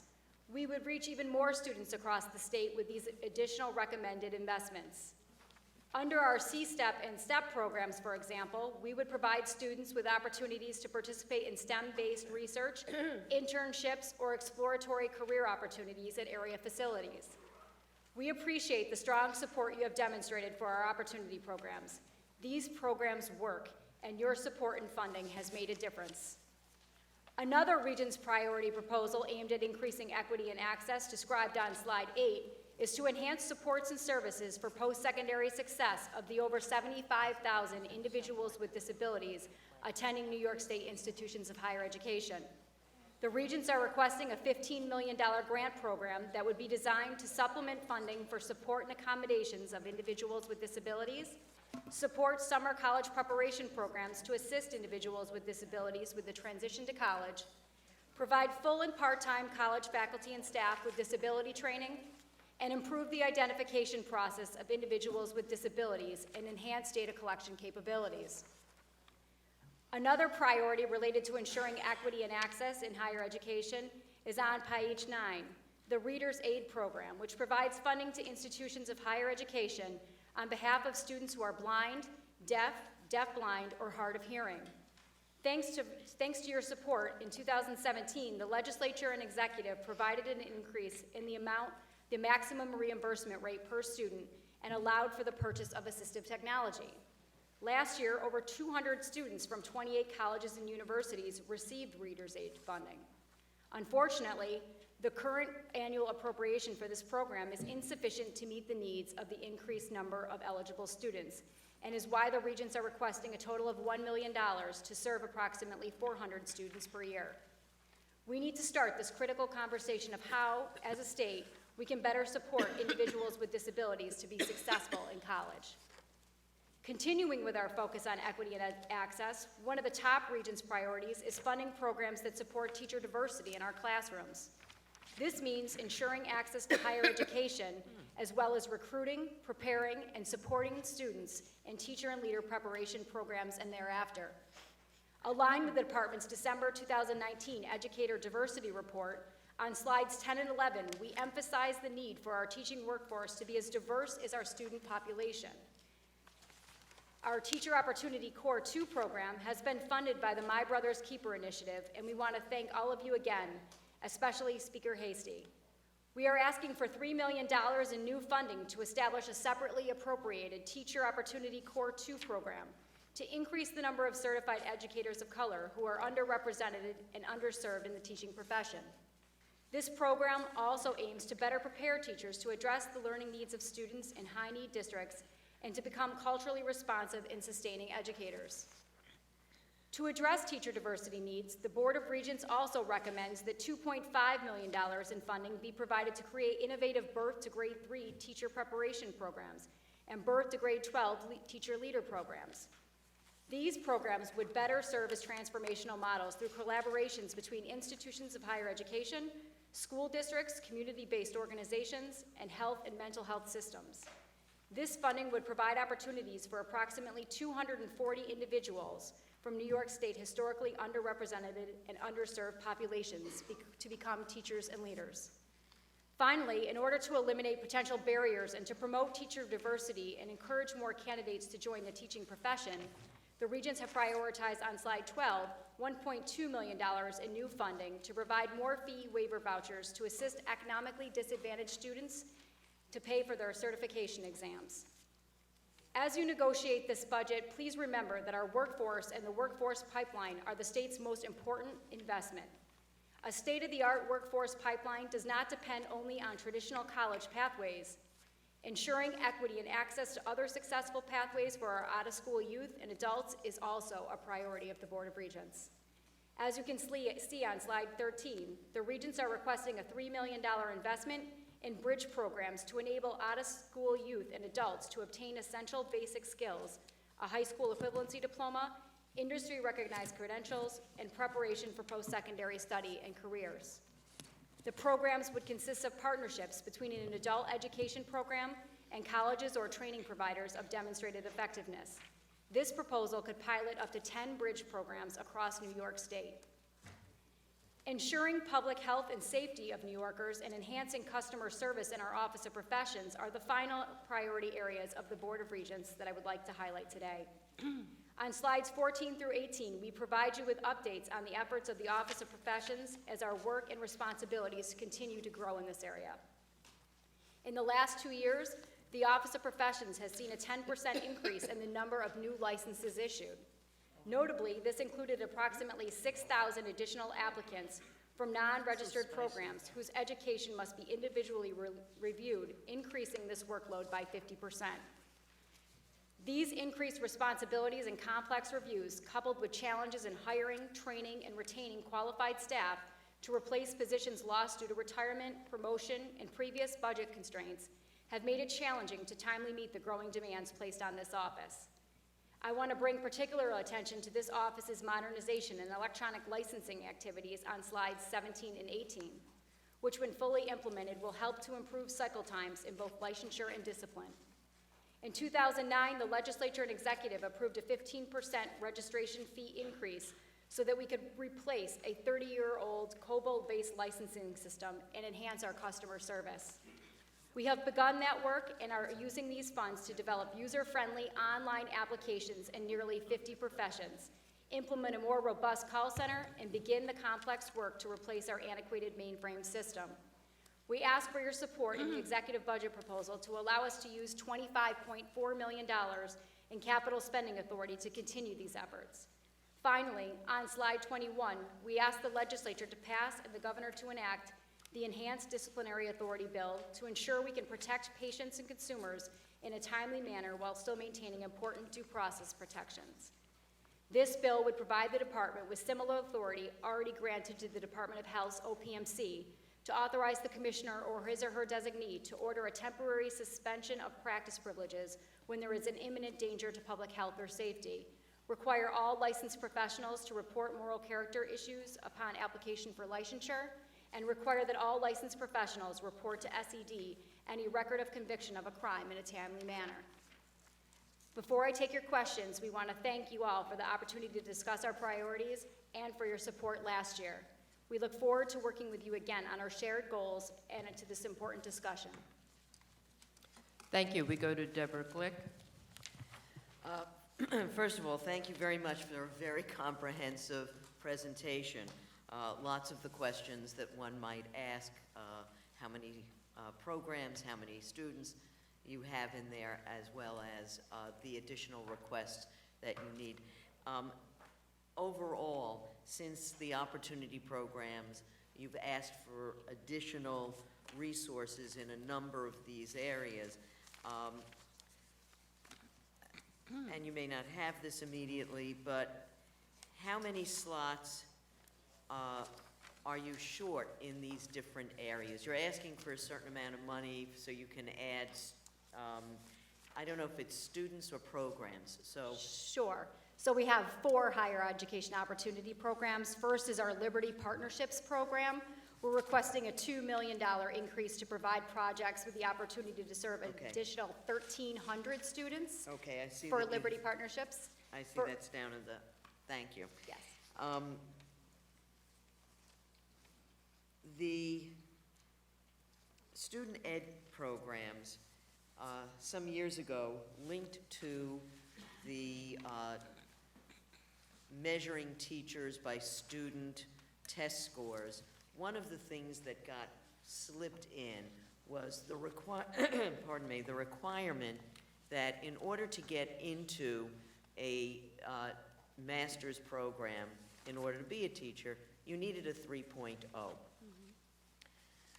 We put in a bill to eliminate that because, you know, we think that there probably are people with a 3.2 who really can't communicate information to students, but somebody who may have taken a tough course early in their career in college, maybe they have a 2.8, but they are dynamic, they're engaging, they're motivating, and yet they can't get into a program.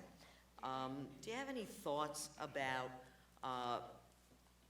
whether there's going to be a teacher shortage, if we have a teacher shortage, if we are making it impossible for qualified students to get into these programs to address a teacher shortage? I think this is one of the main priorities of the Board of Regents and the department for this coming year. I think teacher shortages is a major issue. I think it's a statewide issue. I also think it's a regional issue. We're seeing certain shortage areas at the statewide level that are common across like special ed and bilingual. We also have individual areas and pockets of the state where they have individualized regional needs and regional shortages in certain subject and certification areas.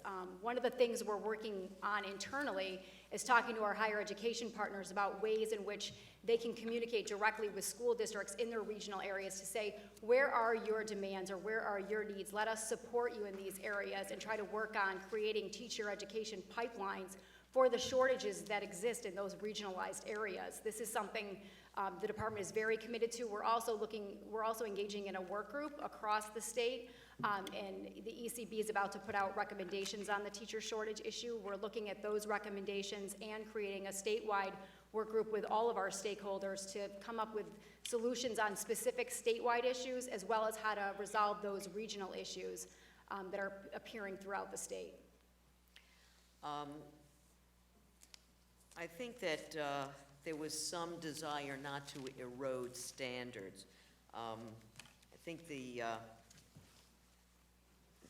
department sort of went to war a little bit, if you'll pardon the expression, over allowing charter schools to just certify their own teachers. So do you see some sort of disconnect between this policy? Have you had outreach from campuses around the state complaining about this restriction on accepting students based on the 3.0? Right, on the 3.0 specifically, I'll refer to John DeGatti, our Deputy Commissioner for P20 on that. Good to see you back, John. Thank you, Assembly Member. If I recall correctly, the 3.0 it was put in place, but it also provided an opportunity to, if you had, it did provide flexibility in that if you had students who didn't quite meet that, you had like a 15% of your admits did not have to meet that requirement. So I have not, recently, I've not heard that as being a barrier to getting into graduate programs. Nobody's reached out to me to say directly that that's causing people not to be able to get in. Okay. You have a lot of information here on the e-licensing. That there is some additional capital provided. What more will that do? The $25.4 million in additional spending authority, that's fees we've already collected through our registration and licensure fees. It's just a spending. That additional fee, we are looking to do a comprehensive OP modernization of our website, our application process. What we're looking to do is have an automated system wherein essentially applicants for any of our over 50 licensed professions can go online, they can upload their different varying educational documents, experience documents, and there would almost be, the computer is going to, it's a system where it's going to be able to automatically essentially be able to tell whether or not they've met the licensure requirements in some of these cases, which will streamline our backlogs and our situations where we have, significant delays in the licensure process. We're also, we're also creating a comprehensive new call center and redoing our complete website modernization for the Office of Professions. So it would do all of those things. I suspect that this will be an answer from Doug. There are several proposals in the executive budget regarding changes to professions that would normally go through the legislature. There was an article just last week, I think, in the New York Times, fairly extensively, about concerns that pharmacists, who particularly those who work for chains, which in a lot of places are the only game in town, are concerned about the metrics that are being used. They have to have X number of contacts with people. They have to produce X number of refills. Doctors are saying, I don't want to refill that prescription, and they're getting these calls from pharmacists who are required to make the calls. And the proposals focused on pharmacy seem to expand the number of people who a pharmacist would have to supervise. Are there any concerns that the department has about proceeding in the budget with proposals that we've hardly measured the changes we made with pharmacy techs that in the last session? Do you have any concerns about we're moving too quickly on some of this? Yes, Chair Glick, and I think thank you for bringing that up. I think some of these proposals are really included in the budget proposal, which actually need more intensive thought, and we have some technical concerns with a lot of the Office of Professions bills that are currently embedded in the executive proposal. And we would work with the legislature on solutions to those problems, but we do find that sometimes it's best to put it out of the budget conversation.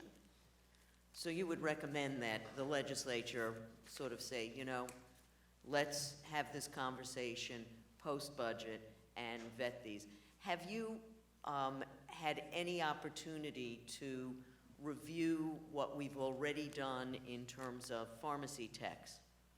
Yes, we have, and currently the pharmacy techs are limited to the Article 28 institutions, and the executive proposals bill would expand that and allow registered farm techs outside of the Article 28 facilities. This is something that we're greatly concerned with. We're just getting off the ground with the initial enactment of the pharmacy tech bill for Article 28 facilities, and we'd like an opportunity to see how that goes first before expanding that any further. Are there other issues that impact your department that in the course of the budget, other than these dollar figures that you've included, that you think we should be paying attention to? Yes, I think anytime the legislature adds a new program or requirement on SED, we would respectfully request a 5% set aside of funds for those programs to be administered so that the department could have sufficient funds to administratively provide the oversight and monitoring that are necessary to implement these new programs with fidelity. Thank you, and I just want to thank you. The staff is always very available, and they're very helpful in working through some of the questions that we have, or getting us an answer if they are unable to do it personally. So I want to thank you for the close association. Thank you, Chair Glick. Thank you. We now go to the Senate Higher Ed Chair, Toby Stavitsky. Thank you. And thank you for what you're doing during, I guess you could almost call it the interregnum. I think the department has been really responsive and helpful on so many occasions, and perhaps we forget to say thank you, but we do appreciate it. And I, too, have concerns about the question of pharmacy techs, because we did pass the bill, and it was chaptered last year, but it dealt only with hospital pharmacy techs. And in fact, until that time, there was no definition of what a pharmacy tech is or could do, or what their scope could be. and how many a licensed pharmacist could supervise. And I'm a little troubled by the proposal in, I believe it's the Health and Mental Hygiene Law, which does talk about a pharmacist supervising 6 technicians. And I think your position. Yes, we share those concerns, and we would like to actually get the chapter that was enacted last year off the ground before expanding it in any way, so we can determine the impact of, you know, the new profession itself, so. Without question, and that took a long period of time of negotiation with all of the stakeholders, and to put it in the budget like this, I think is maybe doing our consumers a disservice. I have a couple of other questions. What's not in your presentation, incidentally, is the issue of the CPAs. And I was curious, because it talks about the $300 fee. Would that fee go to SED or into the general fund? Thank you for raising that very important point, Senator. That provision for the public licensure accounting firms, obviously, we've been working with the legislature over the last couple of years on that proposal, and we'll continue to do so and provide our comments and support on that proposal. However, we are very concerned with the fee, because the fee will be going right to the general fund, even though the State Education Department is responsible for administering and overseeing the public licensure firms. So that is something that is very concerning to us. Thank you. And do you see associated costs that would be incurred by the department as a result of that fee, implementation of that fee? Yes, there will be significant costs on the department for overseeing that program if we don't receive those fees. Thank you. And you didn't mention it in your presentation. Getting back to the pharmacy tech issue, and I saw the story in the New York Times. It was last Saturday, and it was, I know, a front page and then a 2-page, full-page spread in the Times about the mistakes that are being made, particularly in the chain pharmacies. Do you want to comment? I'm not sure we have that problem in New York. It was primarily reported throughout the country, but it's certainly something that could develop here. Has anybody seen the story? And yes, we have seen the stories, and I'll actually ask Doug Lenovich, our Deputy Commissioner for the Office of Professions, to respond to that. Yeah, thank you. I mean, we see pharmacy discipline cases on a regular basis in New York, as they do in every state, and it's a very challenging profession, because what you go to a pharmacist for is being exact and detailed in what you're asking for. It's like, if you have a prescription for a certain medication, for a certain dosage of that medication, you want that dosage and you want that medication to be in the vial, and most of us are not sophisticated enough to protect ourselves, so that's what we look for. As the demands of the practice and in pharmacies, these are corporate practitioners. These are not PCs or PLLCs, and these are corporate practitioners, and they're very expansive and they're very large.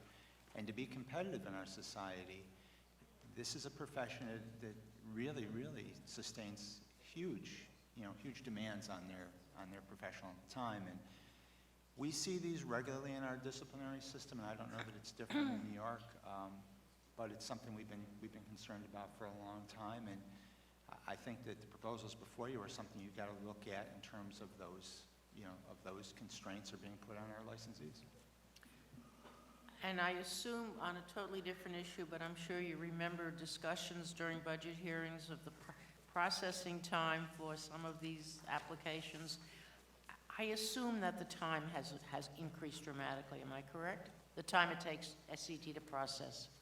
So that is something we're looking at very seriously, Senator. It's something that we have actually shifted resources to. Where we have backlogs in our Office of Professions, we're actually taking staff from other units and targeting them toward the backlogs. We've been paying overtime for individuals to get through the backlog. As we stated before, with the $25.4 million investment in our OP Modernization Act, we believe that that's going to dramatically reduce the online processing, because it will all be automated instead of paper. Also, we have noticed a significant increase in the number. We went from 10,000 to 16,000 applications from non-New York registered programs. So individuals coming in from out of state or a foreign country, where it takes a significant amount of time to review those educational credentials to ensure that they meet the requirements of our licensure requirements. It's a very timely process, and so that has been a dramatic increase in a number of applications too. But like I said, this is a priority for the department. We are targeting resources in that area, doing everything we possibly can to address the backlogs, because we know individuals deserve timely feedback on their applications. Thank you, because I represent, well, excuse me, Queens County is a county with a lot of immigrants and a lot of people who practice various professions in other parts of the world. They come here to live, and it is important to process their applications in a timely fashion. Two more quick questions. Number one, the time it takes to process college approval programs for new programs at colleges. I spoke to Commissioner Degatti, and it's great to see you back, about this just before, I guess it was last year. And others have complained that it takes colleges a long time to get approval on new programs. This is another issue which sometimes people forget exactly what we're trying to make sure. We want to ensure that the students that are in these programs receive a quality education and that their tuition is going to good use. And sometimes when we're receiving these new program approvals, we're looking at it from the bottom up. We're looking at the entire curriculum for every program that they wish to offer, the resources within the institution to ensure that they have the stability that the institution needs to best serve those students.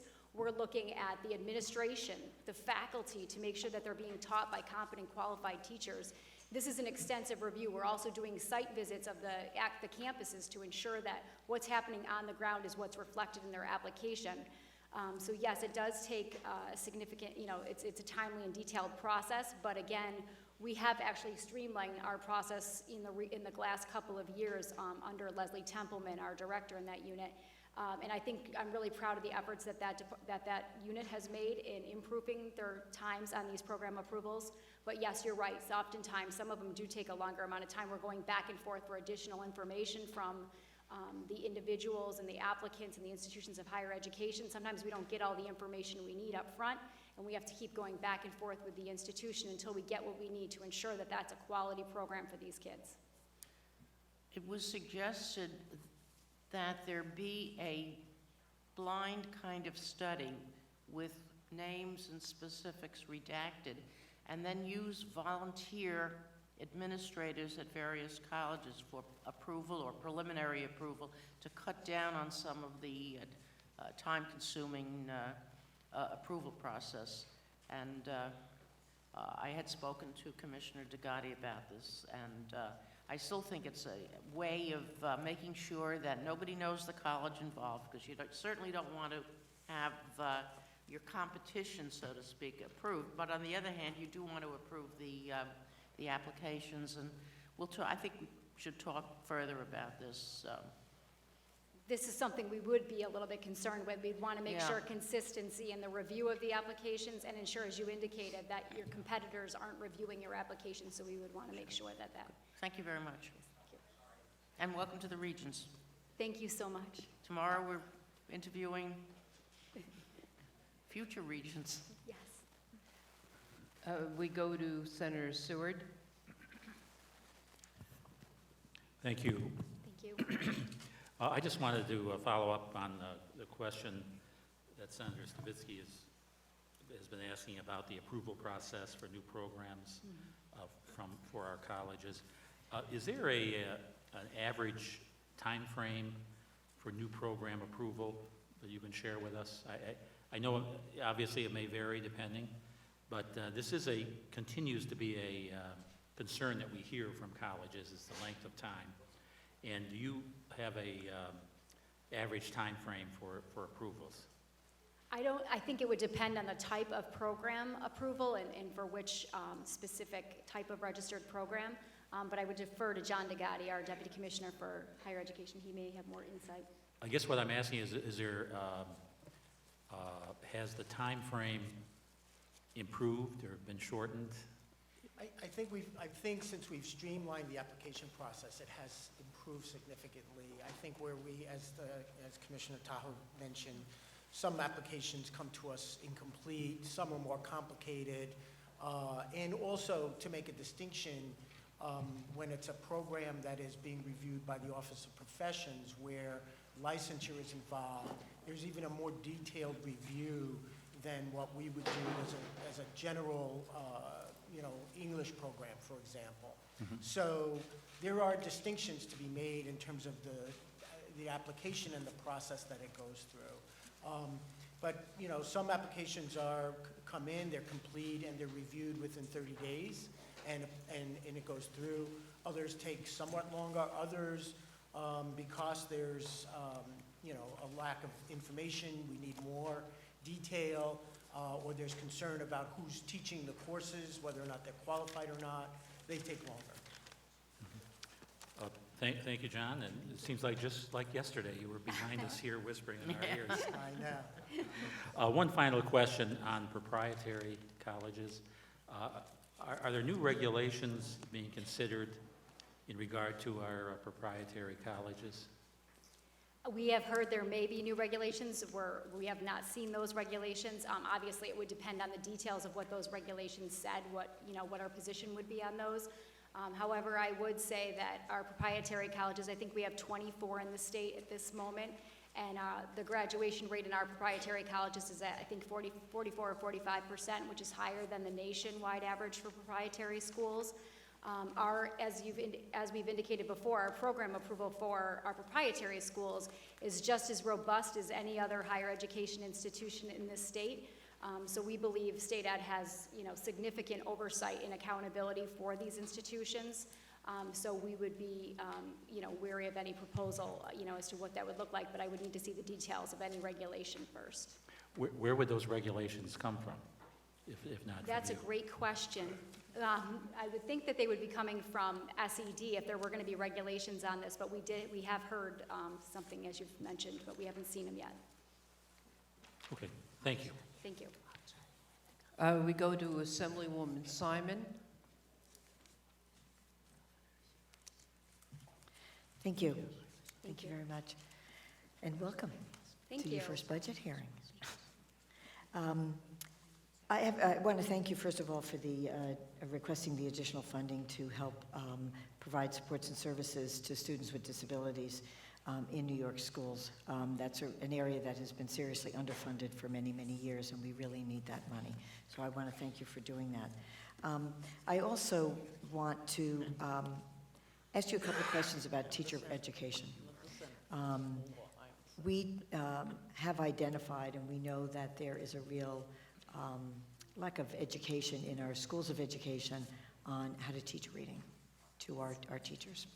And this is an effort that I've been working on for some time, and I know I've worked with the department in connection with a bill a few years ago requiring that students with dyslexia be able to use that word in their eligibility documents, IEPs, et cetera. But it's very clear that there are two issues that we need to address. One is early identification, and one good way to do that is to have teachers recognize the kinds of errors students are making so that they can help target instruction and identify those students.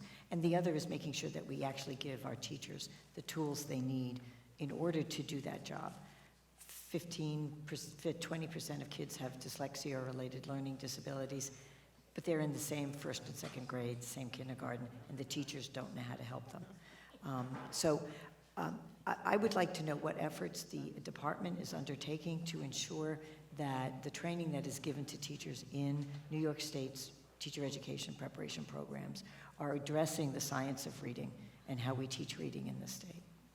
This is something we're actually looking at right now, and our Early Child Blue Ribbon Committee has been evaluating the work in our birth to grade 2 certificates and our teacher preparation programs in early learning. So I think this is something we'll be looking at as we're moving forward with our Blue Ribbon recommendations for early child learning. This is something, I agree with you, this is extremely important. We've also, the department's issued guidance, or is working on guidance on the dyslexia and the identification of dyslexia. So this is something our Office of Special Ed isn't currently involved with. And as I said, on the teacher ed side, this is something we will be reviewing as part of our early child work group, the recommendations, and what to do in our birth to grade 2 pathways.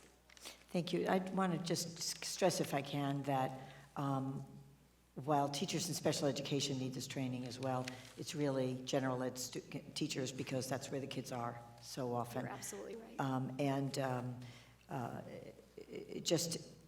Ensuring that the work that is done is really consistent with the science as we know it in terms of the way the brain works, and that so many kids need direct instruction in reading who are not necessarily students with disabilities, but still need the same methods used in order for them to learn. You're So, absolutely right. thank you. Thank you for bringing this to our attention, and we will definitely consider this as we move forward with our changes to the birth to grade 2 programs. Thank you. Thank you very much. Thank you. To the Senate, Thank you. Thank you for being here. I'm sorry I ran out for a few minutes. So you run through your testimony, you list out a number of different programs for low-income students going to our colleges and STEM programs, and an additional $1 million here, an additional $2 million, very small amounts of money. Do you agree that college has proved to be the most successful model for helping people move into jobs and out of poverty?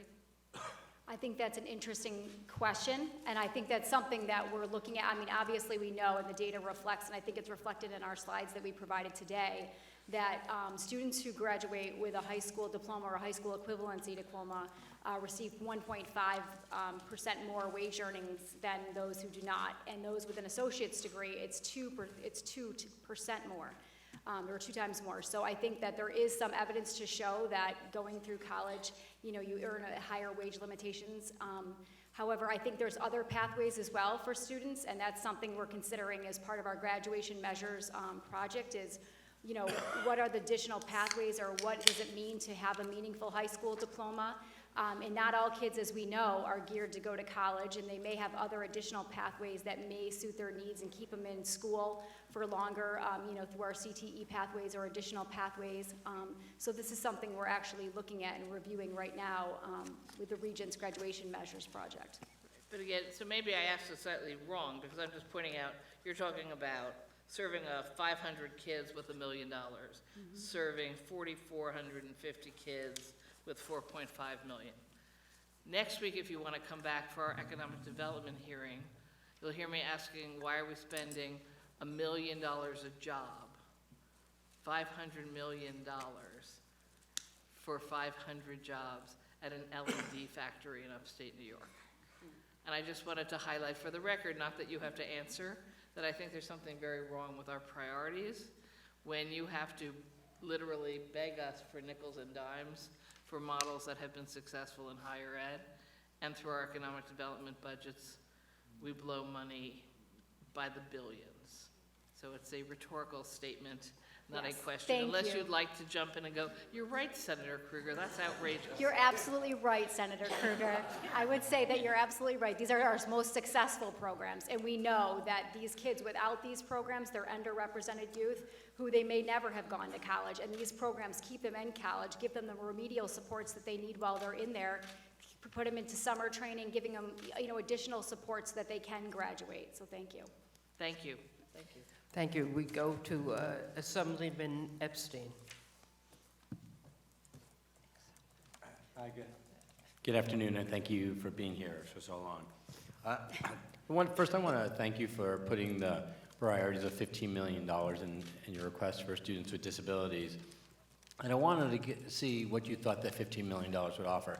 Obviously, we have 72,000 students with identifiable disabilities across the state, and there's such a huge need. And I wonder, do you think $15 million, what does it get you? I know we haven't seen any new money for 20 years. What are the needs for students with disabilities right now across the state? And how do we ensure that those students who have disabilities can be successful and graduate from college and then move on to fulfilling employment? I think one of the things we're noticing is that we're always worried about students with disabilities in our K through 12 world. And one of the things is that when they get to college, we still need to be worried about those students with disabilities. There are 75,000 individuals with disabilities across this state in our higher education community.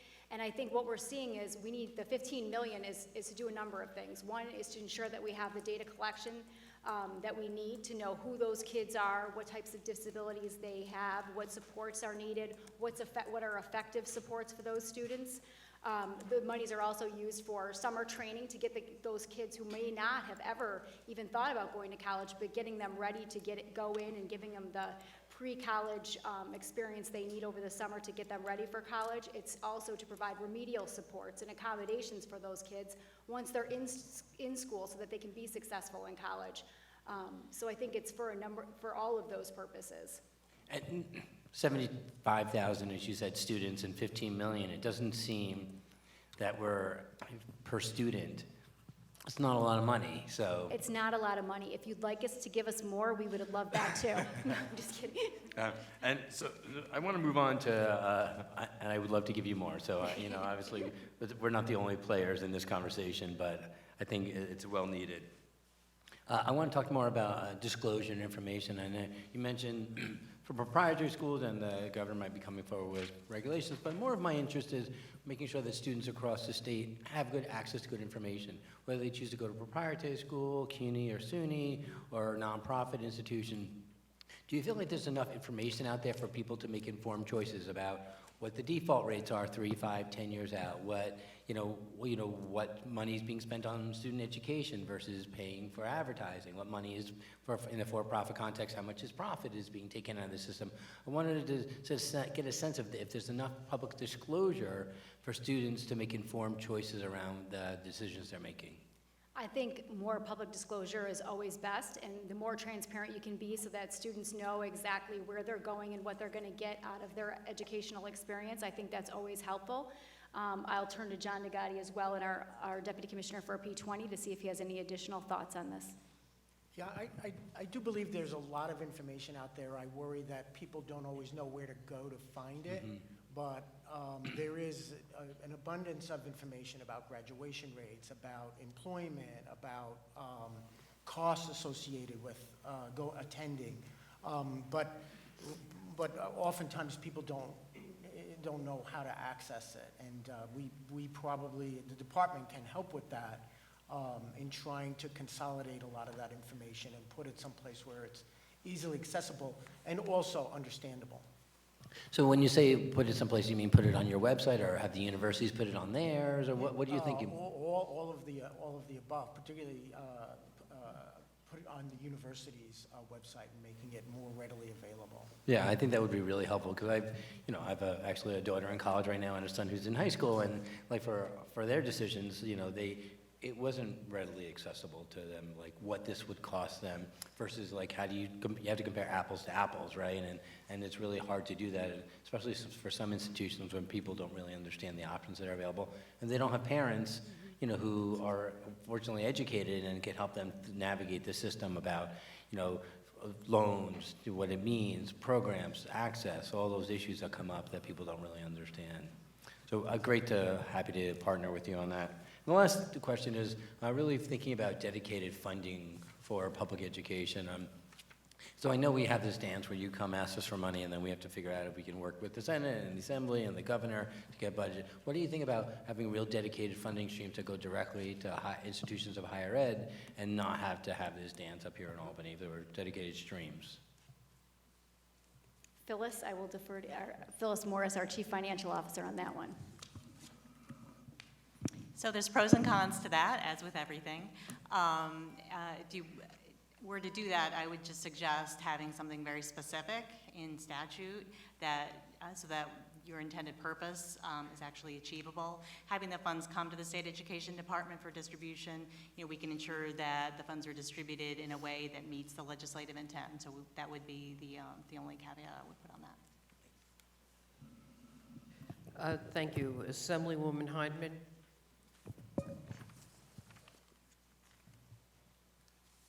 Thank you, Madam Chair. Commissioner Tahoe, I think you're doing a tremendous job for someone who's interim acting, so you're very knowledgeable. And Mr. Nagati, I thought you left. I thought I did too. Pull you back in.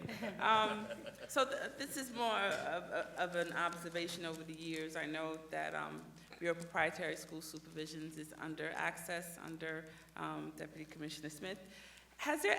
It used to be under higher ed, and the reason why I'm bringing this up is because I know that when it comes to that sector, there's a lot of misinformation. There's a lot of lumping proprietary schools, non-degree granting, into the degree granting proprietary school sector. And how would we discuss or have an opportunity to discuss putting that back under higher ed? Just because a lot of the legislators don't really know about that sector until there's a problem. Not you, Chair Glick. But a lot of us don't, no, I do. A lot of members don't always know about that sector till there's a problem, and it is post-secondary. We're talking about adults, those who are maybe have received a task instead of the GED, and those who are looking to change careers. The information they provide, the amount of jobs that stay in New York State because people have further education. That's something that used to be under higher ed, and I would really like to talk about how do we get it back under higher ed. I see Dr. Owen is here too, so I understand, that this is a particular area of interest, and it's not under, and we don't get to really scrutinize that sector and talk about it as colleagues about what those schools are doing and how they're educating our residents here in New York State. I think you're right. We do receive a lot of different questions regarding the differences between our BPSS schools and our proprietary schools and our proprietary colleges. They're two very different things. And so traditionally, and I will defer to Kevin on this, obviously, because he may have more history than I do on this issue, but we can definitely work with you on this. But like I said, they are two very different things. They're, adult education has traditionally been seen as in our access unit, and that is something where we think of these licensed private career schools as more adult education and getting them toward careers, where the colleges and universities are somewhat in a separate world under higher education. And that's how they've been treated. But this is something we can definitely explore with you moving forward, but I would defer. I also bring it up because you talk about, one of the things she says about alternative pathways.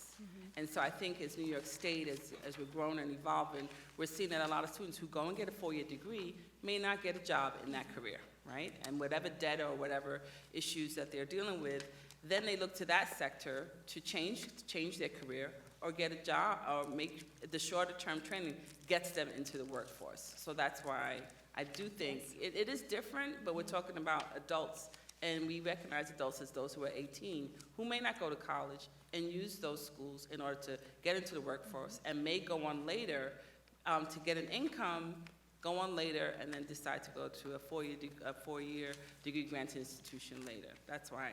You're bringing up a very good point. I mean, and this is something that we can definitely talk about later. And I don't know if Kevin has any additional thoughts on this. Well, only to say, I know you're not suggesting that you want to move it to higher ed because I'm doing a bad job with it. No, Thank not you, at all.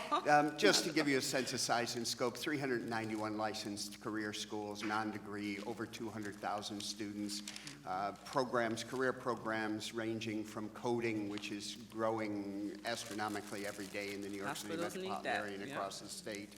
A full range of allied health programs, dog grooming, cosmetology, you name it, we do it in the proprietary school sector. It is an important post-secondary destination. I wish all of our school counselors would recognize the opportunity to send and advise students to attend those programs. Mm-hmm. Thank you. Thank you. We go to Assemblywoman Glick to close. Just to go back to the potential or existing teacher shortage,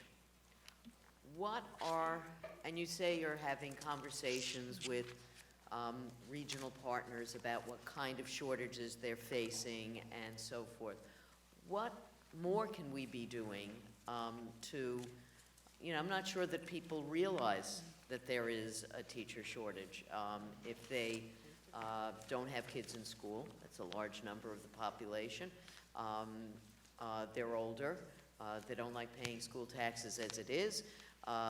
So can't we get by with fewer teachers and so forth? So what exactly could or should we be doing to address this issue, and why do you think we have a teacher shortage? What are the issues that prevent people from pursuing teaching? I think that's a very loaded question, and one in which I will answer in several different ways. First, I'll say, I think the teaching profession over the last few years, unfortunately, it doesn't have the reputation that it did once have, and I think that's the first thing that needs to change. I think the way strategically across the state, the way that everyone, including parents, other teachers and administrators in school buildings, it's all in how we think of the profession and treat those teachers, and the way that the respect that they feel in the classrooms, and how we're raising our kids to say going into the teaching profession is a wonderful thing. You can help other children or students. I think it's the way we talk about the teaching profession and the teaching profession in general, and the mindset of people in the education field. So I think first, we need to change the way the profession is viewed in public. Secondly, I think that we need to, State Ed is taking a look at our regulatory requirements on our certification pathways to see if there's ways in which we can, provide more flexibility, additional pathways for teachers to get certified and licensed in the classroom. I think other ways is our fee voucher program, where we're asking for $1.2 million and getting certification fee waivers so that people, the disadvantaged students might be able to take those exams without paying for them, because we've heard that the fees are a barrier. Another issue is, I think we're looking at our higher education institutions, and we're talking to them regularly, and John and I are having conversations about really looking at the regional needs and trying to ensure that you're opening teacher ed programs where there's an actual need, rather than having an oversupply of early childhood programs. Looking at, if your regionally need is special ed, open a special ed program, open a bilingual program. We're really trying to, have people and programs think about ways to, in talking about data sharing. John and I have been discussing ways in which we can try to share data with various regional partners to say, this is where the needs in your region are. Take a look at these needs and try to design programs that meet those needs. And really taking a look at, we're looking holistically at this. Literally, how the teaching profession is viewed, our certification requirements, our higher education partners. We're working with our stakeholder groups to say, how can we change this dynamic? Because something has to change now. We're in severe shortages across the state in areas where there shouldn't be. I mean, special ed and bilingual, we need certified teachers who are qualified in those areas to be serving those vulnerable populations of students. And this is something that we're very concerned with and that we are addressing immediately and taking steps to address immediately. Just one area that came to mind was some friends who are, I'm of a certain age, and so some people actually have the great wisdom to semi-retire or actually retire, who have been college professors, but they don't have a certification. They've taught in college, but they haven't taught and gotten a master's in ed, and they may be in some communities that are short of teachers, and they're not at age 63 or 66 going back to get a master's in education so that they can then apply to teach in a school in a community that they're living in. I don't know that it's a huge number of people, but I think that there are a lot of folks who want to give back. And I think that the one pathway you're just describing is our transitional G pathway, which is a certification pathway that we offer for faculty of higher education institutions to try to lessen the teacher certification requirements for those folks so that they can get into the classroom. Because that's something especially in STEM areas, as we have it in the science, technology, engineering, and math areas, and I think we've expanded that as well. So that's something that we currently have a pathway for, and if you want to refer us the names of those individuals, we'd be happy to help them. Yeah, maybe just learning a little bit more about that. Yes. Because I think there is a cohort of people who might be available in some of these areas that, they've left the city, and they're, And I think you're right, Chair Glick, and we're trying to really think out of the box, like what other types of people would have the education and experience, maybe in a non-traditional pathway, but still be qualified to, to serve those students. So that is something we're thinking through multiple, every way we can into which, non-alternative pathways. Thanks so much. Thank you. I believe that's all the questions we have. Thank you for being here. Thank you. Thank you. With us. today. Next, we'll be hearing from New York State Higher Education Services Corporation. There he is, Dr. Guillermo Linares, President.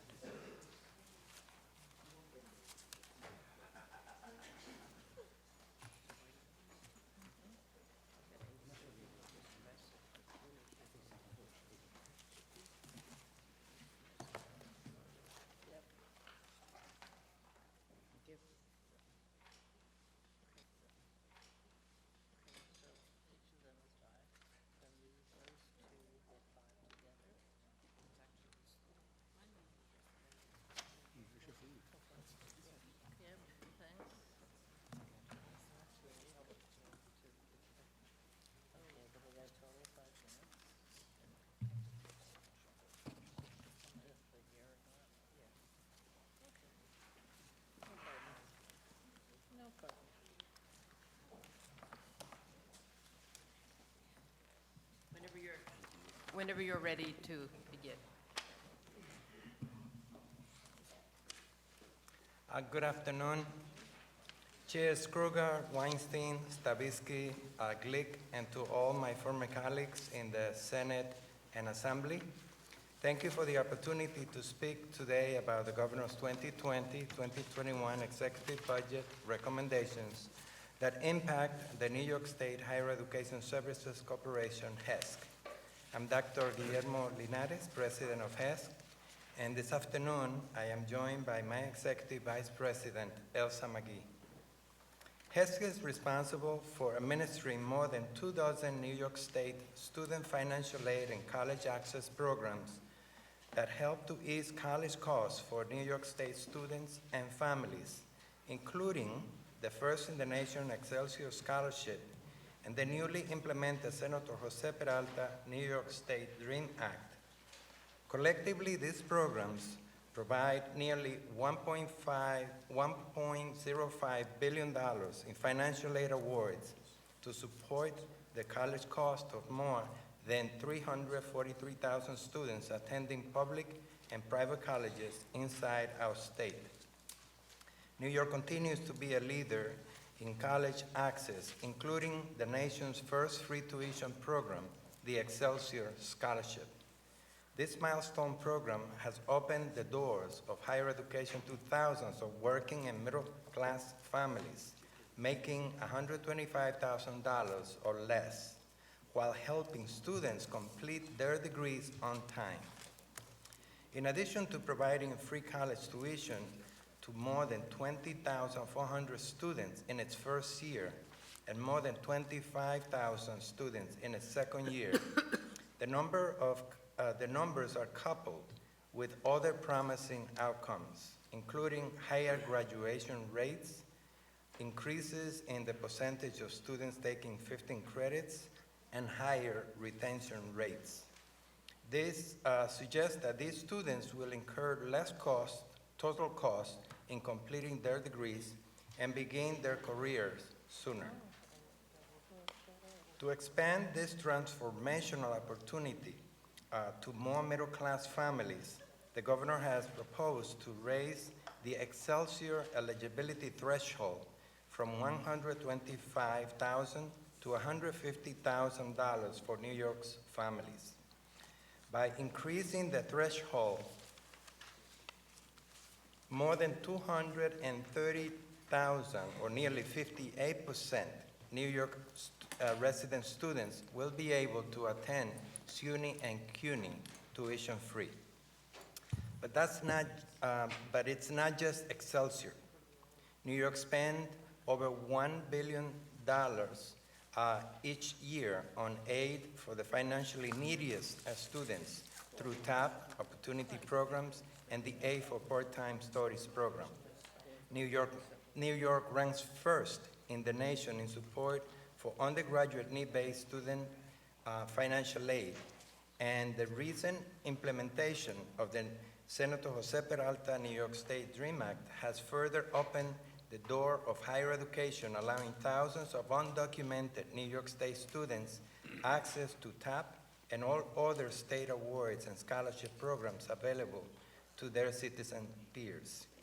To date, nearly 75% of the review applications have been determined eligible to receive TAP, Excelsior, ETA, and other New York State financial aid awards.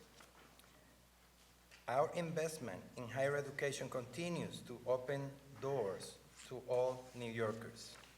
In closing, Governor Cuomo is a leading voice in protecting access to higher education for everyone.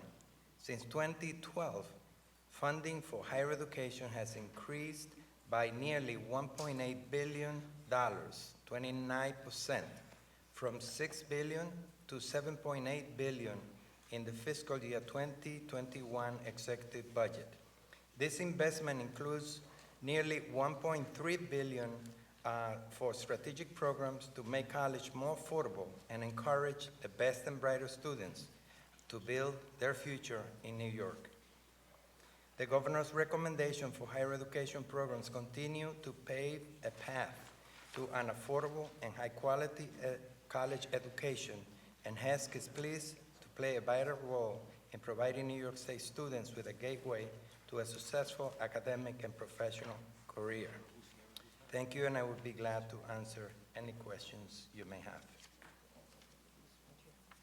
We go to Assemblywoman Glick. Thank you very much. It's good to see you, Same here. both of you. How many students, I think you said that there are 45,000 students who have gotten into Excelsior. In your testimony, in addition to providing tuition to more than 20,000 students in the first year and more than 25 students in its second year, did that not refer to Excelsior? The question, your last question? It's In your 25. testimony, It's, the second year is 25,000 students. and first year was 20, and then it was 25, so is This- that, Those are the first 2 years. right? We're in the third year. Out of those 45,000, how many students fell out of the program? We don't have that information at this point. It's a cumulative 25,000 are currently receiving between year one and year two. Some have graduated who received awards in year one, and then we have new Could you just pull that a little bit closer, Elsie? You're such a soft-spoken person. So the net number is 25,000 for the current year and growing for 2019-20. Do we know how many students each year fall out of TAP eligibility because they haven't maintained their prescribed program of study?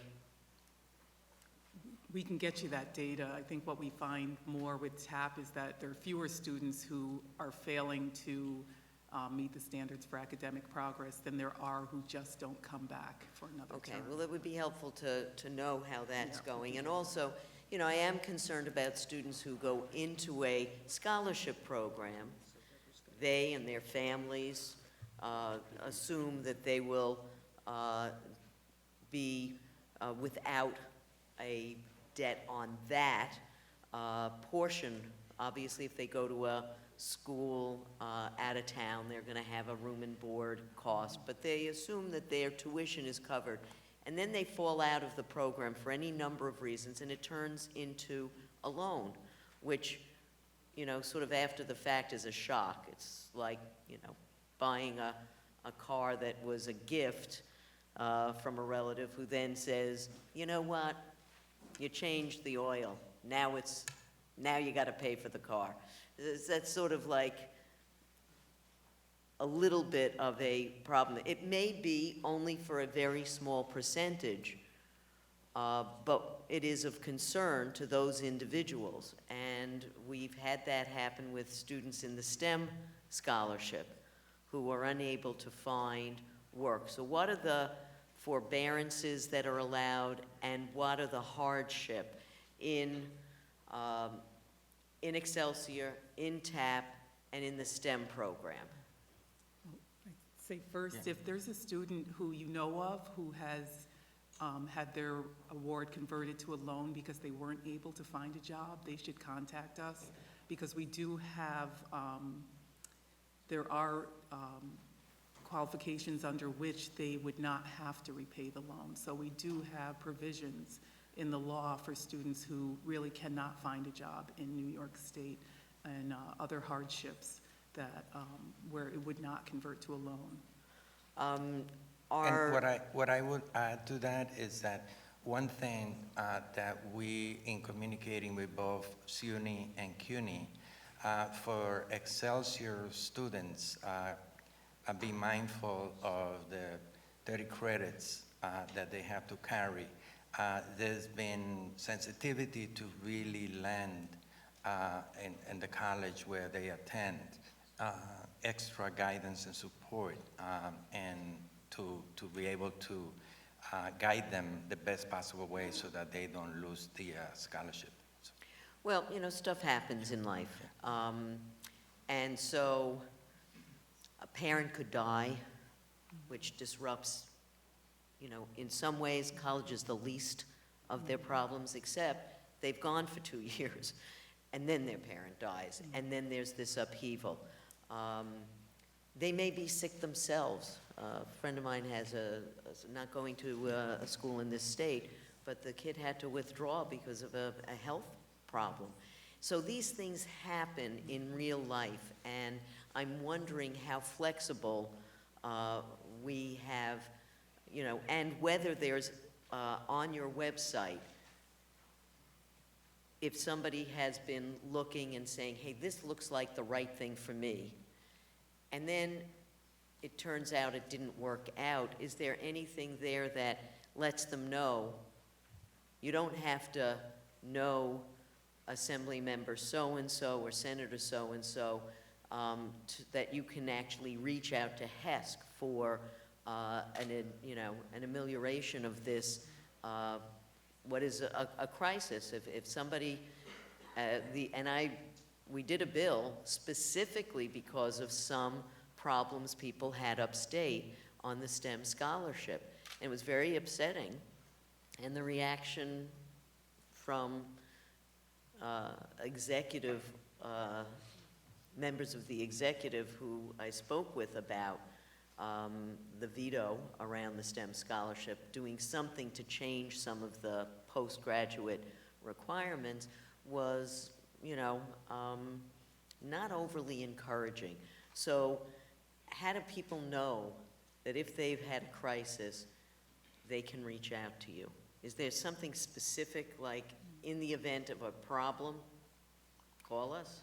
Well, what we do each year for anyone who's receiving a scholarship that has a, you know, postgraduate service requirement, we reach out to the students every year to see if they're still in the right program, et cetera. But if they're not, when they respond back to us, that's the time that we really try to identify the reason for that and if they're really eligible for one of these hardship exemptions or not. So we do have annual contact with these students to make sure they did attend for the year in the program, met those requirements, and if they're going to continue further, or if there's a reason why they were not able to remain in the program. If it is medical hardship for a student, or death of a parent, disability of a parent, disability of the student, those are all already exemptions that we take into account. And we look at case-by-case basis. Obviously, we maintain very close relationship and communication with the colleges where the students attend. And, you know, extenuating circumstances may be health-related. They may be something unexpected but grave that may have impacted the student and the family. So it's on a case-by-case basis, but there are triggers. Because if you're receiving an Excelsior scholarship, obviously you don't want to lose it, and if something comes on the way, then you want to negotiate with your college and also with us. And we are very sensitive when those circumstances come. But again, it's a case-by-case situation. But there are, perhaps you can get us some information if in fact there have been scholarships that have turned into loans. I'm not sure how much of an issue it is, but they contacted their assembly member, who then contacted me.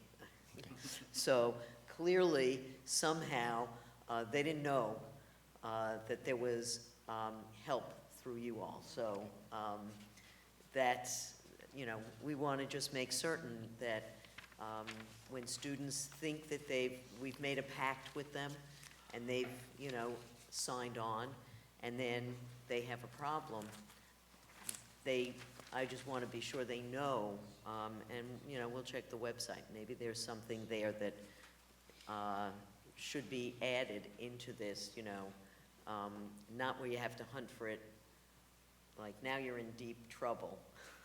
Yeah. Now you can call us, but something a little bit more closer up to where they're signing up for this, but should there be a crisis, you can contact us. I mean, that would, I think, would be helpful. Thanks very much. Thank you. Senator Toby Stavisky. Thank you. Good to see you again, Dr. Linares, Ms. McGee.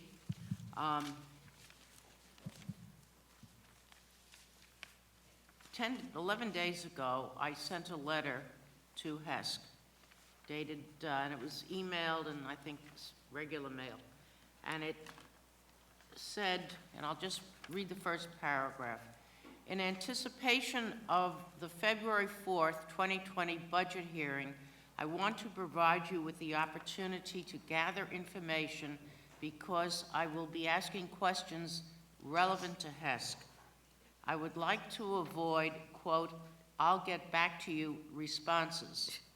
If it's easier, substitute the calendar year instead of the academic or fiscal year.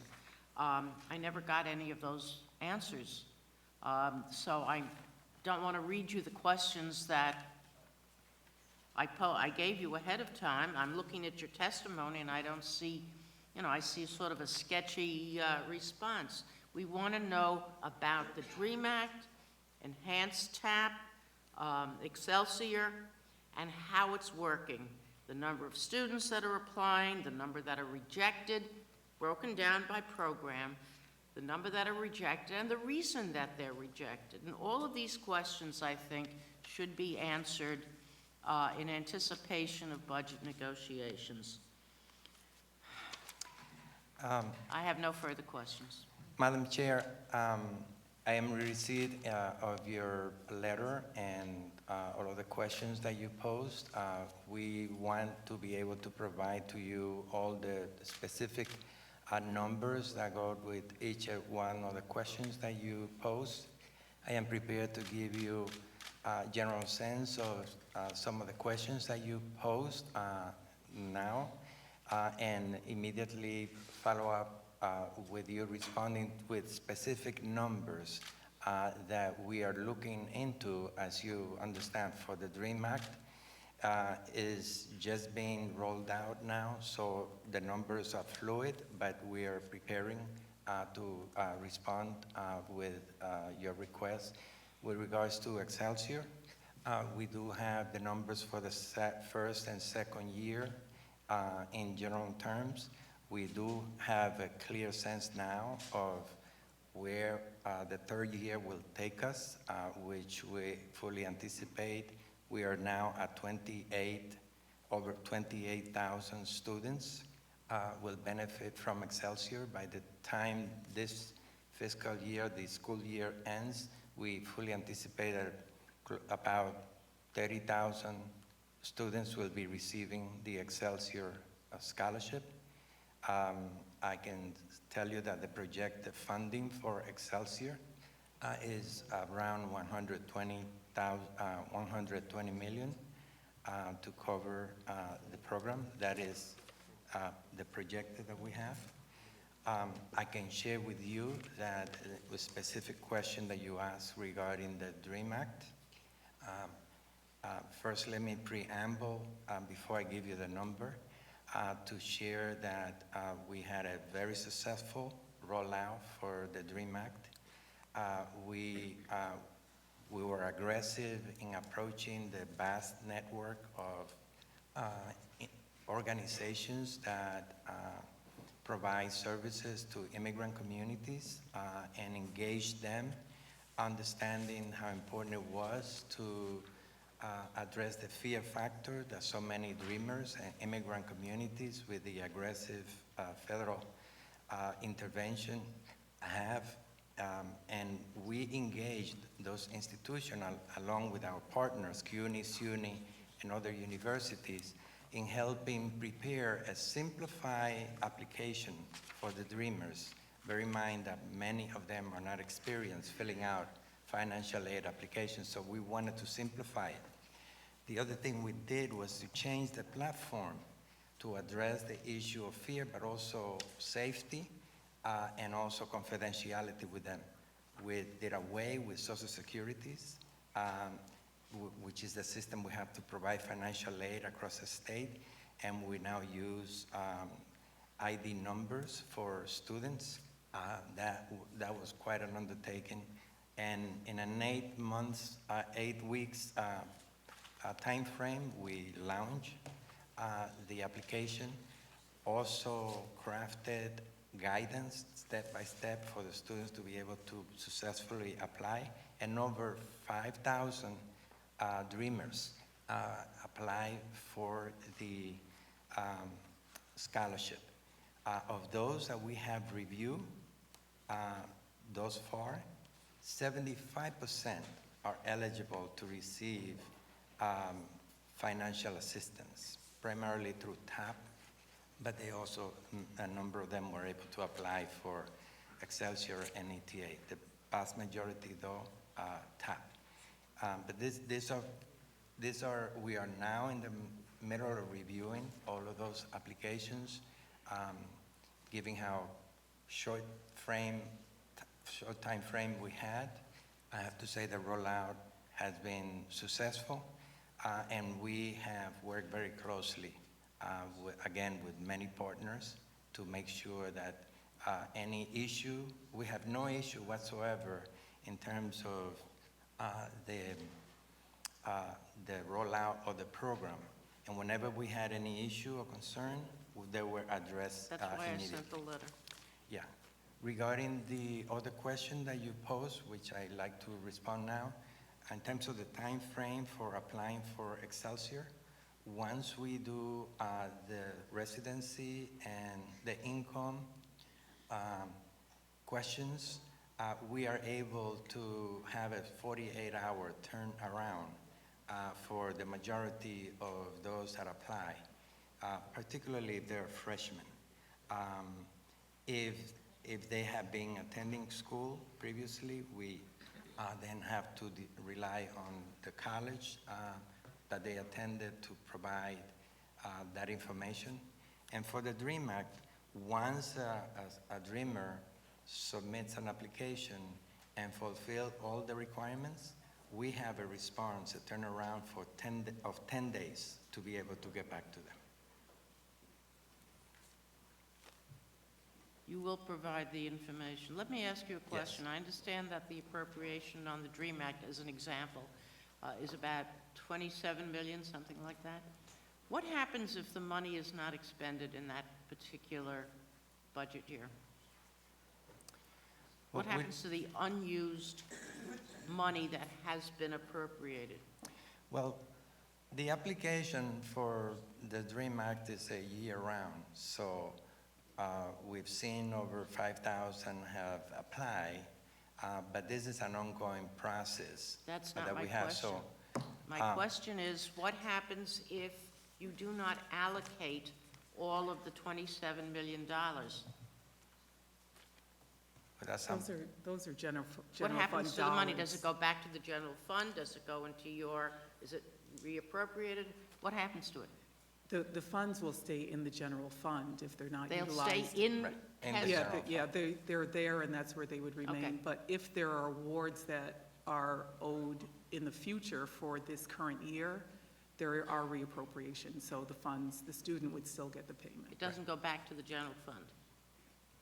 It's in the general fund, it's never come to us, it's paid out of the general fund in all instances, so it would sit there. Through the colleges where the Dreamers attend. Thank you. Thank you. Assembly. Mr. Epstein.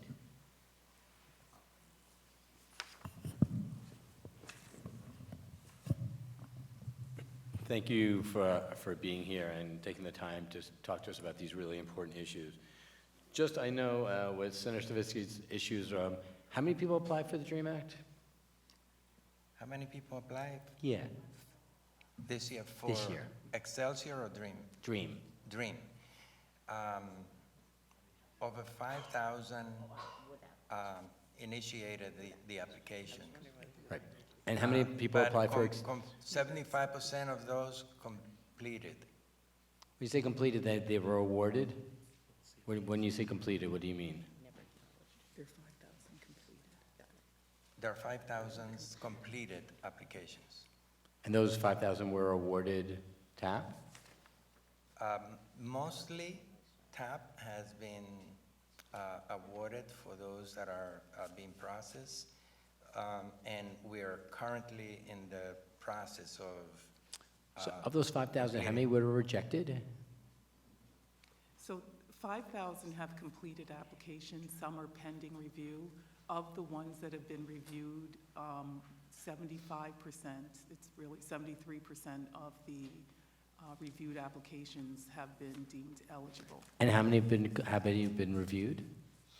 We've had about 4,000 of the 5,000, I think, have been reviewed. So we have about 2,200 students who have already been deemed eligible. So out of 5,000, 21 or 2,200 have been deemed eligible? Yeah, and some of those, we have about 1,000 that really have not been reviewed yet, so they could also be eligible, and Thank you. students are continuing to apply as well. Thank you. And how many people applied for Excelsior? About 52 this year. This year. About over 52,000 have applied.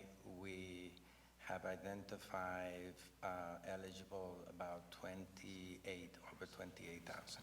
Thank you. Have you thought about, we've heard a lot around TAP being an insufficient level at this point with tuition over $7,000. Would you advocate increasing the TAP reward for students? Well, as you know, TAP is the bulk of the funding that we provide across the state, nearly $1 billion.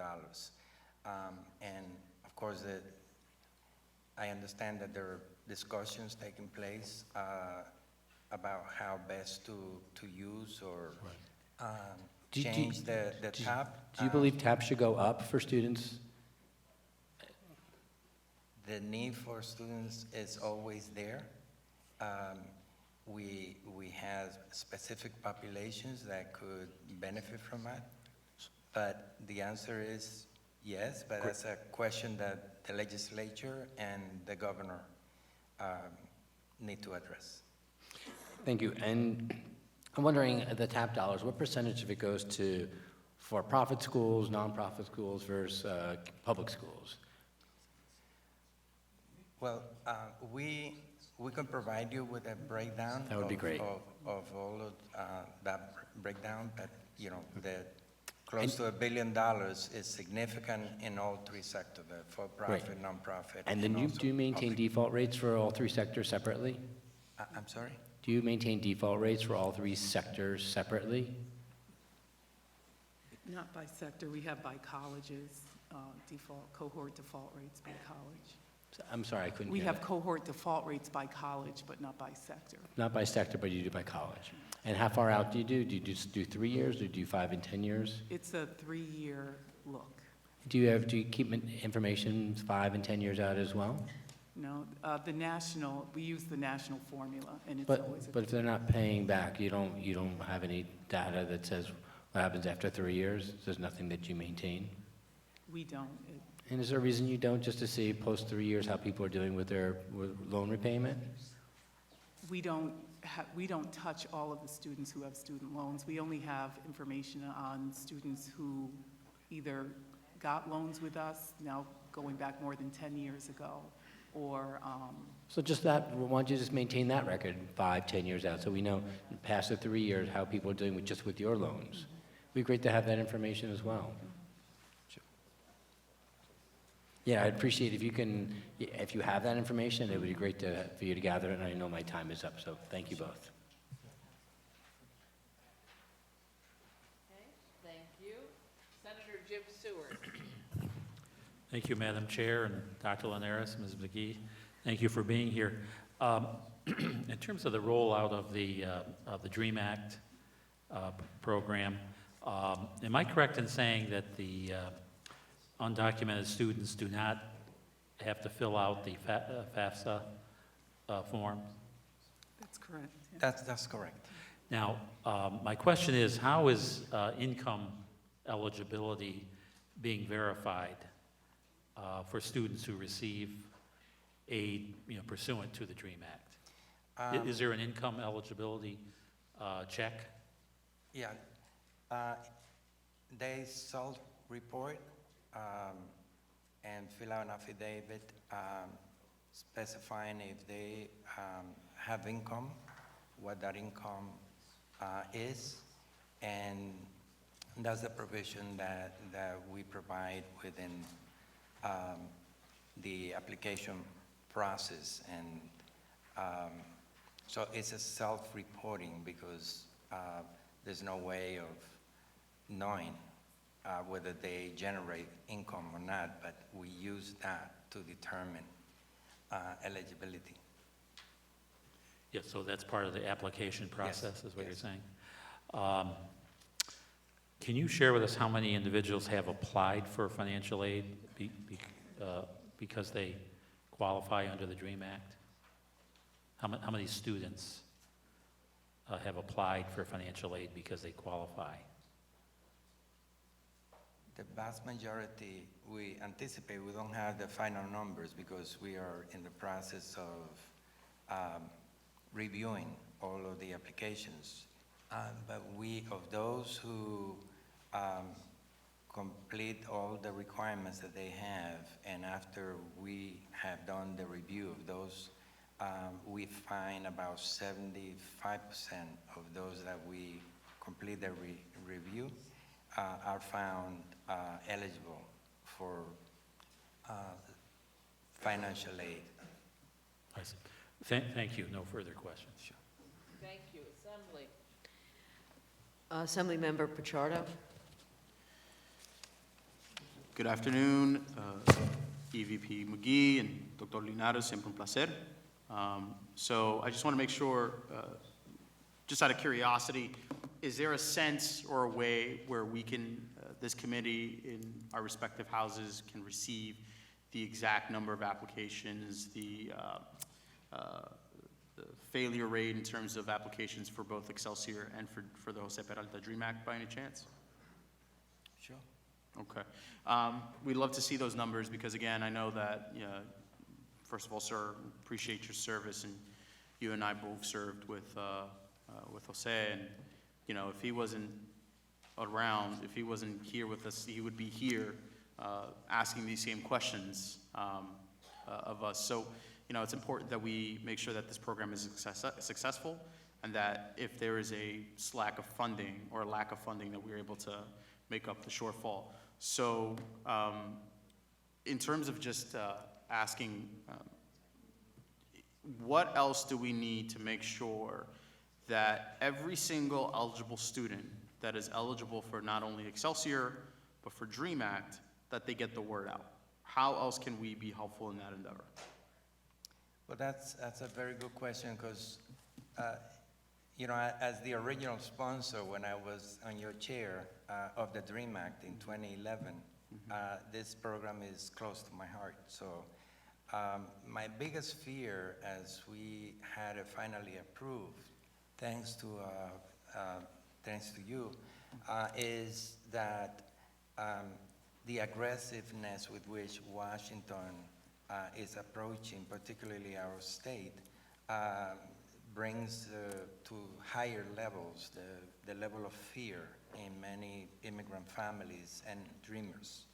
So that's why we were so aggressive, engaging trusted institutions across the state, knowing that a large portion of undocumented families and students find themselves in the 5 borough and also Long Island, Southern Westchester, but they're also present in other parts of the state.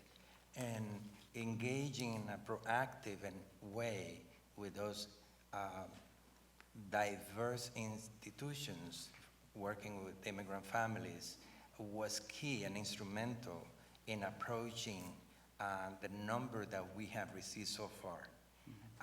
We have to continue to spread the word, and this is now a renewed effort that we're undertaking using all media that is accessible, TV, but by and large, the ethnic media and also the community-based organizations across the state, because the only way to address the fear factor is really to have the word of mouth, but also trusted individuals and institutions.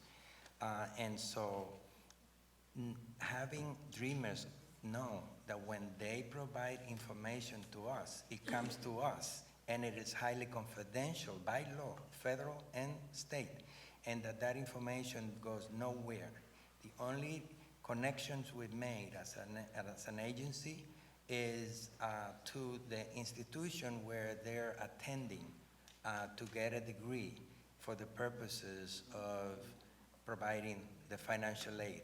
And that alone goes a long way in them not being hesitant and concerned about applying when they're undocumented under these circumstances. So we are engaged in a campaign and using all those that can help us make sure that every dreamer that's eligible to attend one of our universities has that opportunity without fear. Well, thank you. And again, I want to reiterate my point to you, Dr. Linares, that we would love to, if we can share those numbers with the committee, just obviously the raw total is not, confidential information, just to see how we can continue to support DREAM specifically and making sure that it's a successful program. And thank you for your time and your service. Thank you. To the Senate, Robert Jackson. Thank you, Madam Chair. Dr. Guillermo Linares, let me thank you for your leadership. Obviously, you and I go back a long way. Community school boards fighting for the children in District 6. I remember loud and clear when parents were allowed to vote even if they were non-citizens, and we, along with other community leaders, registered 10,000 parent voters to vote in school board elections. In 3 months. Yeah, 3 months. And so you've been a fighter, and I think you're in a great position to help students to access higher education. I think you may have been here earlier when I asked about looking at the budget as far as the decrease in the Higher Education Corporation's funding. Your budget has been decreased, my understanding, yes or no? I'm not aware that that's the case. In fact, what my understanding is that there is an increase in terms of the funding for the programs that we administer. And in terms of our operation as an agency, we're whole. You're whole? Yes. Okay, because I think it's so important that students have the opportunity to go into higher education. Obviously, they indicate this is the Empire State. Someone said to me, we need this to be the progressive state that Governor Cuomo says he's progressive, so let's call this progressive state and make sure that our children receive a progressive education and not the opportunity for sound basic education, which is not being funded, which has been challenged in the courts, and we won. So obviously that's important for me, and you know that. But with respect to your subject area, and I'm sorry I walked in late, I was in conference dealing with the presentation on education. Can you tell me what effect, if any, to the best of your knowledge, what effect does it have on children, students going into higher education, if in fact they do not receive a good education? What effect does it have on them entering college and life beyond? Well, the governor usually says that a college degree today is what 50 years ago a high school diploma was. And never in the history of our country had there been such an urgent need in getting a 2 or a 4-year degree and beyond for the workforce demands that we have. And earlier we had both the CUNY and SUNY chancellors speaking to that. 65% of the jobs that are most promising in terms of income and when you hit the workforce require, 65% require a college degree. And so we cannot afford when we have a student enter the doors to not to get to the finish line. So that's why one of the things that we're doing now in a very aggressive way is to engage K to 12, but I say K to 12 purposely because it's not engaging only the guidance counselors in the high school level. If by 5th or 6th grade, there have not been engagement with our young people about planning and expecting to attend college, it's too late.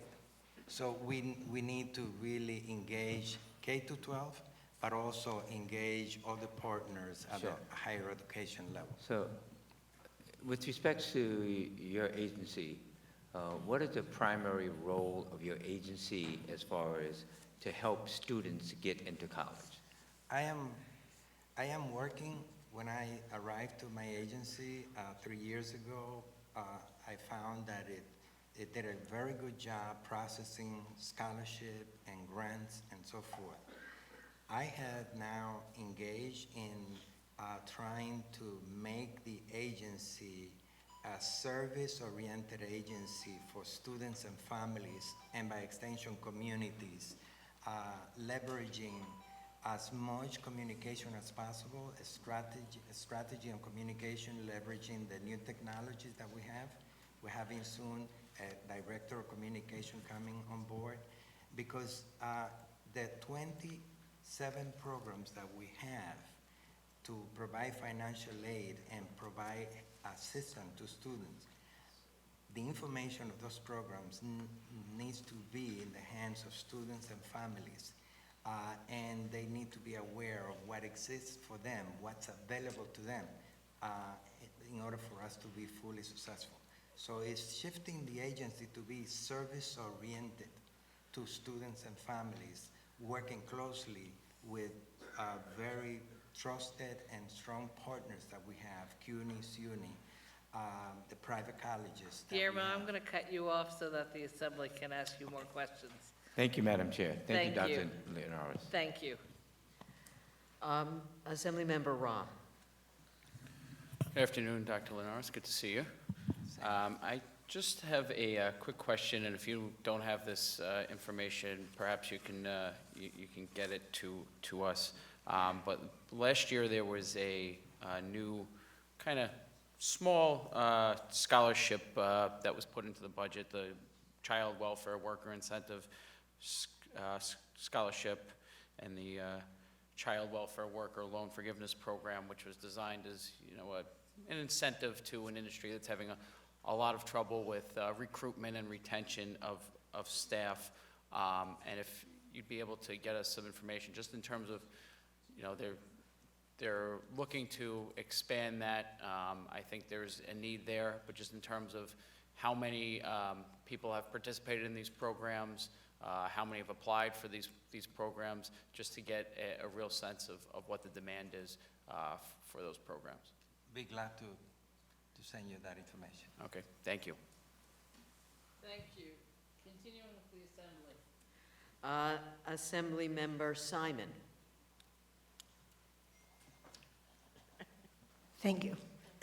Excuse me. Good afternoon.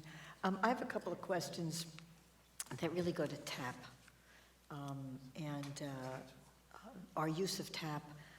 Obviously, there's the TAP gap that we've been talking about, but I'm also concerned about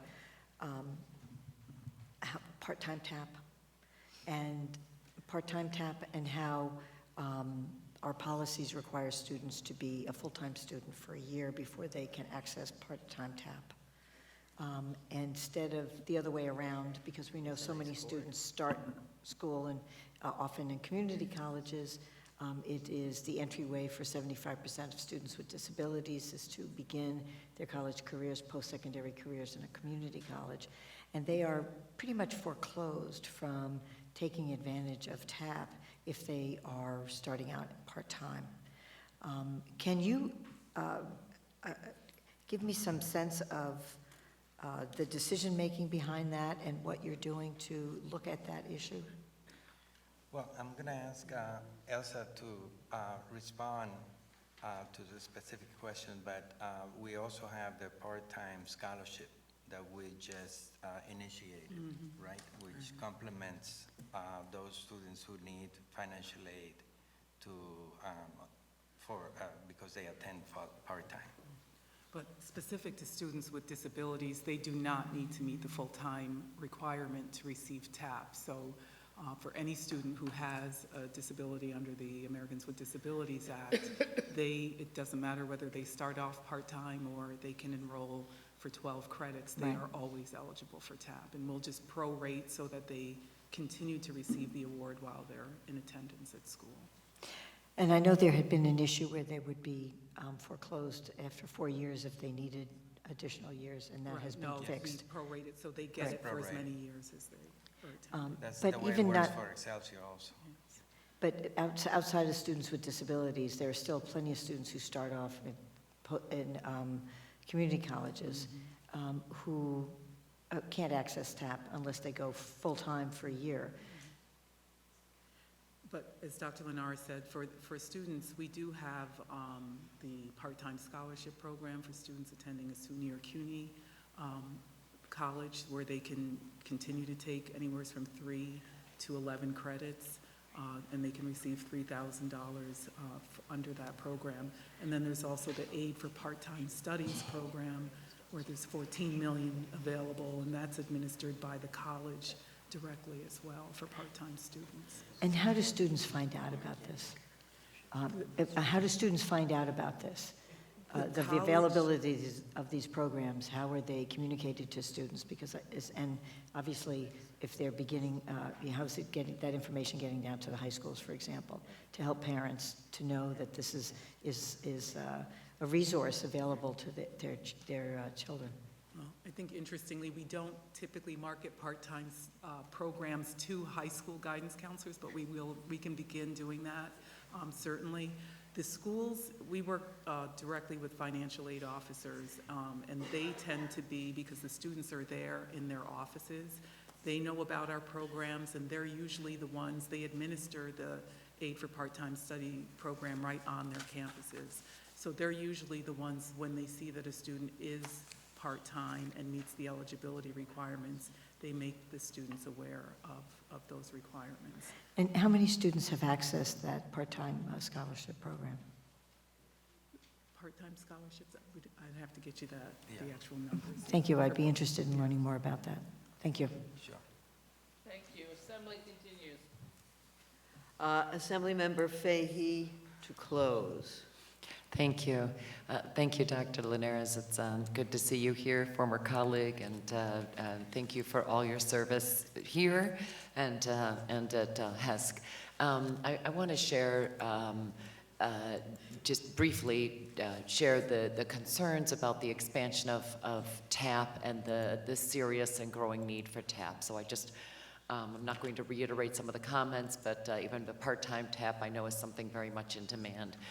So thank you for all you can do to try to address that, as well as the demand across the board for the financial aid.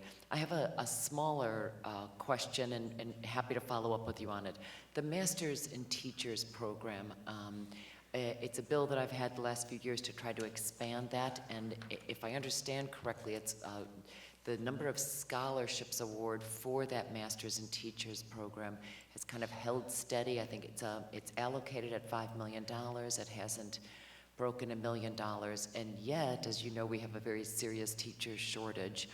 And I think it could be quite instrumental in helping teachers. We've also added that not just public universities could access that, but private nonprofits could as well. Do you happen to know where, it seems to be consistently around that 60 range, do you know where, is it just that certain universities are marketing it better, or is there something that we can do to increase those numbers, given that we haven't even broken the $1 million, yet we know there's a need for those master's degrees? Yeah, I think we have not really focused so far, but as Dr. Linares said, we are getting a new communications director in, and this is one of the programs where we really do want to work with SUNY and CUNY at their colleges that are educating our teachers to make sure that the students do know about it, because we do know that we can award 500 each year, and we're not at that mark yet. Yes, that's right, up to 500, and I think it's allocated at 5 million, yet we're in and around the 60 range. Again, I had the bill to try to expand that to make sure that we are using those monies, given the critical shortages.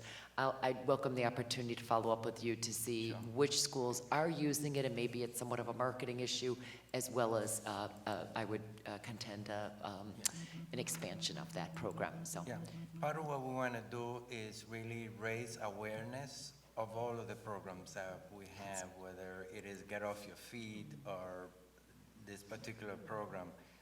Just to raise awareness about them, that they are there to take advantage of, and this is a big priority. thank you, thank you. Thank you, Chair. Thank you. Thank you very much for your testimony here today. Thank you. You are now free. Thank you. Next up. Does that mean us too? No, we're not free, just those people are free. Don't get ahead of yourself, Senator Stavisky. Andrew Pallotta for NYSED President, along with Frederick Cowell, President United University Professions, and Barbara Bowen, President Professional Staff Congress. And there might be a few more.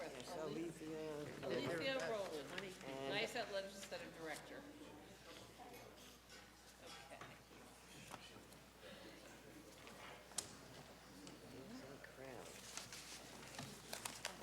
Thank you. Thank you.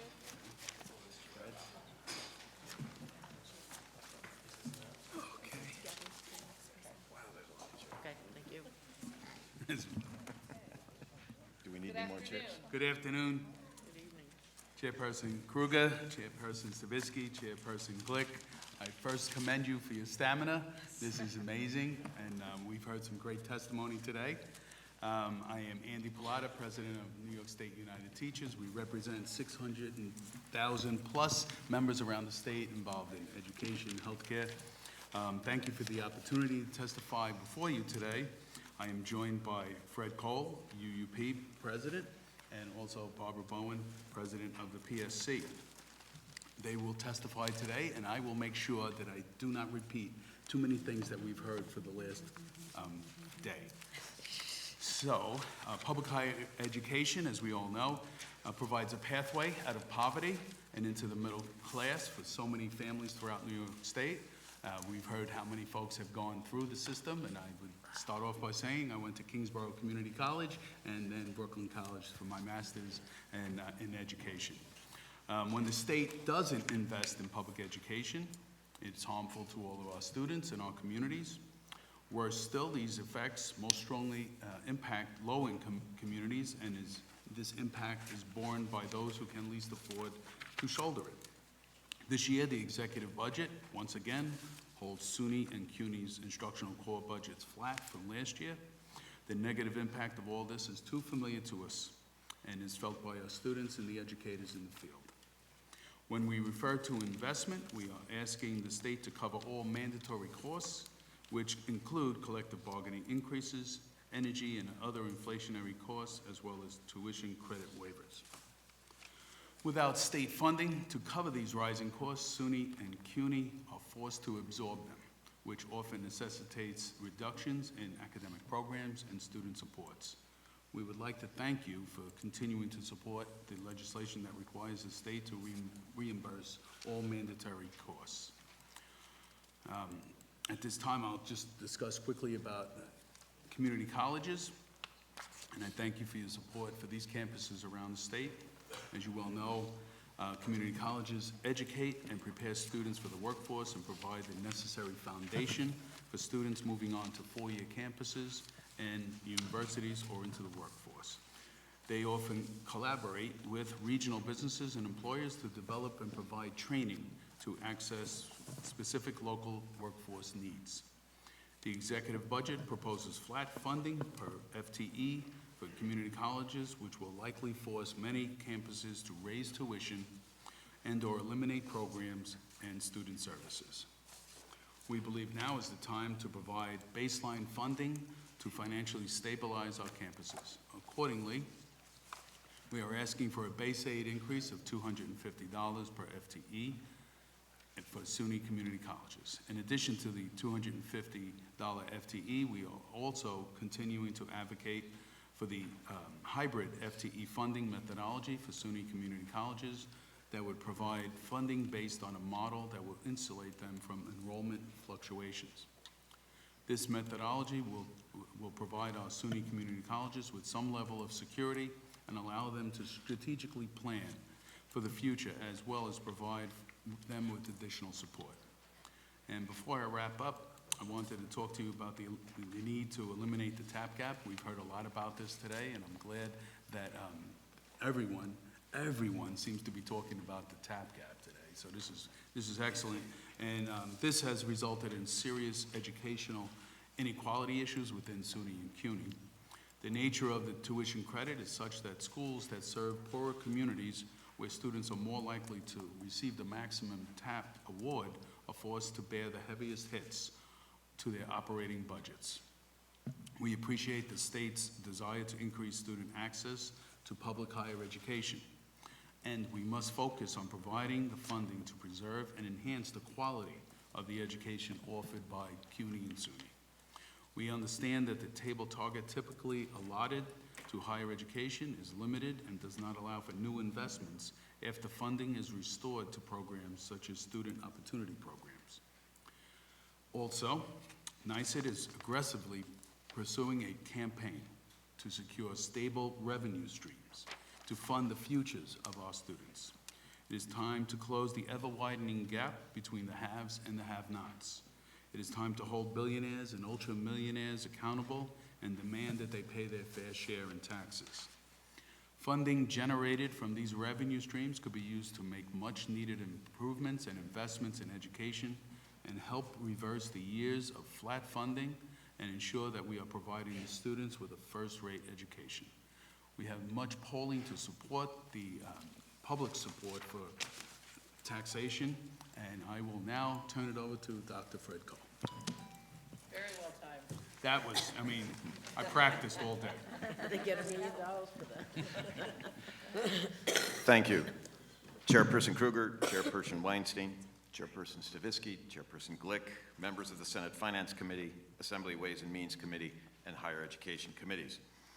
I would like to thank you for the opportunity for United University Professions to testify on the 2021 executive budget for higher education. My name is Dr. Fred Kowal, and I'm the president of UUP. And I do have the distinct honor and privilege of representing more than 37,000 academic and professional faculty and staff doing their work across New York State at SUNY. With regard to the executive budget proposal, quite simply, the governor's proposed budget fails to provide the necessary funding for SUNY. The spending plan is essentially flat, which will only make things worse for our cash-tight campuses. A 3% increase for public higher education is earmarked for the cost of state fringe benefits, an increase in bonded capital costs, and a planned expansion of the Excelsior Scholarship Program. We heard a great deal this morning from the Chancellor, Chancellor Johnson, concerning the need for philanthropy. Sorry, I should have known how to pronounce it. I heard it so often. As a state, we must never become dependent on private sources of money to accomplish the important public mission of our state universities. This has never been more evident than in a newly proposed 2-to-1 capital construction matching program, a SUNY budget request proposal that was then incorporated in the governor's proposal. This proposal will divide SUNY campuses into groups of haves and have-nots. Campuses that can afford to access the matching funds and campuses that can't. This will create a vicious cycle. Campuses with private dollars will utilize the match and build impressive new buildings, hopefully attracting new students. Those that can't raise the funds will continue to deteriorate and see their enrollments decline. A system will result that will become more and more tuition dependent, and these campuses will fall further and further behind. We are not a quasi-public higher education system. We are the State University of New York, a public higher education system. The time has come to remind and continue to remind the Chancellor and the Governor that these are their campuses, their hospitals. But at the same time, this is the people's SUNY. We are a system, not a collection of franchisees. We have heard a great deal, specifically in terms of funding, about the TAP gap. The TAP gap, in fact, is a major burden for our campuses. Allow me to share with you a couple of specific cases as to how the TAP gap has impacted, for instance, the campus at Plattsburgh, which is suffering right now under a $3 million deficit. The TAP gap there in the last year was slightly over $2 million. If it is addressed, that would diminish deeply the gap that campus faces. My home campus of Cobleskill has a $2 million deficit. Its TAP gap is approximately $1 million. Again, a long way to solving the budget problems facing our campuses could be achieved by addressing the TAP gap. I would be remiss if I did not share with you the serious situation facing the SUNY hospitals. Once again, the governor has chosen to propose a budget that includes no money in what is referred to as the SUNY subsidy. We need to recall that when a patient comes to a SUNY hospital or an academic medical center, regardless of that individual's ability to pay, the color of that person's skin, the country of that person's origin, the level of that person's education, all will receive the best care possible anywhere. However, when we look at what has happened over the last couple of years, in terms of the subsidy, there have been direct impacts on patient care in the hospitals. Just this past week, today, as a matter of fact, I received word from our chapter president at Upstate Medical University that in one of the trauma care centers, there was a leak in the ceiling, which was taken care of by the use of a trash bag and a trash barrel to catch the water. There is such a demand for the trauma and emergency room services at Upstate that patients are being kept in physical therapy, gymnasiums, and in the hallways. This is totally unsafe, while at the same time undermining, for instance, HIPAA requirements that these institutions must follow. The hospitals need the subsidy. We need to support them. It is part of the central core mission of SUNY. And that mission calls on all of us to be committed to building a better future for our students and our state. Thank you very much. Thank you. knocking it out of the park on the timing. Professors.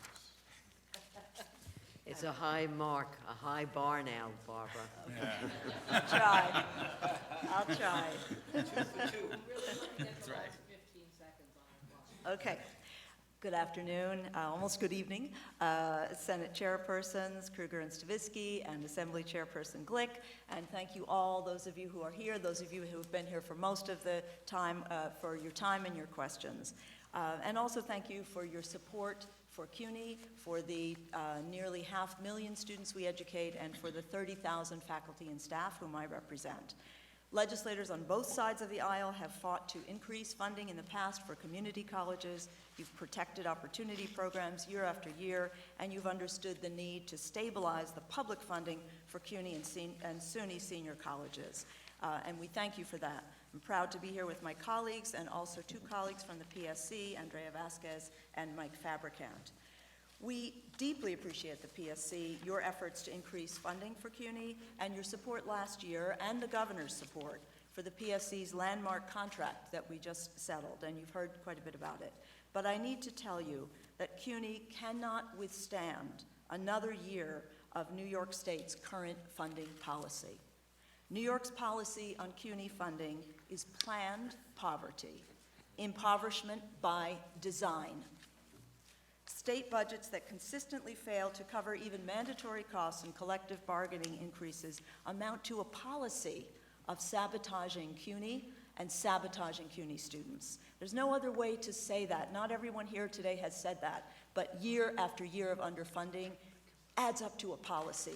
And that policy is deliberate underfunding for the students we teach and the students we love. So to make up for missing state funding, CUNY either cuts resources or increases tuition, or both.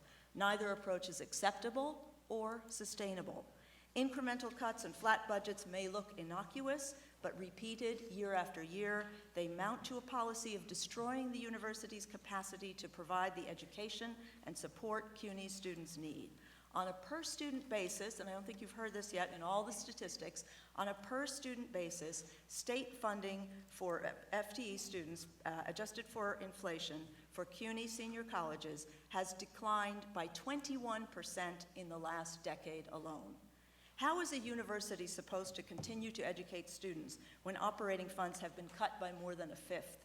If 1 in 5 students cannot get into a class needed for graduation, if college libraries have to close 1 day in 5, if 1 in 5 full-time faculty positions is cut, if every advisor is responsible for hundreds more students, if buildings are dilapidated, roofs leak, rats and mold endanger the classroom, and students have to navigate around buckets catching rainwater as they try to make their way to class.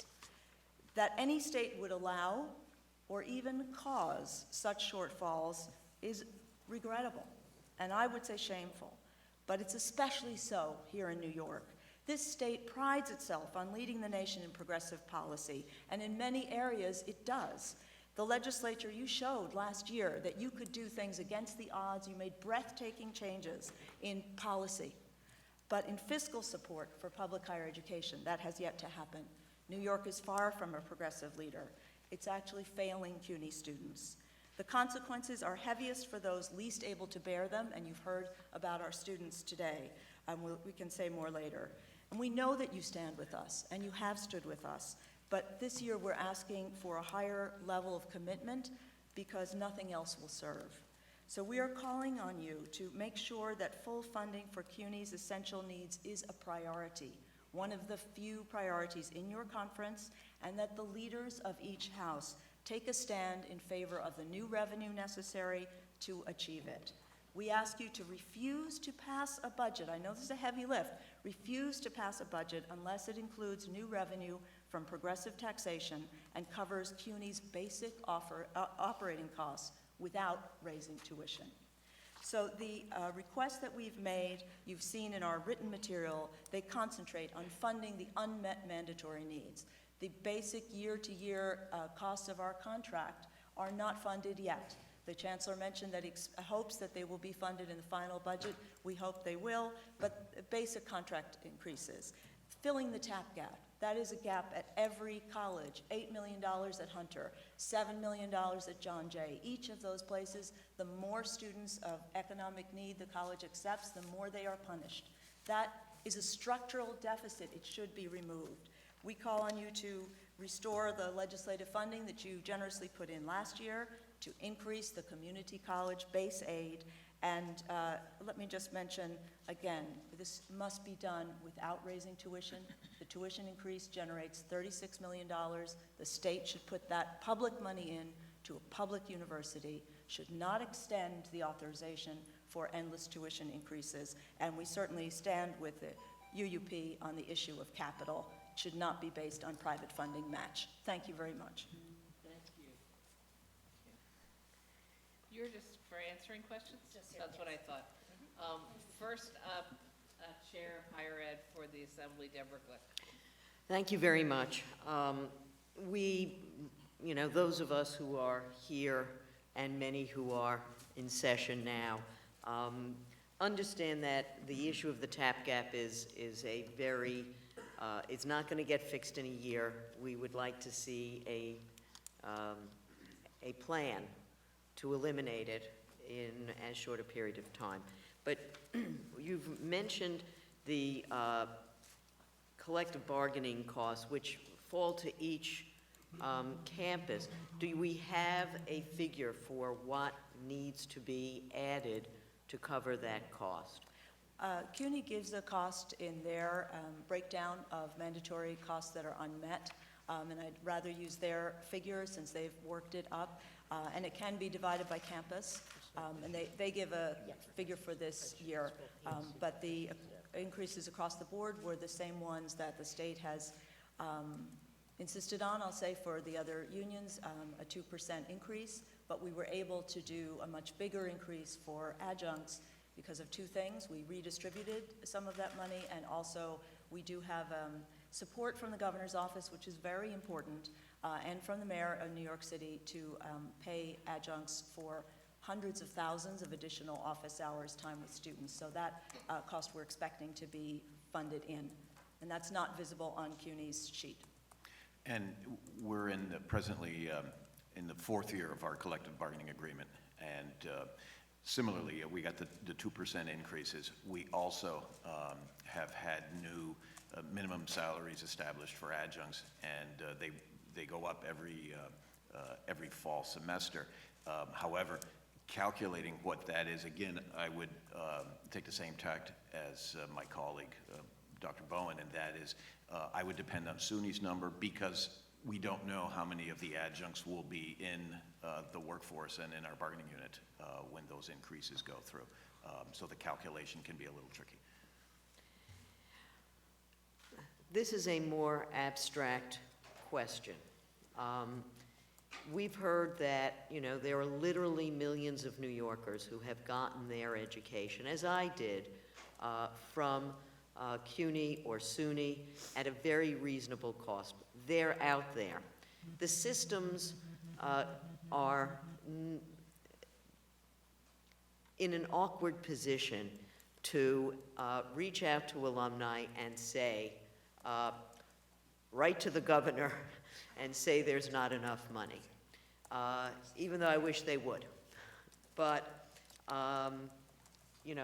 they send me a very lovely little note that, it was nice of you to go to Queens College. Can you send us a check? And it's like, I can, I will, but you're not going to get very far on it. So, but I do think that we have missed the boat on reaching out and having a concerted effort to reach out to alumni and ask them to participate, maybe through, some of your organizations, you have some folks who have come through the systems, but you're located everywhere, and there should be some thought given to how we can harness and do an outreach program together. I'm more than willing to participate in that in order to get people to speak up I don't want to hear from somebody who's a very lovely individual, who's an ophthalmologist, and I'm sure is making a very good living, coming to me personally and saying, you have to save SUNY. And I've said back, I'm glad you've gone on for, you know, all of this additional training and education, but maybe you're the one who should be pointing out to the powers that be above me that you in fact, are successful in paying your taxes at a higher rate because of this education. So I know I'm speaking to the choir, but we haven't done it. I have an idea, if I may. I would love to work together. As the union, we have access, of course, to the addresses and emails of our members, but we don't to the alumni. The colleges have not shared those addresses. If they'd be willing to share them with you in a respectful, non-badgering, collective effort to stand for CUNY, we would love to do that. We do collect alumni names when we can, and we reach out to people. 1 in 16 New Yorkers is a CUNY student right now. And then think of how that multiplies with graduates and workers. You know, every subway car you get on, there are probably 8 people who are involved with CUNY. So we would love to partner with you, and I say this quite serious, it's a brilliant idea, and perhaps there's a way with the legislature that would be respectful of people's privacy and not intrusive, that we could draw on that very wide network of people who love this university. I mean, it changes lives. There are so many people who say, CUNY made my life, CUNY saved me. They should be a strong force with us, and I would love to partner with you in an appropriate way to do that. Thank you. Thank you. Senator Toby Stavisky, Higher Ed for the Senate. Thank you. As I was sitting here at the hearing this morning at 10:01 a.m., my email came in and it said, "This is the weekend to be in Syracuse, Toby," and it tells me all the reasons, and at the bottom it says, "Make a gift." Enough said. Let me get to my questions. I didn't. I'm busy. We've been hearing a great deal about the TAP gap. Are there any structural changes in the governance of CUNY and SUNY that we should look at to avoid this, or to mitigate perhaps some of the effects of the TAP gap? I would offer a couple of different ideas on that. I think that's an important question. One of the problems at SUNY, and it has grown to be, I think, a very serious problem, is that, and I use the term franchisees, unfortunately, SUNY seems to be less and less of a system than a collection of semi-independent colleges that are left on their own. And so the cases that I highlighted, and that was just a couple in the interest of time, these campuses are out there on their own dealing with, enrollment challenges, in part because of where they're located, far upstate, and then secondly, because of the structure of the TAP program, and they take a lot of TAP students, a lot of our upstate campuses do, and they are also the ones that are suffering the most. What we find is within SUNY, instead of there being a collective effort to address the structure of the TAP program so that we get rid of the ceiling in terms of what campuses get for full TAP awardees and all TAP awardees, there is instead a situation literally where campuses, if they fall into financial difficulty, are offered the opportunity to take loans from the system.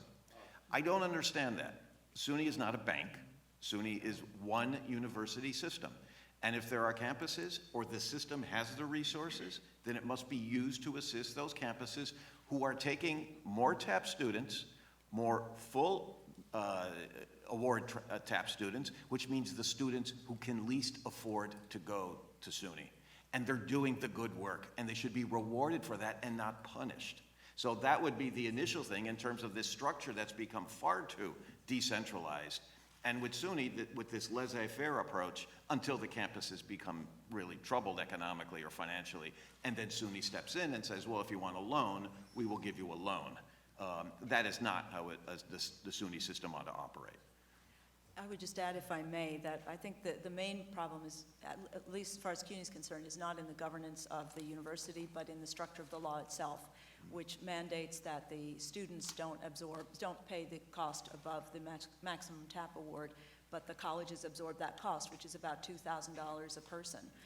And so really, it's the law that needs to change. The consequence, I'm sure, was unintended, and it's punishing the colleges for each student they take who's on a TAP or Excelsior award, and all the new DREAM Act students. So it was not the intended consequence, and I think it really needs to be changed.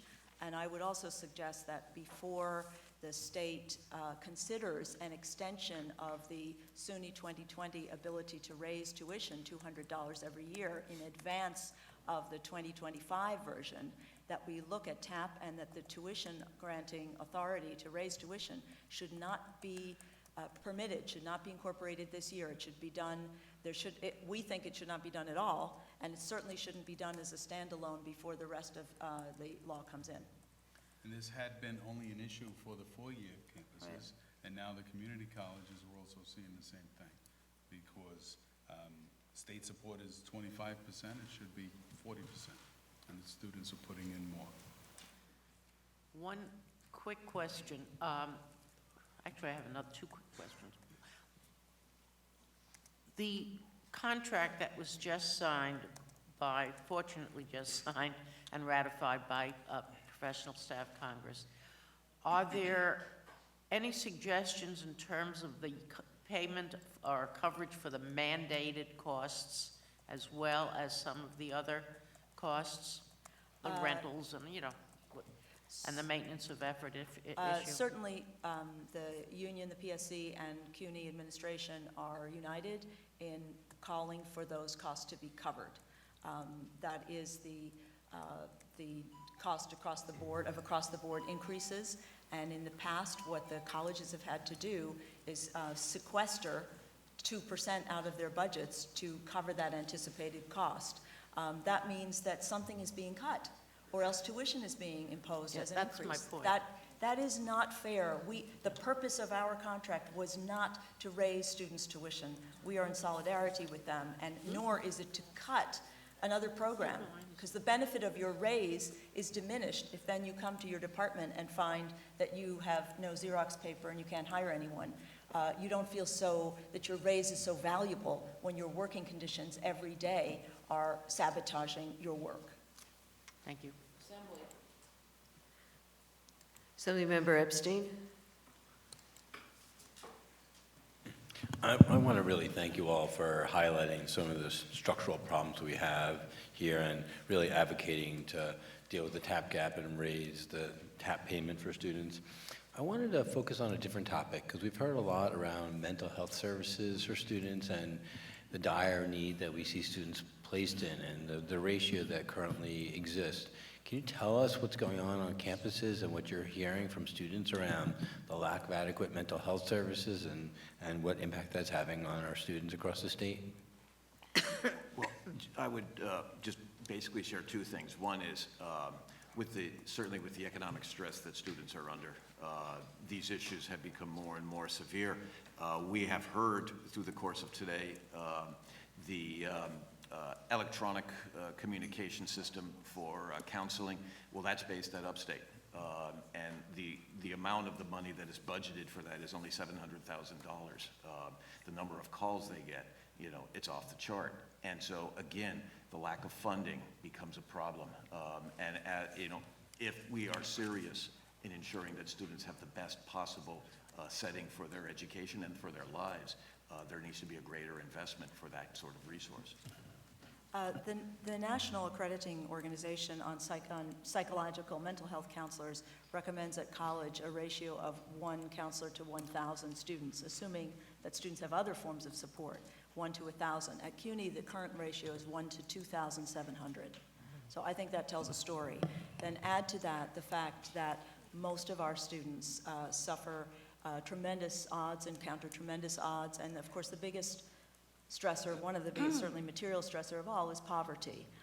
So we strongly support the premise that there should be more mental health counselors, but the union opposes the way that CUNY has proposed to address that, which is a kind of ironic imposition of a mental health and wellness fee, an additional $120 fee, that many students simply can't afford to pay.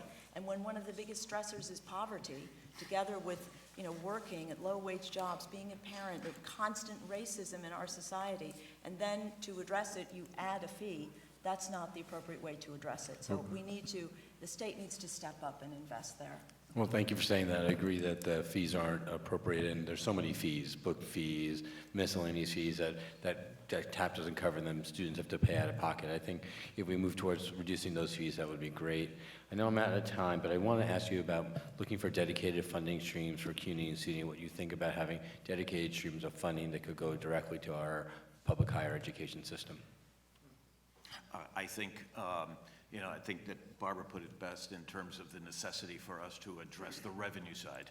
If we are committed to a public good, which is what public higher education is, then the society must invest. And right now, we have the resources to do it. It's just a matter of making sure that the instruments are put in place, and it's overtime, it's past time for this to be done. Thank you. Senator Robert Jackson, I didn't ask you in advance, but I bet I know you do have a question. I know you very well. Senator Robert Jackson. Well, thank you. So, right quick, I understand that there's been no increase in the budget this year compared to last year. So when he talks about maintenance of effort, is there enough money to run your programs and give all of the raises that educators rightfully deserve?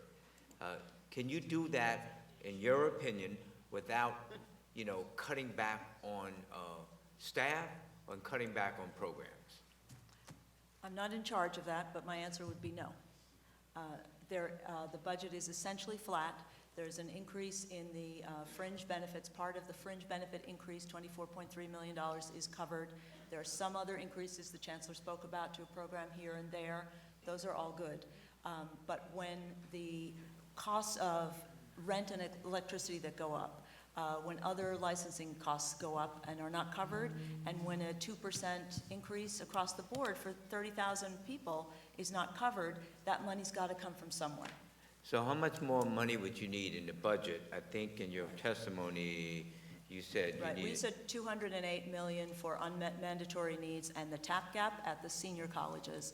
Just the unmet mandatory needs, the way the CUNY management puts them together, I think they have $126 million. So And it's that's just to meet CUNY? just CUNY, and that doesn't cover the community college base aid. This is, so for the community colleges, another $25 million.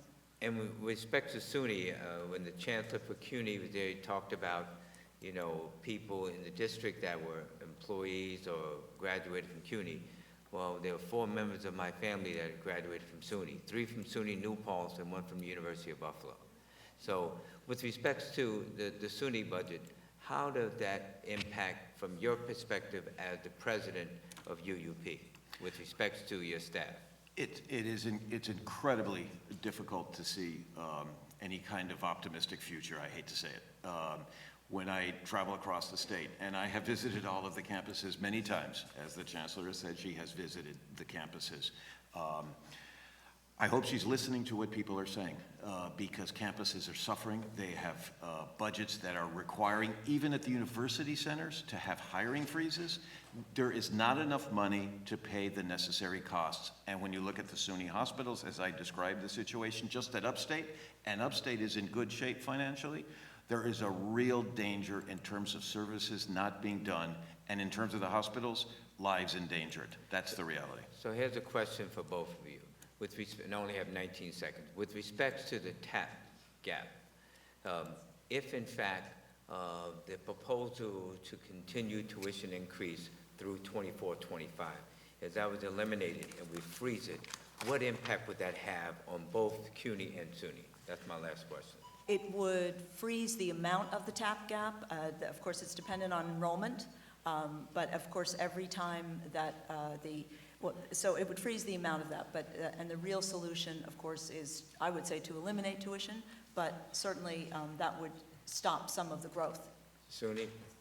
Yeah, exactly. It would freeze the growth of the TAP gap, and that would be a help, but the gap would still remain in terms of lost resources. Thank you. Thank you, Madam Chair. Thank you, Assembly. Assemblymember Heineman. Thank you, Chair. Just a quick question, because some of my other questions were asked. For Andrew, do you keep a number of how many of your members are SUNY or CUNY grads? Off the top of my head, I don't know. We could certainly, we don't, because those records would be kept by SUNY and their HI offices. So we don't know where individual faculty members, for instance, get their terminal degrees or where they receive their undergrad. No, it was just along the lines of the questions that Chairwoman Glick was asking about, making sure that the masters realize what's at stake here. I mean, I went to SUNY New Paltz. Yeah. Yay! So I often get solicitations for. Right, when we're out in the halls of the Capitol in the LOB, we see the posters that say all these folks went to SUNY and all these folks went to CUNY. So we know that there's a lot out there, but we don't actually have that stat. That would be an interesting. We could survey members, but and it's getting back to the earlier question. What I would like to see is for us to find those alumni of SUNY, and those especially who are at the higher income levels, and get them involved in a campaign where they exert pressure and say they are willing to pay more in taxes to support the public university system. I think that could go a long way to help as well. Thank you.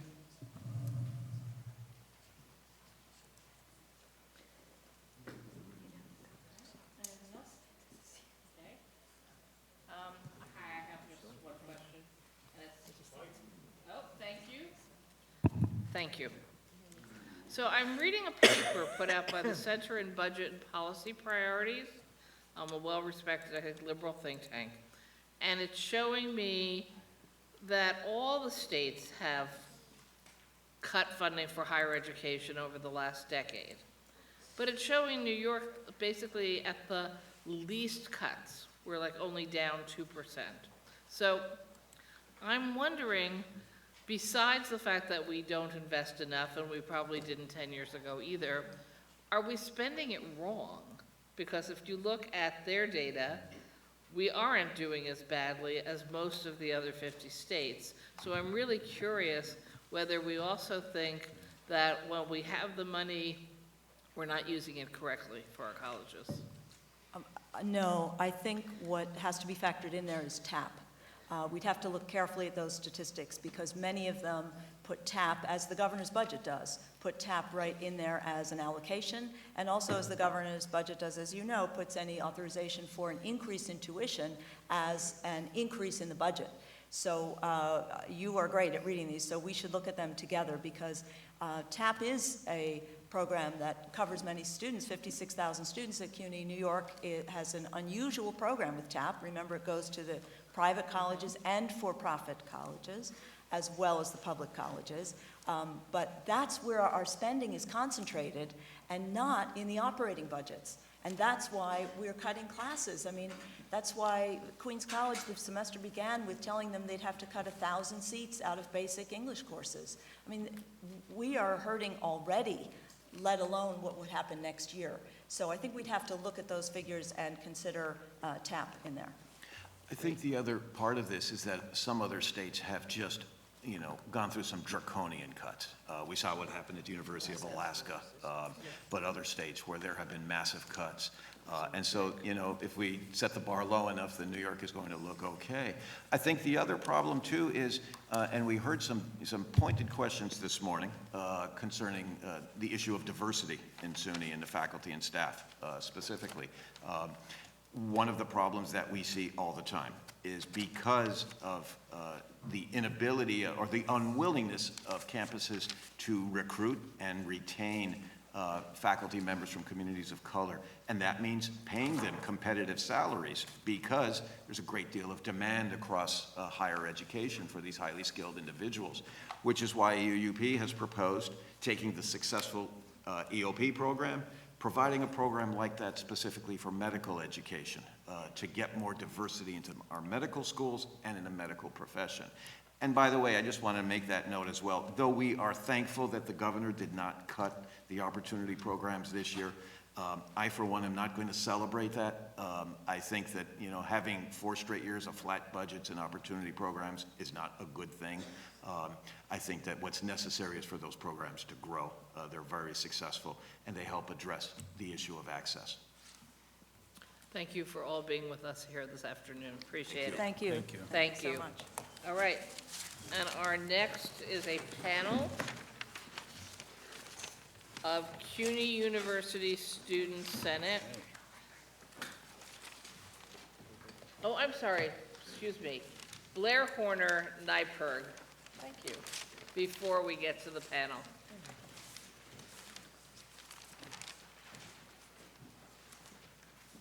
And it may also be Santana Alvarado. Hello. Chairperson NYPIRG. Sorry, I turned the page too quickly. Wow. Okay. Ready? Yes, when you're ready. Good afternoon. My name is Santana Alvarado, and I am the chairperson of the New York Public Interest Research Group's Student Board of Directors and a City University of New York Hunter College student. With me today is Wally Ula, a NYPIRG Policy Associate and a student at City College, as well as Blair Horner, NYPIRG's Executive Director. NYPIRG is a statewide, nonpartisan, nonprofit organization founded by college students in 1973 to engage their peers in civic life. NYPIRG's broad programmatic work provides students with a range of opportunities to participate in public affairs and advance responses to social problems that matter most to them. Our board of directors consists of college and university students elected from the Student University of New York, City University of New York, and independent college campuses with NYPIRG chapters. Before I get into our testimony, on behalf of NYPIRG, thank you so much for last year's approval of the Senator Jose Peralta DREAM Act. We worked closely with Senator Peralta for years, and thank you for broadening financial aid eligibility to undocumented immigrant public college students. You have our written testimony, and I'd like to underscore some key recommendations for your consideration. In terms of tuition policy, as you will see in our testimony, the financial impact of New York's policy of annually increasing public college tuition has increased the costs of attending SUNY and CUNY by billions of dollars. Yet, from anecdotal evidence that we've seen and heard, the state's commitment to maintain financial support has fallen far short. As you will see in our testimony, public colleges across the state have reported declining services and cutbacks to meet the educational needs of students. In short, it looks like students are paying a lot more and not getting enhanced services. In fact, at least in some cases, we are getting less. The clearest evidence of this problem is the TAP gap, which we urge you to close. Tuition hikes should be stopped. NYPIRG urges you to freeze college tuition rates and to reject the governor's proposal for additional annual hikes for the next 5 years. In terms of financial aid, as you will see in our testimony, there are a number of issues we would address. In our view, the most critical step that you can take is to modernize the state's TAP program. The current system creates campus-specific budget gaps resulting from the growing difference between the maximum TAP award and the mushrooming tuition costs. In addition, deserving students, such as graduate students, have lost public support. TAP needs to be modernized to help today's college students, to provide coverage for graduate and part-time students and incarcerated individuals, as well as other enhancements. Such changes will benefit both the public and independent sectors. We applaud the governor's proposal to maintain the funding levels for the state's various opportunity programs. Financial aid should, first and foremost, help low and moderate income college students and their families to make it through their studies. As you know, there has been an annual budget dance, so to speak, in which the governor proposes less funding for opportunity programs and the legislature adds it back in. But the result has been simply status quo funding, essentially a cut when factoring in inflation. The governor's support for these programs is important. His plan opens the door to further enhance these incredibly successful efforts. Just a few observations from our written testimony. First-year retention, where a student re-enrolls for a second year, for SUNY senior college EOP students is 91%, whereas first-year retention students for the general student body at senior colleges in SUNY is approximately 84%. Secondly, the 6-year graduation rate for EOP students is 73%, whereas the rate for non-EOP students at SUNY is 68%. Clearly, these programs work, and they deserve additional support. And CUNY's ASAP should also be restored. NYPIRG urges you to restore cuts to the community colleges. As you will see in our testimony, the situation in CUNY and SUNY is dramatically different. The City University of New York has maintained low tuition and has a stable community college system. SUNY community colleges, on the other hand, have seen plummeting enrollments and have had to hike tuition in order to meet financial obligations. The CUNY system should not be penalized for its support and its efforts, and the SUNY system needs help. We urge restorations. In addition, we urge restorations to SUNY and CUNY childcare programs, which are vital to students. Lastly, we live in an era of rapid climate changes, which could easily lead to climate catastrophe for the planet. We urge and support the sustainability efforts in both SUNY and CUNY, as well as the independent college sectors. Thank you for the opportunity to testify. Thank you. First up, Deborah Glick, Higher Education Assembly. You've heard that the TAP gap is an enormous amount of money. It's not going to happen if we were able to make adjustments.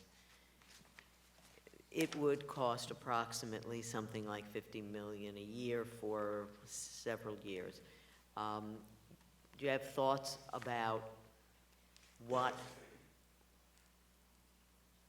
how the government should view eliminating that? Just to add, we talk about in our testimony, the best way to deal with it would be to restore the TAP program. Prior to SUNY 2020, the deal was when tuition went up, the maximum TAP award went up, and you didn't have a TAP gap.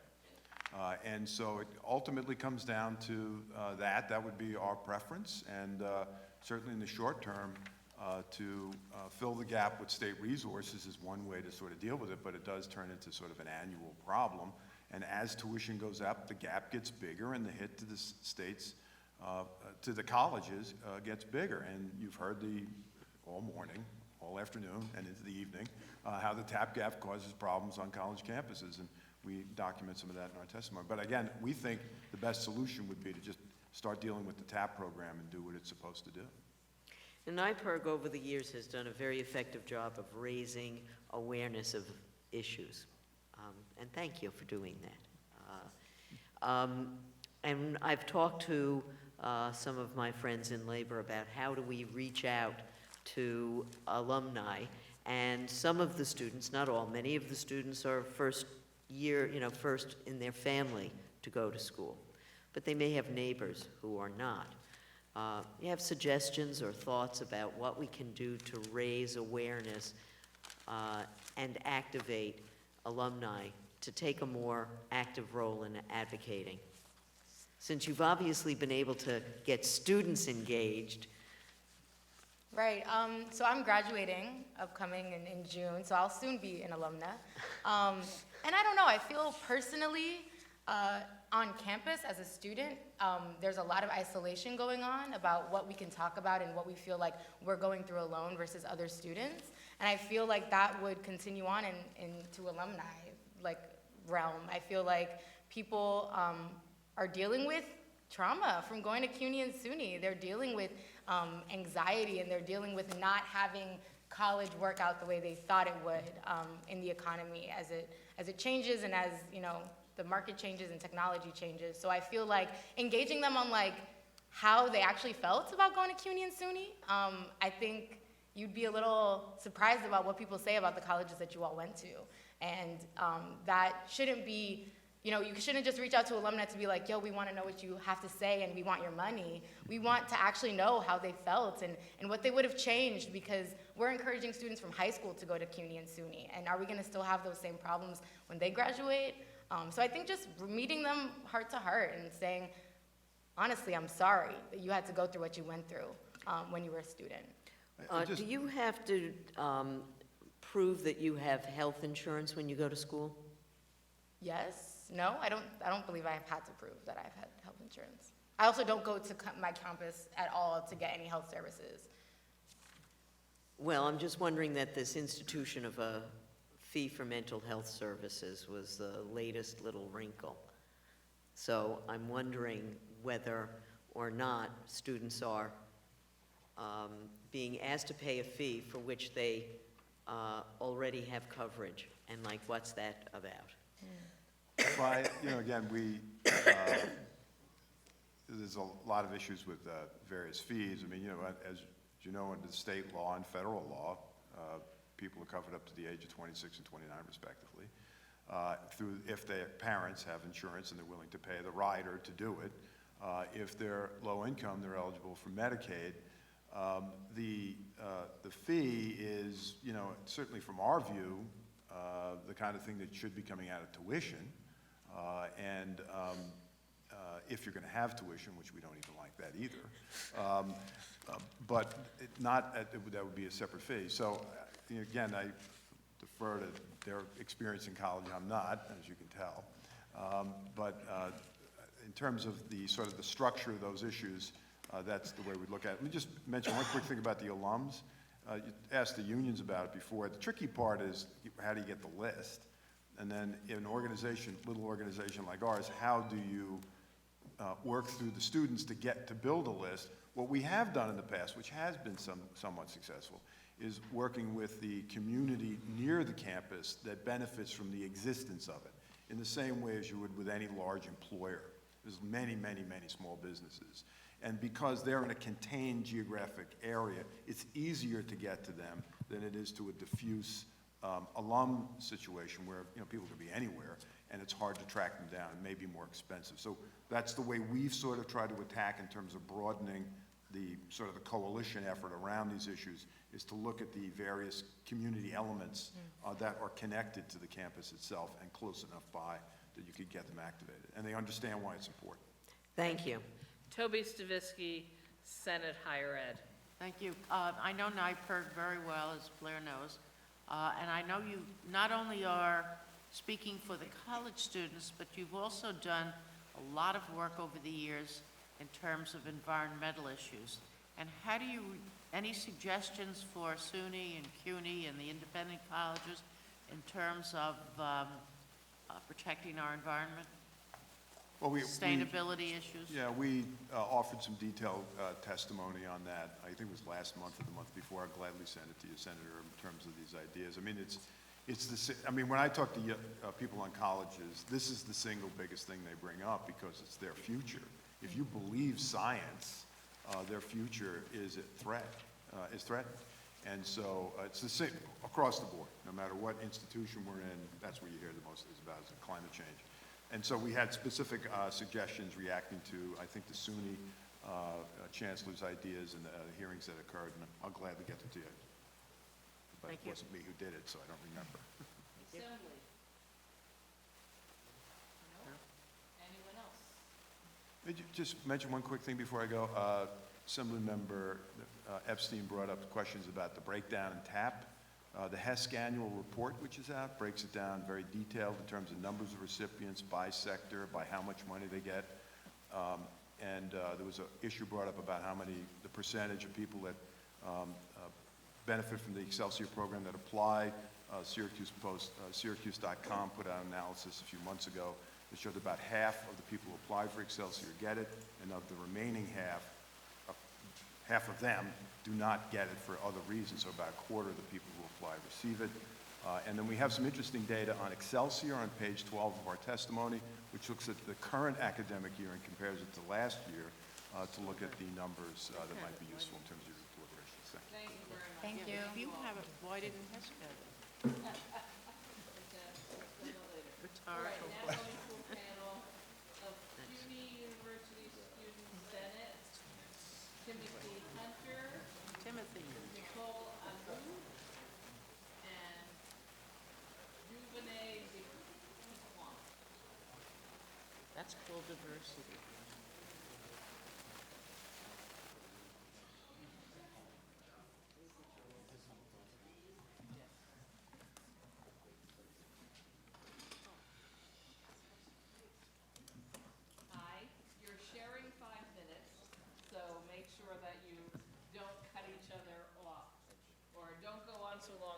other can't speak a little bit, okay?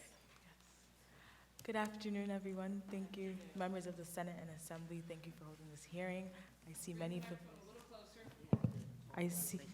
I see many familiar faces. I'm pretty sure you know why we're here, but quite frankly, I don't think we should be here. We have classes, and we're missing class to go advocate for a quality and fully funded higher education, where I quite frankly think it's ridiculous. But allow me to divulge into the list of issues that we have over at CUNY. My name is Giovanni Piquant. I am a sophomore at City Tech majoring in law and paralegal studies. But this journey hasn't been easy. I pay every single dollar out of my own pocket for tuition. Yes, 70% of our students go to college for free, but I'm a part of that percentage that does not. Even the percentage that does go to school for free are still impacted by the TAP gap and these irrational tuition increases. For us to be here on a Tuesday afternoon pleading for the investment we deserve in a quality higher education is quite frankly ridiculous. Fully funded higher education is a right, and it is not something we should be begging for. Amongst the many problems we are facing at CUNY senior colleges, our community colleges are also being affected as well. We've been experiencing a drastic enrollment decrease in community colleges. However, that doesn't mean quality resources should be decreased as well. With the new faculty contract, we need the state legislature to step up for additional funding, or else the burden will fall on the backs of students. We are calling for an increase in base aid funding for community colleges. The executive budget maintains base operating aid for community colleges at $2,947 per full-time equivalent student. However, the 98% funding floor that was included in the enacted budget is not continued, resulting in a $3.6 million decrease in base aid funding.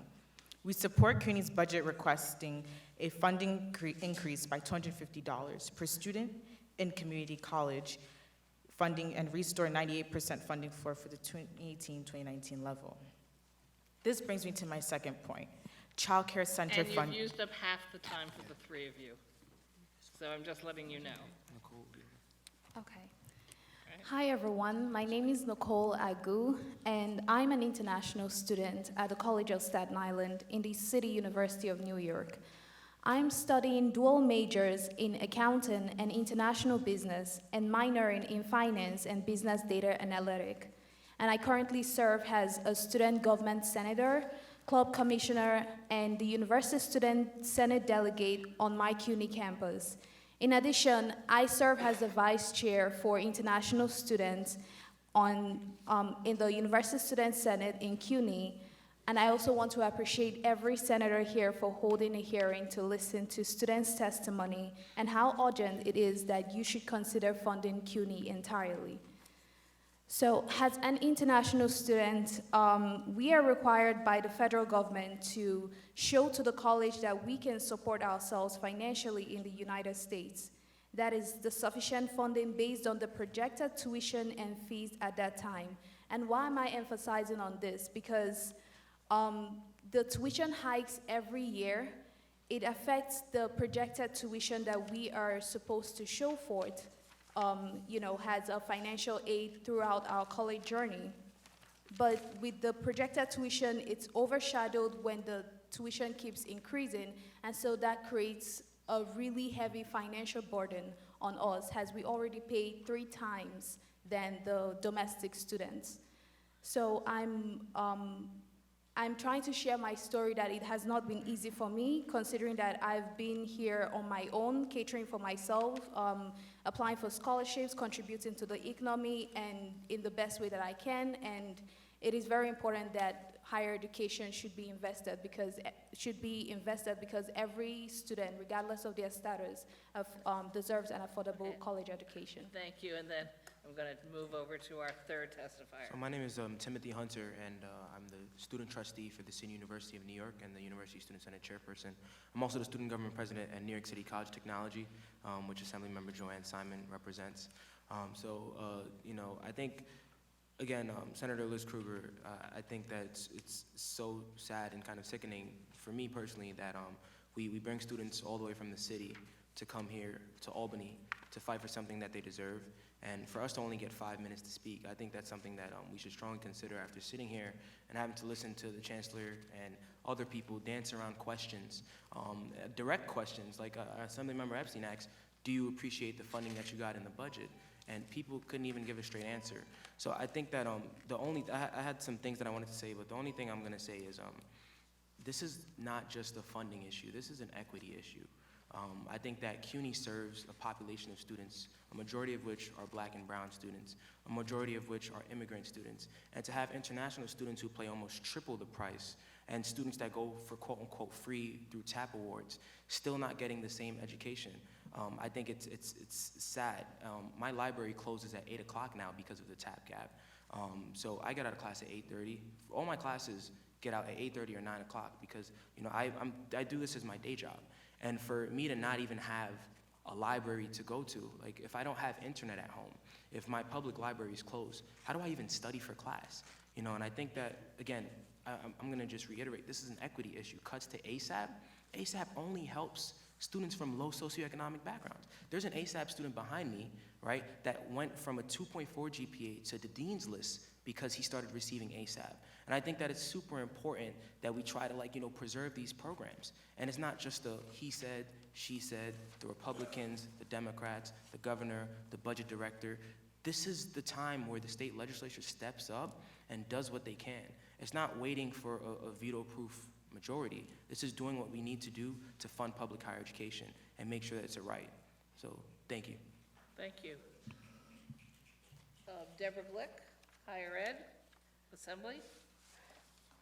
I very much appreciate your referencing the impacts, the real life impact. So if you are working, you take classes. I spent a lot of time working full-time, of course, I didn't have to worry about tuition. So you said your library closes at 8. What is the general circumstance? That on most campuses where the limitation that you have on accessing the same services that some other student who can go during the day full-time isn't facing? So I think that this is something that is a campus-by-campus basis. Because of the TAP gap, which disproportionately affects students that take in more TAP recipients, and I'm pretty sure you know this. So let's say if school A takes in 80% TAP recipients and school B takes in almost 40%, and school B has more students coming in paying that full tuition and therefore would have more revenue. But then looking at school B that decides that, like school A that says, well, I'll take in more of these TAP recipients, they're being disproportionately affected. So schools like City Tech, when I last spoke to President Hasso, I think it's like 60%. That's where the TAP, amount of students that are coming in with the TAP. And I think the worst part about it is City Tech is a comprehensive school, and I'm pretty sure Assemblymember Joanne Simon knows this. So they offer associate degree programs and bachelor degree programs. But at CUNY, our associate degree tuition is around $4,000, and our senior college tuition is around $6,900. So guess which price the students that are going to City Tech for an associate's degree program are paying? Of course, that senior college amount. So now, even if you get an associate's degree and you're receiving this TAP award for your associate's degree, you're still paying more just because you went to a comprehensive school rather than going to a community college. And I think that when it gets into the tick for tack, city versus state, who's gonna put in what for what, I think that the students are at the fray of all this. And we heard from an international student who's battling home insecurities right now. And you would think because she pays triple, she'll get triple the education. But she's dealing with the same problems that we are. So I think it's really sad and disheartening that we have to deal with this, because if you ask any other administrator from CUNY or SUNY or from anywhere straight up, they'll be like, oh, well, there's this percentage and this percentage. But it's real people. And I think that's what we need to look at as state legislature. Are there it's not just tuition because there's also fees. Yes. Which are the most difficult fees to justify from your point of view? I think, Fees, I think all fees are a little ridiculous for us to justify. I just want to put it on the record, for the mental health fee, students are not here for it. why do we have to pay for mental health services or health and wellness or whatever that becomes? And it takes 6 months on some campuses to see a counselor. Is that really seeing a counselor? I mean, these are human beings that we're dealing with. We are real people. You know, we have a student like my colleague, she was battling home insecurity, and she had to spend her whole winter break trying to figure out where she's gonna put a roof over her head. But she's still here today. So, I think that, like, just piggybacking off of what the Vice Chair Legislative Affairs Giovanni Piquant had stated, the health and wellness fee is something that kind of caught us off guard as students because, you know, you're coming in thinking, okay, we're going to fight tuition hikes, we're going to try to get this money for the TAP gap, and then out of left field, you're seeing this health and wellness fee because we spent the whole of the year prior talking about the lack of mental health services on our campuses. So I was like, oh, wait, so we talk about it so you can shift it on us to pay it. And I think that right now we're still waiting for, because if you look in CUNY's budget proposal, the breakdown isn't really there. So like, you know, it's kind of interesting, you know, like it's just like 3 or 4 sentences on the health and wellness fee. So the board and everybody's still kind of waiting for those documents. I've got a chance to look at some, but you know, we're still working on whatever that is. But I think that it just shows that the state disinvestment is too, like, it's just so distant, you know? Even with the telecounseling, I know that there's been cuts to that at the SUNY side too, which is truly disappointing, you know, because it's like, you're gonna try to shift it on the students, and if enrollment declines, that means that we're gonna lose a guidance counselor. Like, you know, I think that it just doesn't make sense, especially for our smaller schools. I wonder how that's gonna help them, you know, but. Thank you very much, A, for being here, waiting all day, and for the fact that you're, you know, still working hard to get through school, and I appreciate that. Rightly so. Thank you so much, Assemblyman Glick. Senator Toby Stavisky. We've spent a lot of time together.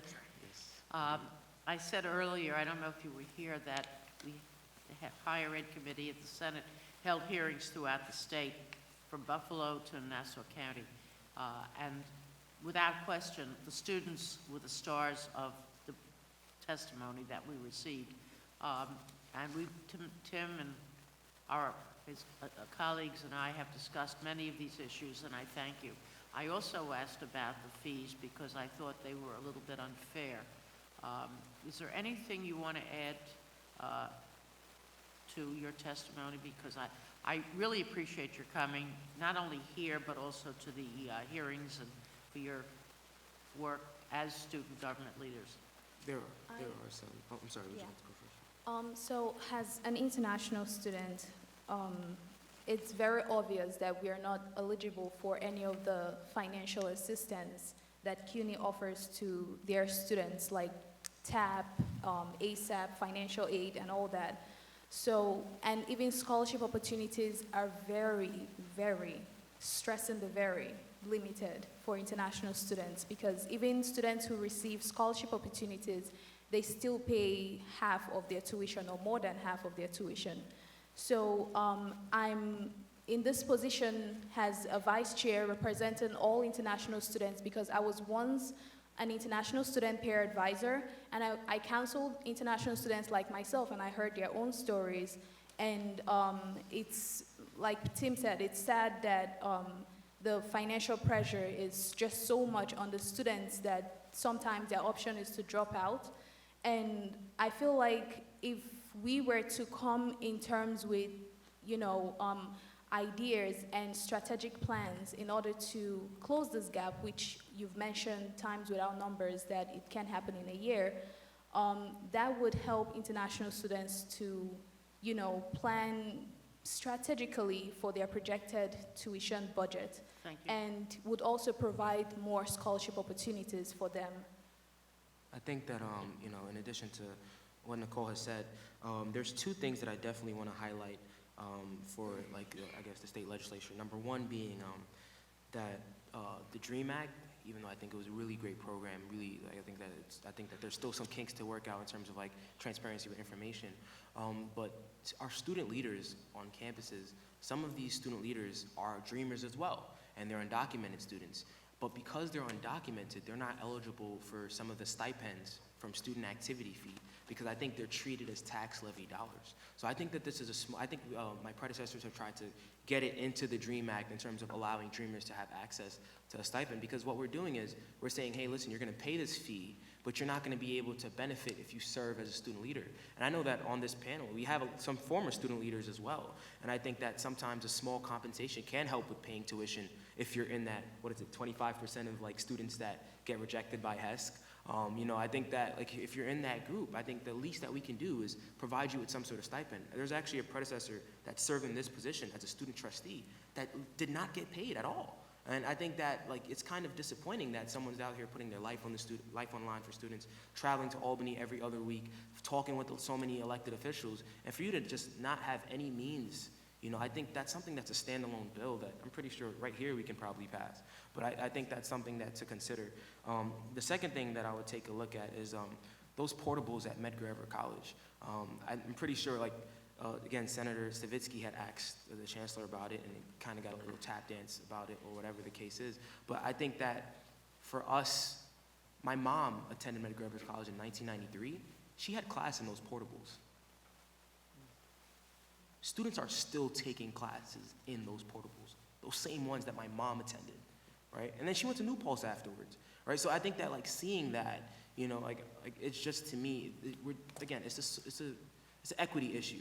If we're gonna be equitable across the board, you know, I think that this is something that we need to take a real serious look at, which students aren't getting their end of the deal. And your mother, I can assure you, is very proud of you. I say that as a mother. I'm proud to be your son. Okay, thank you. Thank you. Assembly?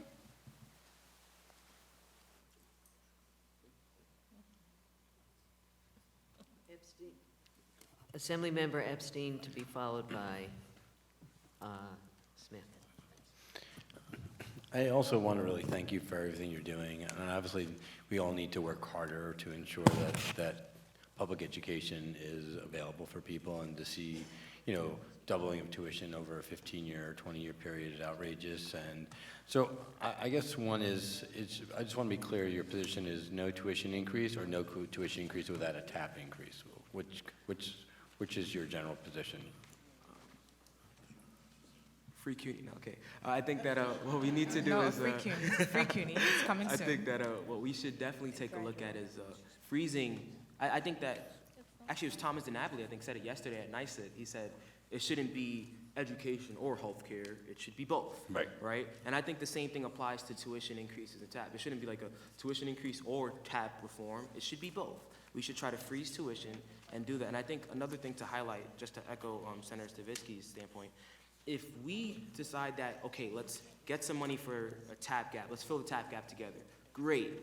Tuition, if that hike gets approved by the board, we're right back where we started.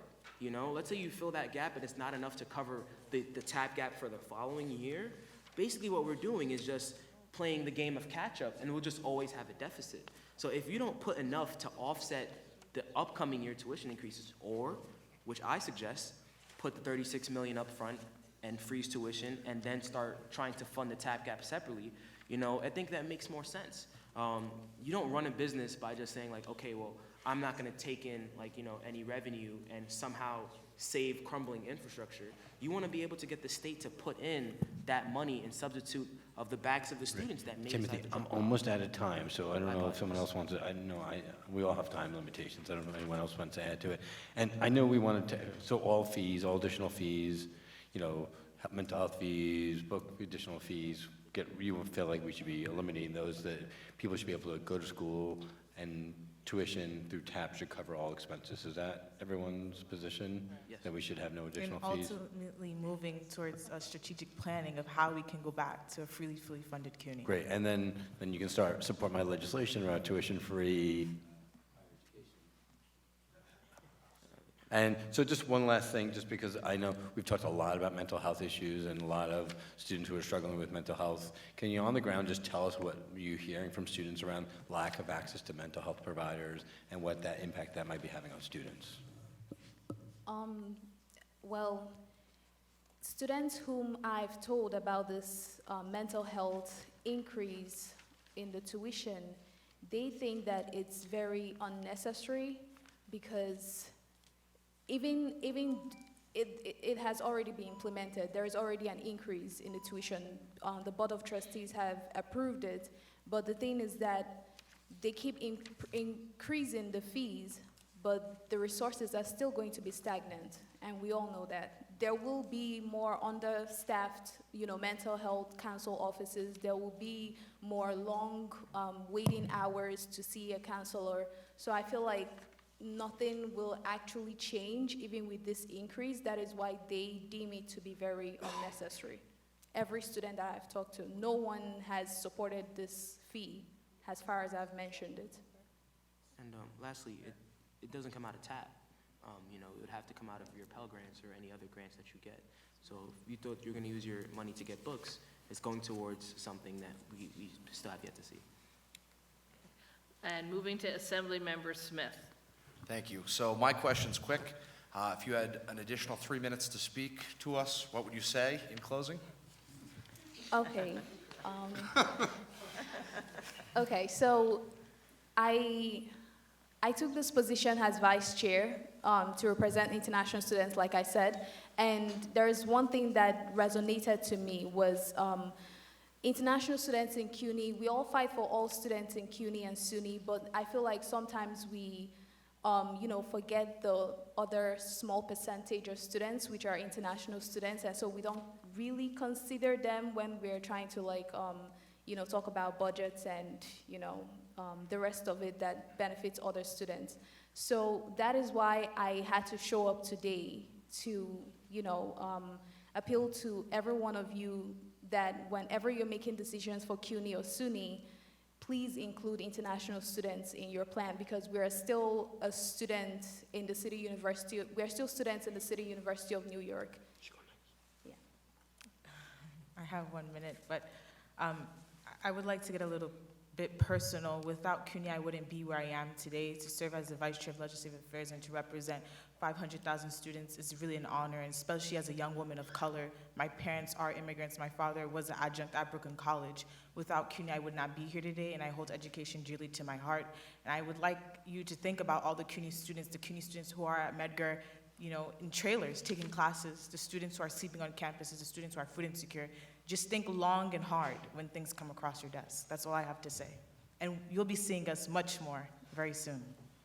Yeah, Assembly Member Smith, I appreciate Bring the mic that. a little closer. Sorry, I appreciate you giving us the extra time to just even voice some of our concerns. I think one of the easy wins this year, definitely the Dream Act, whatever that is in terms of helping those students to get that additional funding. I have friends that are undocumented that are student leaders that I don't know how they're going to be able to get through the semester without some sort of additional help. And I think that as we look at again those trailers, looking at our students, the morale is really low. So it's really hard to get students organized. And if we can come away with some sort of win, this is the second year on a real trailblazing front for the state legislature. And I think that the last thing I would say is that ASAP. Well, two last things. That ASAP program that got cut. Please don't put politics over people. Please let's advocate for ASAP to get back in the budget before the end of the budget session. And lastly, this TAP gap thing, it's affecting more people than we know. And I think it's important that we take a real close look at it and put the pressure on HESC, put the pressure on the chancelleries on both sides, and figure out what we can do to help the students of New York State, because pretty much everyone here has benefited from public higher education. Thank you all very much for being with us today and for missing your classes. But they'll give you credit for this. Yeah, they get it right. Or we'll give you credit. We'll give you credit. So next we have the State University of New York's Student Assembly. Austin Astro, trustee, president of the SUNY Student Assembly, and Bryce Mack, Student Assembly treasurer.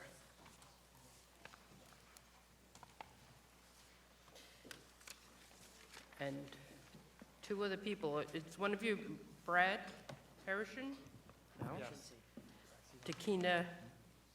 Well, just introduce the other people, though. I believe Austin and Bryce are the two who are going to be speaking. Absolutely. So thank you so much for inviting us to be a part of this important day. My name is Austin Ostro. I am a graduate student at the University of Albany and the president of the SUNY Student Assembly, which represents the 1.4 million full and part-time students across 64 SUNY campuses. I'm joined on my left by Bryce Mack, who's our Student Assembly treasurer and a student at SUNY New Paltz. To my right by Takina Strawn, who is the student government president at SUNY Oswego. And further to my right, Brad Hershenson, who is our director of legislative affairs. So we as the SUNY Student Assembly are charged with representing all of those voices. And given the charged political environment we all exist in, those voices have been louder than ever. Higher education has been thrust into the national policy spotlight like never before. Every major Democratic candidate for president has some sort of plan to offer at least partial free tuition public education. And I think students are tapping into that national enthusiasm for investment in higher ed in ways that we've never seen before, and that's juicing our advocacy like never before. But what I think is lost in that national conversation about higher ed, particularly about public higher ed, is that it's not just about affordability. An affordable degree is great, but a degree is only worth as much as the education that degree provides you and the skills you leave that you gain over the course of your education. And in order to get a high quality education, in order to make that degree mean and be worth something, New York State needs to invest in the academic success of students. And the Student Assembly has identified a number of key funding priorities for this budget cycle, where we believe the state's investment could help enhance the student experience, enhance the academic success of students, and continue to build on the promise of a SUNY education for all. And my colleagues will hit on some of those key priorities. Bryce?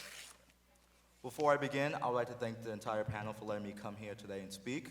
Like Austin said, my name is Bryce Mack. I'm a student at SUNY New Paltz with the hopes of one day running for public office, so I hope to be where you are today. But one of our key advocacy points is the reform of the community college funding model. Community colleges in New York State are funded one part by the state, one part by the county, and one part by the students. However, for the past several years, students have had to hold the burden of increases in tuitions and fees, when it's a state investment that is needed. This is something that needs to be addressed and soon. If it isn't, students, faculty, and staff will suffer tremendously. Community colleges are a hidden gem, not only in this state, but across the country. They are the foundation for many students, including myself. However, if the state doesn't increase their investment, these schools, both in SUNY and CUNY, won't be able to uphold the messages they were founded on. This past summer, my family and I had to go through one of the hardest situations in New York State, homelessness. My family and I were homeless. And during those rough months, we had to choose between living on the streets or living in a hotel. My grandmother is a stroke victim, and I am a type 1 diabetic. So of course, we had to choose the hotel. But as everybody knows, hotels aren't cheap. So we exhausted all of our money. Bryce, I'm sorry. Yes. Can you just stop the clock, or we'll put one time? Can someone up there shut the door, because we're hearing the voices from the hall come down, and Thank you. it's echoing, and It's lousy. like people to hear what you have to say. Thank you. So why don't you put the clock at 3 minutes? We'll give you a little extra time. We were having difficulty hearing. But we need you all to follow the time. Thank you. Thank you so much. As you know, hotels aren't cheap. So my family exhausted all of our money. I had to make a GoFundMe page to make sure we stayed in that hotel and we wouldn't end up on the streets. I remember walking up to my mother and asking her, should I drop out of school and work full time to help her pay for that hotel? She said absolutely not. She said I should continue to go to school and obtain my education. During these times, because we had no money, we had to rely on my former school's food pantry. If it wasn't for that food pantry, I wouldn't be sitting here today. Also, since we couldn't afford food, I couldn't afford any textbooks for the past fall semester. But I am blessed to say that I finished all those fall courses with straight A's. However, not every student can do that. I am one of the lucky ones. I have a great support system. I survived. But the reality is, not every student can do that, and sadly, I am not the only student who has been homeless. There'll be other students who has, is, or will be homeless in the future. If you do not properly fund higher education, schools both in SUNY and CUNY won't be able to uphold the messages they were founded on. If you do not properly fund higher education, the youth of tomorrow will be at a standstill. If you do not properly fund higher education, that same food pantry that saved my life won't be able to save another. If you do not properly fund higher education, dreams will die. Please make sure higher education is properly funded this legislative session. Good afternoon. My name is Takina Shawn, and I represent the thousands of students enrolled at SUNY Oswego as the Student Association President. Today I will highlight a few of the experiences myself and my colleagues at SUNY Oswego and speak upon the importance of investing in higher education. My institution successfully administers a variety of student support services and should be seen as a role model for all institutions of higher education in the state. The mental health services available to students at SUNY Oswego are imperative to student success. As a student myself, I know the Counseling Center does the best it can with the resources available and the limited staff employed. After hearing feedback of other students and witnessing the increase in mental health rates for young adults on my campus and also nationwide, with the help of the staff of our Counseling Center, we are working to provide more accommodating resources to all students. We anticipate accomplishing more as the semester continues. Just like other SUNY campuses, we are determined to strengthen the mental health resources on our campus by pushing towards telehealth counseling alternatives, diversitying our counseling team, and providing more opportunities for students to educate themselves on mental health issues that they might encounter either personally or by association with a peer. Additionally, all students have the ability to reap the benefits of SHOP, our Students Helping Oswego Peers. SHOP is our student and community-supported clothing and food pantry on campus. Although this resource is positive for all students, it is not accommodating for everyone. To find that our students on my campus were struggling to access food and clothing encouraged myself and my colleagues through constructive discussions to identify how we would increase to support the students in need. Currently, the Oswego Student Association is looking to provide an extension on our pantry's operating hours and in collaboration with the administration of Oswego to advocate for an increase in public donations to increase our inventory. Our campus has encouraged our school's alumni association to give back and to help end our campus-wide issues, but with the donations and they're not measuring up to the number of students deciding to eat their first 2 weeks of school or to purchase their books for class. There is more work to be done now, as this is not just an issue on the campus of SUNY Oswego, but an opportunity to invest in all institutions of higher education within the state of New York. Thank you. Thank you. Brad, would you like a minute to say something? Sure, thank you.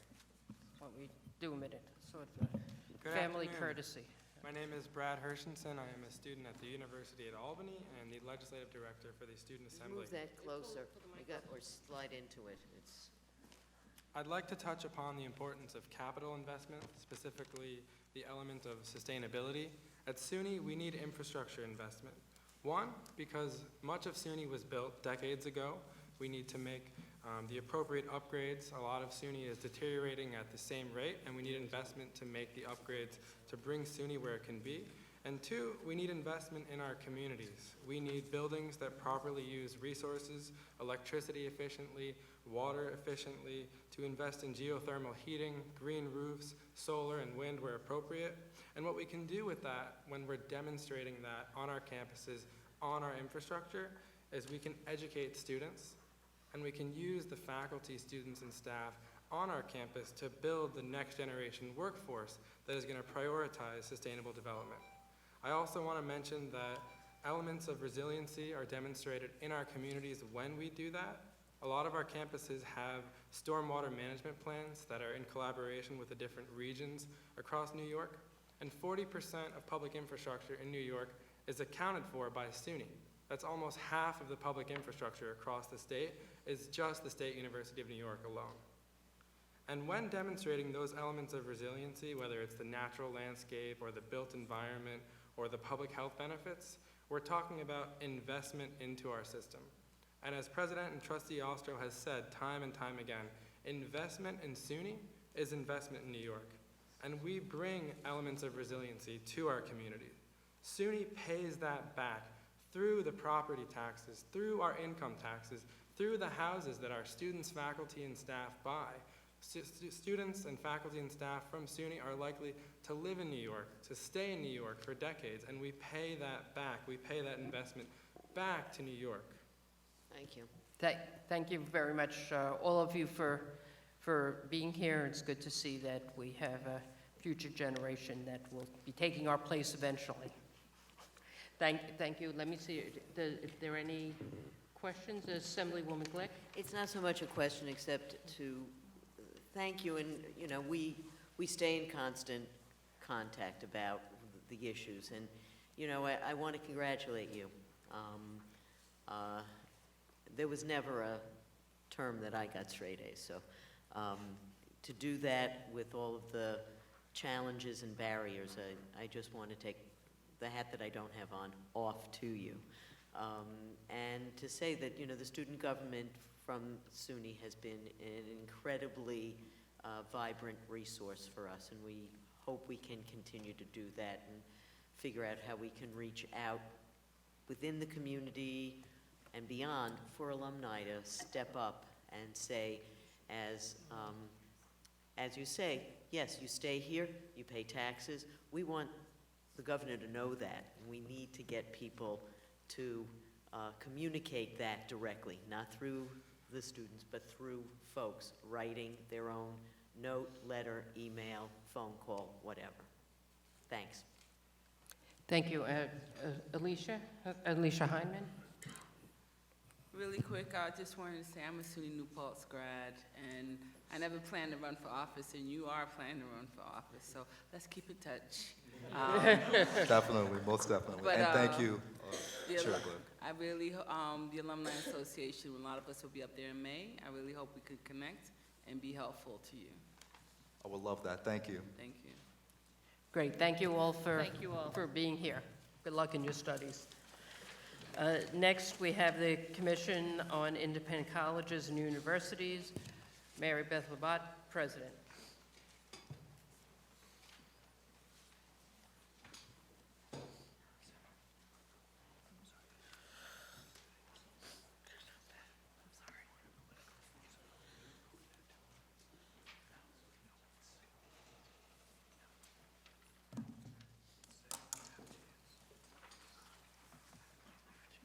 Thank you. Good afternoon, everyone. I thought we'd Good have the afternoon. results of the Iowa caucus by now, but we don't, so I'm sorry for that. Good afternoon, Chairpersons Kruger and Weinstein, and Higher Ed Chairpersons Glick and Stavisky. Thank you for your leadership, your fortitude during these hearings, and the opportunity for me to share my thoughts with you in the committee today. I'm Mary Beth Labate, President of the Commission on Independent Colleges and Universities, representing more than 100 private, not-for-profit colleges and universities and nearly 500,000 students across the state. New York State is home to the largest independent sector of higher ed in the nation, educating 40% of the state's 1.2 million students, including nearly 300,000 New Yorkers, and playing a vital role in our state's diverse higher education ecosystem. Few other states rely so heavily on its private, not-for-profit colleges to confer degrees and fulfill dreams. Yet New York ranks 17th in the nation in its per capita needs-based support for students at private, not-for-profit colleges. New York's independent sector is also an integral part of the statewide economy, responsible for more than 415,000 jobs across the state and nearly $90 billion in economic impact. For centuries, we have embraced the call to educate students of every background while bringing jobs, talent, and energy to communities across the state, from Long Island to Buffalo. Those of you with campuses in or near your districts know that better than anyone. Our students represent, let me tell you a little about our students.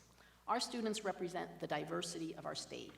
Almost 50% of all African American and Latinx students who receive a bachelor's or graduate degree earn them at a not-for-profit college. Our students represent every income level. 2/3 of our New York students are from families that earn less than $125,000 annually. Our students have higher graduation rates and lowered loan default rates than any other higher education sector in the state. 85% of our students benefit from financial aid directly from our schools, bringing the average net price to attend one of our schools down to $26,888. Our students are making an investment in themselves, in their future, and our colleges are with them every step of the way, providing $6 billion in financial aid from our own resources. This year, as our state faces a looming multi-billion-dollar deficit, it is more important than ever that we target our resources towards students with the greatest need. For this to happen, New York must increase support for the state's low and moderate income college students and restore funding for programs that allow not-for-profit colleges to remain a vital part of their communities and the higher education landscape. Our most important ask is for the long overdue expansion of the state's tuition assistance program, TAP, which will benefit New York's neediest students regardless of which college in New York they choose to attend, and will help to close the TAP gap at SUNY and CUNY. For nearly 50 years, TAP has helped students from New York's lowest income families realize their college dream. Today, the program supports roughly 320,000 recipients, including 64,000 students for whom a not-for-profit college is their choice. Unfortunately, in recent years, TAP has been helping fewer and fewer students, in part because the income eligibility has not been adjusted in 20 years, and the size of the award has been adjusted only once in those same 20 years. Today, New York spends 9% less, $92 million less, on TAP than it did in 2014-15, and serves 49,000 fewer students. Unless action is taken to expand TAP, this alarming decline is projected to continue. In my testimony, you'll see an appendix that highlights this startling trend. While the proposed budget proposes to expand the Excelsior Scholarship for households who earn more than twice the median income in New York and 3 times the median income of African American and Latinx households, I urge you instead to focus on TAP, an equity-based solution to college affordability that provides the most support to families with lowest incomes and the widest attainment gaps, and helps students regardless of what college, public or private, they attend. Our colleges have almost doubled the amount of financial aid we provide over the past 10 years. Now, New York State, we are asking you to do your part by increasing TAP over a 3-year phase-in period as follows. Increase the minimum award to $1,000 from $500, the maximum award to $6,000 from $5,165, and the income eligibility ceiling to $110,000 from $80,000. These actions will help the neediest students at SUNY, CUNY, and not-for-profit institutions. In addition to TAP, opportunity programs like HEOP can open the door to higher education for many of the state's neediest students. We're grateful that the governor did not cut the programs, and we ask them to be expanded. Finally, I ask that you ensure that our state's diverse higher education ecosystem continue to thrive. This can be done by supporting a small increase in the Bundy aid, a $35 million program, and the only source of operating aid for not-for-profit colleges. We're also requesting that the $30 million be restored for the Higher Education Capital Assistance Matching Grant Program, or HECAP. Our schools provide a 3-to-1 match to HECAP and pay prevailing wage on all work funded from the grant. The governor has proposed a historic $175 billion state infrastructure plan, including $9 billion for SUNY and CUNY infrastructure over the next 6 years, and that is fantastic. But in this context, $30 million to support a sector that educates 40% of all students is a modest but important investment. In closing, I call on you to renew our state's commitment to the higher education landscape in New York that has for generations been a hallmark of our greatness. I look forward to working with you and legislative colleagues to ensure that low and moderate income students are not overlooked and that our campuses can remain vibrant members of their community. Thanks, and I welcome any questions. Thank you. Assemblyman Smith. Thank you. Can you expand a little bit on the enhanced tuition awards? Do you know offhand how many colleges are participating, or what the... There are a total of 38 colleges participating, 30 are not-for-profit colleges. It's been a little tough to get data, but I believe there are about 2,000 recipients of the award, and it's been about an average award of something a little shy of $2,000 per recipient. Okay. And then in terms of the HECAP, what are some of the projects that, right now the proposed $30 million cut, Obviously, that would really make it a little bit harder to do some of these capital improvements, but can you expand on some of the things that we're looking to do this coming year? Sure, it's a competitive process, so it's really will be up to the colleges to put forward the capital projects that they want to move with. I can tell you, in the past, we've helped to build buildings. HECAP has helped to build buildings that have a focus on sustainability. Sometimes it's helping to equip those buildings with the latest technology that is needed to, let's say, serve in a nursing profession. So it's all over the board. I know on Long Island there have been several schools that have benefited from it, and I'd be glad to get you a list of all the Long Island schools that have been able to leverage HECAP. Thank you so much. Thank you. Senate? Senator Toby Stavisky. Yeah, real quick, I know the colleges are just starting the application process, I assume, for the 2019 money, for the HECAP money. That's correct. So I assume all of it, none of it has been really expended. Correct. How would you improve enhanced TAP? In a minute. I think there are a few things. I think, first and foremost, our preference is the TAP program. I know that. We think it's more progressive. It focuses on all students. On the Enhanced Tuition Awards program, I think there are a few issues that we have some concern with. One is it's not really the equivalent of Excelsior. The maximum award that a student can receive from the state is $3,000. The maximum award that a student under Excelsior can receive is the full cost of SUNY tuition and CUNY tuition. We know that's infrequently the case, but the fact is the award levels are significantly different. That would be one big change. I think the other thing that gives us pause is this requirement that you freeze tuition. Because what that tells our schools is for the relatively few students who can get enhanced tuition award and who have their tuition frozen, someone needs to make that up somewhere, and that unfortunately is the majority of students who are not receiving an enhanced TAP award. And I think that is really the same in the public institutions as well. Thank you. Senator Jim Seward. Well, Mary Beth, it's good to see you. Nice to see you, Senator. You've already shared with us the number of campuses that are participating in the enhanced tuition awards. Can you share with us how many campuses that are currently participating in that program that actually may be setting limits on the number of students that will receive an award due to having to provide that up to $3,000 match? That's I don't have that exact number. I can get that for you. Several of them, though, because they do not, I think they're concerned about the equity of having some students guaranteed their tuition frozen and others not. And often you might have a higher income student who is guaranteed their income is frozen and a lower income student who cannot benefit from ETA who does not. So I'll get you that information. That would be helpful. And is the match the issue here? The match is not the issue. Our schools, especially when the award is up to $3,000, our schools are very generous in the amount of financial aid they provide. So our schools have always put a lot of skin in the game. So the match is not as the issue so much. Well, just for the record, I appreciate your comments in terms of increases and enhancement of the tuition assistance program, the TAP award. You know, my conference has been big supporters of that effort over the years, and certainly share your goals there this year. One final question, and that is on Bundy Aid.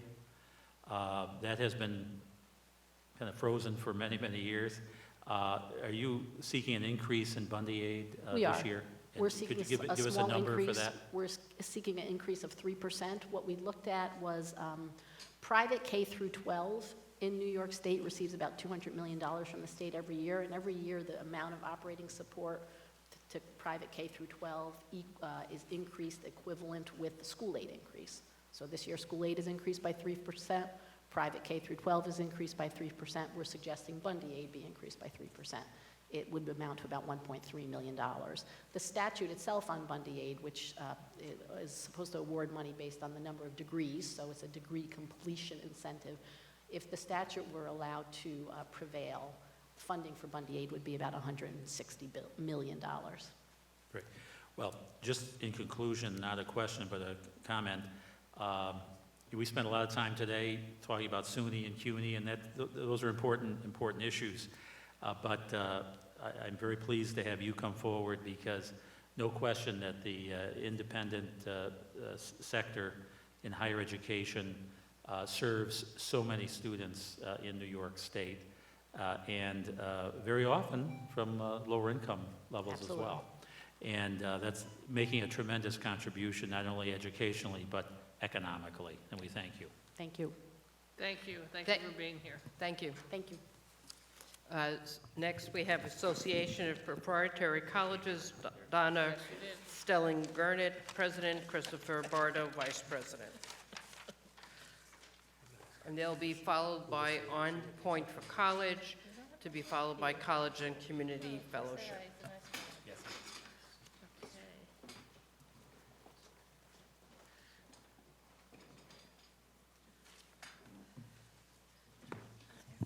And while they settle in, with 62% reporting, Iowa seems to be in the following order: Pete, Bernie, Elizabeth, Joe. More to come. All right. Late breaking news, that's great. All right.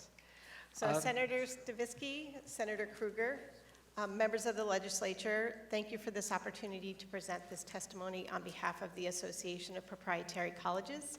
My name is Donna Stelling Gurnett. I'm the president of the association, and I'm here today with Christopher Bardo of LIM College.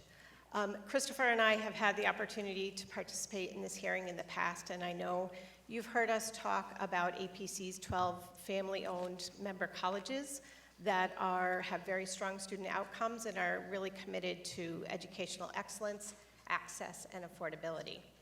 Before I start our testimony today, though, I'd like to start by just saying thank you sincerely for your support and leadership last year as you helped us push back against the governor's proposed For-Profit College Accountability Act. We feel his proposal was misguided and essentially would have closed an entire sector of higher education here in New York. As we moved through the budget process last year, though, APC certainly learned a few lessons. We realized that there seems to be a lack of understanding of the current regulations that are already in existence, perhaps a lack of understanding about what data is already available, and probably most importantly, what does it mean to truly be a family-owned institution, and how are they different than the large publicly traded for-profit colleges that you may hear about at the federal level. So as we were heading into this legislative session, we took a look at what we have available on our website. We have a very robust facts and figures page, but we also added a new section to our website where you can now see individual member profiles for each and every APC member. So you can click on that link and you can find out information about what family owns that institution, what year were they founded, who are they accredited by. We provide a link to their college scorecard page so you can get an understanding of their outcomes. And we also provide a student demographics section so you can see what types of students are attending that institution. And there's also a financial section so you can see what that college's 90-10 ratio is, what their fiscal composite score is, what their cohort default rate is. And our hope is that having all of this information will help foster a more constructive dialogue as we move through this legislative session. So before I turn it over to Christopher to talk about some of our recommendations, I would just ask that you use the association as a resource as we go through this session. So, Christopher? Thank you, Donna. Members of the legislature, thank you for the opportunity to join my colleague in testifying today. I'd like to speak about continued support for expanding TAP. TAP has served as the cornerstone of New York State's financial aid program, providing financial support to help ensure that thousands of students complete their degrees in a timely manner every year. APC member colleges share the state's commitment to keeping college affordable. In 2018, the average tuition at APC member colleges increased less than 1% over the previous year, and in 2017, APC member colleges provided over $95 million in institutional grants and scholarships, more than double the amount of TAP funds received by all New York State proprietary colleges. Together, institutional support and TAP funding provides significant life-changing opportunities for students attending APC member colleges. Further, APC member colleges focus on ensuring that students progress towards their degrees while graduating on time, which helps to keep their student loan debt as low as possible. APC respectfully requests your consideration for the following enhancements to the TAP program. Increase funding, actually, for one of the ancillary programs, Enhanced Tuition Award Program. The ETA program is the private institutional counterpart, as we know, to Governor Cuomo's signature Excelsior program. The governor has proposed increasing the maximum income eligibility threshold to $150,000 for both programs. While we appreciate the governor's proposal to support a greater range of students, we also encourage lawmakers to increase the overall funding for the ETA program. We join with many of our other colleagues who've testified today in pushing for increased funding for the TAP program. We feel that the TAP program is currently constrained in fulfilling its promise to students. We should be increasing the number of students served under the program, yet the governor has proposed a $60 million reduction in the program funding. Increase the minimum TAP award to $1,000, increase the maximum TAP award up to $6,000. As has been noted today, the TAP maximum has not appreciably increased in over 20 years, yet cost of living increases during that time have gone up almost 50%. We also would support increasing the maximum net taxable income for TAP eligibility to $110,000 and restoring maximum TAP awards for 2-year degree programs. Investments in TAP are well-established and proven investments in the future vitality of New York's workforce and the economic development of local communities around the state. Let's continue to ensure the efficacy of the TAP program in supporting New York's neediest students across all 4 sectors of higher education. Thank you. Thank you. To Assemblymember Glick. I see that you've chosen to highlight some of your student veterans. And I'm just wondering, is there, what's the percentage of veterans that attend the proprietary colleges? It's actually relatively small, honestly. So we serve approximately 27,000 students in our 12 APC member colleges. Less than 700 of them are veterans that are using GI benefits. So maybe 2%, I think. So you said 27,000 students? Mm-hmm. And roughly around 700? Yes. Graduation rate? For those GI? For, on average, your general graduation rate across the 12 colleges? Good question. Actually, let me just take a quick peek at our testimony. On our last page of the testimony, we give our on-time associate degree graduation rate is 29%. I think bachelor degree graduation rates are higher than that. I can share at LIM College that our graduation rate is 54%. Thank you. Thank you. Thank you for being here today. Thank you. Okay, thank you. Excuse me. Next, we will hear from On Point for College, Samuel Roser and Kevin Markin. Then College and Community Fellowship, followed by the Hispanic Federation.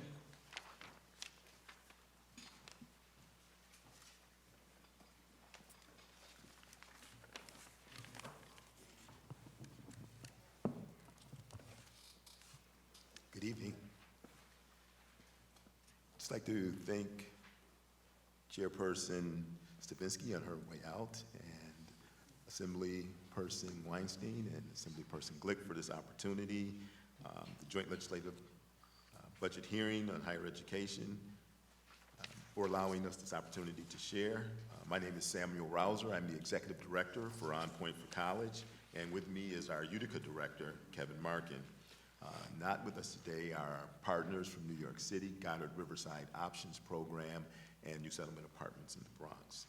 Just want to thank you for this opportunity to talk with you about investing $1 million in New York's future workforce.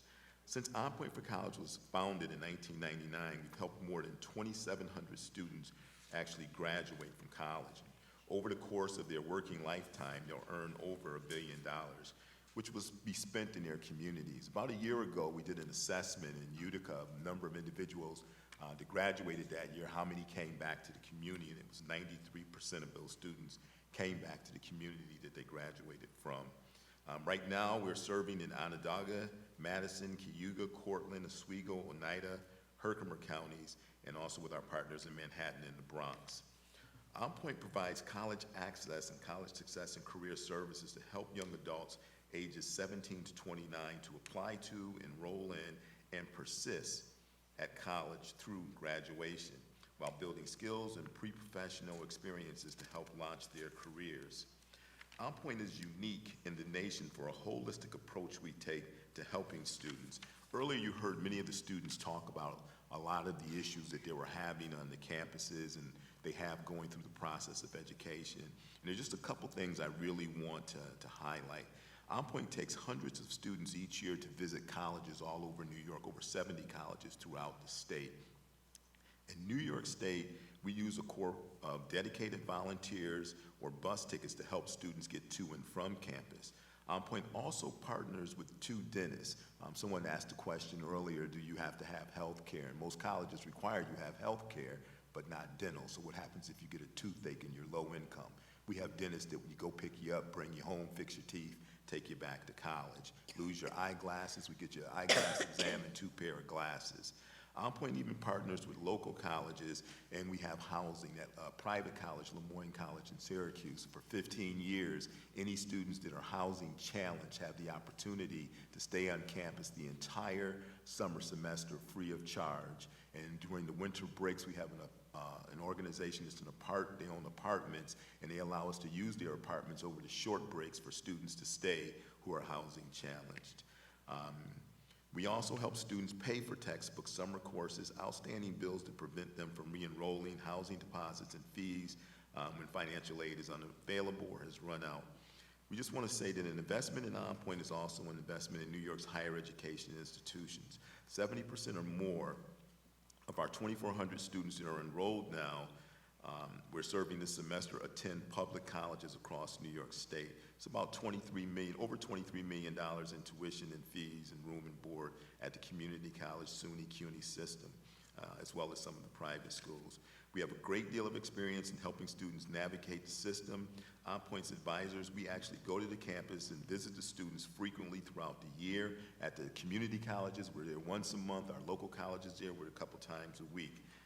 On Point students persist at a higher rate, 77% higher than the average at the community colleges, which is 60%.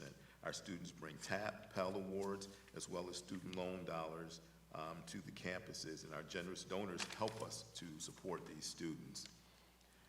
If it had not been for On Point, many of our students would not be attending college. So we believe that providing the $1 million in state funding for On Point's program will have an impact on thousands of low-income first-generation students each year, helping people consider going to college who might otherwise not have thought college was possible, and providing wraparound services to support students on every step of their journey toward their degrees.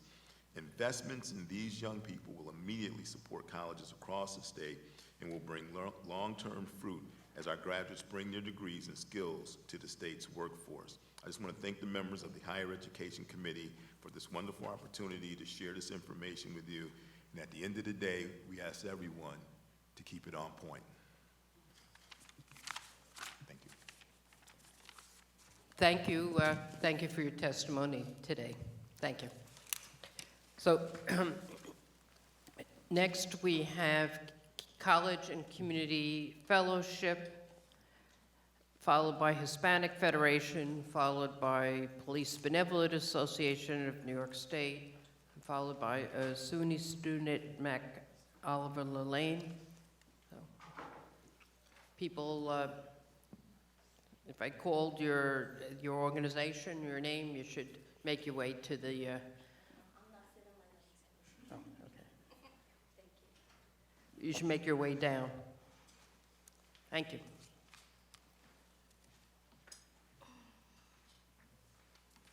Hello, thank you for the opportunity to speak today and provide testimony. Yeah. Yes. Yes. My name is Ivelisse Gillestra, and I am the community organizer for College and Community Fellowship. And we have been providing service for 20 years for formerly incarcerated women, direct services, in helping them achieve a college degree. We also have noticed that in the work that we do, we also approach many barriers from a systemic level. And I'm here to talk today about the Turn on the Tap campaign that we are launching, and we seek to passage the bill S790, championed by Montgomery, and 83975 by Aubrey, to restore the tuition assistance or TAP program for those incarcerated. We have a broad collaboration of partners in this work, and just to give you a little history that I'm pretty sure that you all know, TAP was operating successfully in New York State until 1995, a year after Pell Grant at the federal level was banned as well. So in the executive chamber fiscal year of 2021, the budget briefing book states that New York is leading the nation in expanding access to a quality and affordable college tuition. But this is false, because tuition assistance programs are not in New York for people incarcerated, but there are 19 states that do provide state financial assistance, but New York is not one of them. And this is people that need it the most. This is a population that is usually excluded from conversation of education. And I want to talk a little bit about predictors or factors that lead to pathways to people to prison. One of them is growing up in a marginalized community, which is usually characterized by low rates of education attainment, criminalization of poverty. We have youth that drop out of high school, which makes them 47% more likely to end up in prison. So we need to uplift these communities that need it the most. Access to higher education also produces a multi-generational effect, disrupting that intergenerational poverty. We have seen that parents that partake in college prison models and education inside, there's a likelihood that their kids will be motivated to do the same, even if their parent is incarcerated. So education usually provides better employment, autonomy, which reduces the reliance of government assistance, and upward mobility. So education provides a myriad of benefits and has the potential, like I said again, to uplift the community that has been marginalized, excluded. So restoring TAP in general is just smart fiscal policy. It is a win-win. In the executive budget of fiscal year 2020, there was a proposed increase of $154 million in higher ed. But for less than 10% of this, and even less than 2% of the total TAP, we can be providing that to people incarcerated, people behind bars that really, really will benefit from this. So since this is an entitlement program, this will not take from non-traditional students, which is something that is a myth that we need to debunk. This does not take from non-incarcerated students.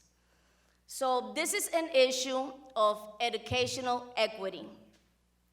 Since 1995, New York State has removed access to this opportunity, opportunity that, has proven not only as a need, as a benefit to marginalized communities.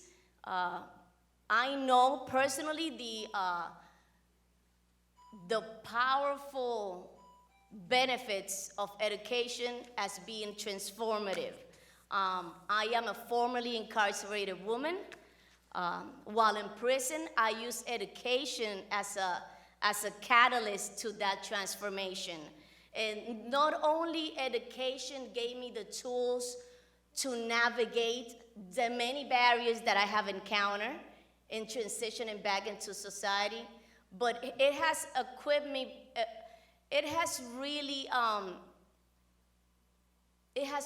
built me in order to understand the factors that led me into prison. So this has been transferring to my family, into my community. People that attain an education are very much involved with civic engagement because you want to give back that gift that was given to you.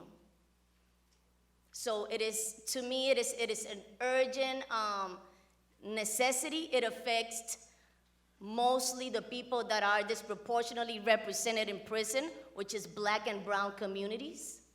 So I have seen the effects of people obtaining their education inside, and I wish we could restore TAP as it was before 1995.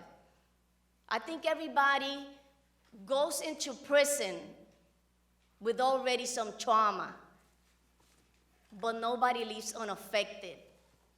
So I think as a society, we benefit from people leaving out with an education. Thank you for being a strong advocate and example for the cause that you are advocating. Yes. Thank you for being here. It's much appreciated. Thank you. Thank you for the opportunity. Next, the Hispanic Federation, Diana Cruz, followed by Police Benevolent Association of New York, followed by Mac Alva Lalaine.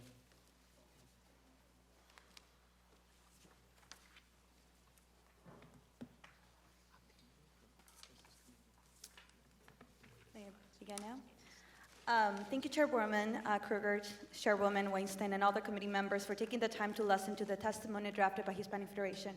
I know it's been a long day, so your presence and commitment is vital to the support for us move forward the policies that we want to present.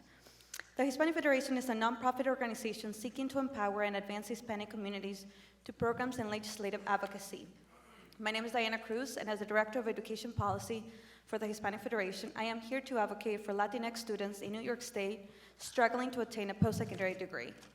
Currently, New York State is failing to graduate Latinx students that are college and career ready. From 2007 to 2017, in New York City, Latinx young adults ages of 18 to 24 have increased their college enrollment by 9%, from 29% to 38%. In the same decade, the Latinx completion crisis has risen from 13% to 23%, demonstrating that the Latinx non-completion rate is growing slightly faster than the increase of college enrollment. In order to address this, the Hispanic Federation strongly urges the legislature to include and prioritize the following budget and legislative recommendations in their one-house budgets. Starting with the Senator Jose Peralta New York State DREAM Act, the Hispanic Federation asked the legislature to secure the same funding as the last year of $27 million to ensure undocumented students continue to have access to higher education. I know that we have heard from Dr. Linares earlier today, and he mentioned the number of students that have been applying to the DREAM Act. But approximately 146,000 young people are eligible for the state financial aid through the DREAM Act.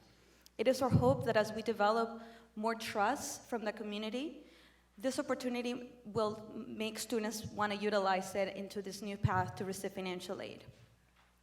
However, it is important to acknowledge that unfortunately the undocumented and mixed status families are still fearful and have misconceptions about what the DREAM Act entails. Further, school counselors and professionals are also confused on how to best help their students. HES is using its resources to the best of its ability, and yet does not have the capacity to create and implement a plan to educate families and educators on the New York State DREAM Act. We strongly believe that Hess needs a minimum of $1 million to properly put the law into action and spearhead community outreach along with CBOs to launch a statewide campaign to dispel misunderstandings about the New York State DREAM Act. Moreover, Hess alone cannot provide enough outreach to communities and high schools. SUNY and CUNY must participate in increasing marketing and recruitment efforts to assist new students in understanding the DREAM Act. We asked the SUNY and CUNY receive $500,000 to increase outreach and recruitment efforts. When the Excelsior Scholarship came into effect, SUNY made clear efforts in marketing to assist new students in understanding the Excelsior Scholarship. It even explored the use of SmartTrack targeted emails to assist scholarship recipients. Further, SUNY distributed information about the Excelsior Scholarship to more than 8,000 high school students at college fairs. We insist that both institutions provide intentional outreach to high school and college students to guarantee the right understanding to apply for the New York State DREAM Act. Additionally, as we have heard from a lot of other advocates here today, Opportunity Programs fundings have been proven to increase retention and graduation rates, especially for first-generation students. Many of these students are low-income students of color that need additional academic and financial supports to graduate college. These programs change generational wealth disparities and in some cases set students up to be the first ones in their families to a college degree.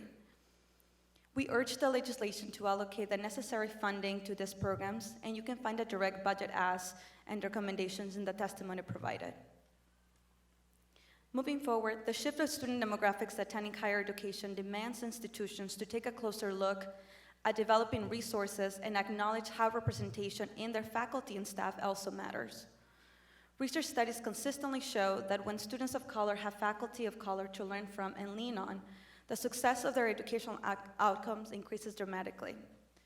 We strongly support the creation of the SUNY Office of Diversity and Educational Equity and urge $500,000 in funding to be allocated to SUNY for this purpose. This office will be tasked with drafting a report to the governor and legislature on diversity efforts that must include enrollment from underrepresented students, staff, and faculty. In summation, New York must continue to fund the Senator Jose Peralta New York State DREAM Act and invest in its implementation, as well as ensure Hess and higher education institutions are receiving enough funding to educate and dispel misinformation to fearful undocumented communities. Additionally, opportunity programs are specially designed to benefit first-generation college students. And New York must increase the funding for these programs to end generational wealth inequities. Lastly, as we acknowledge the students' demographics become more diverse, there is a high need of a center that specializes in capturing data that reinforces diversity and inclusion. I thank you for your time and reemphasize how critical it is to prioritize this budget ask for the benefit of many students, communities, and the whole state. Thank you. Thank you. Thank you for being here. Thank you very much. Next, the Police Benevolent Association of New York State. Ryan Law, PBA President of University Police Officers. Oh, yes, that's right. Thank you. You're next. I know that. Good evening, respected members of the Joint Committee. My name is Ryan Law, and I am the Director of the University Police Officers and the current President of the Police Benevolent Association of New York State.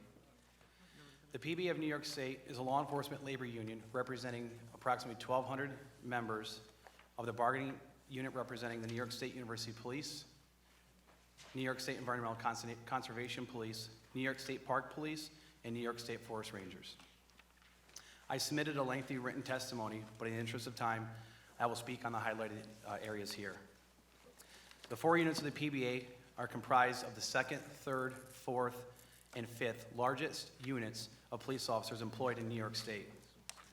The officers live and work in your districts.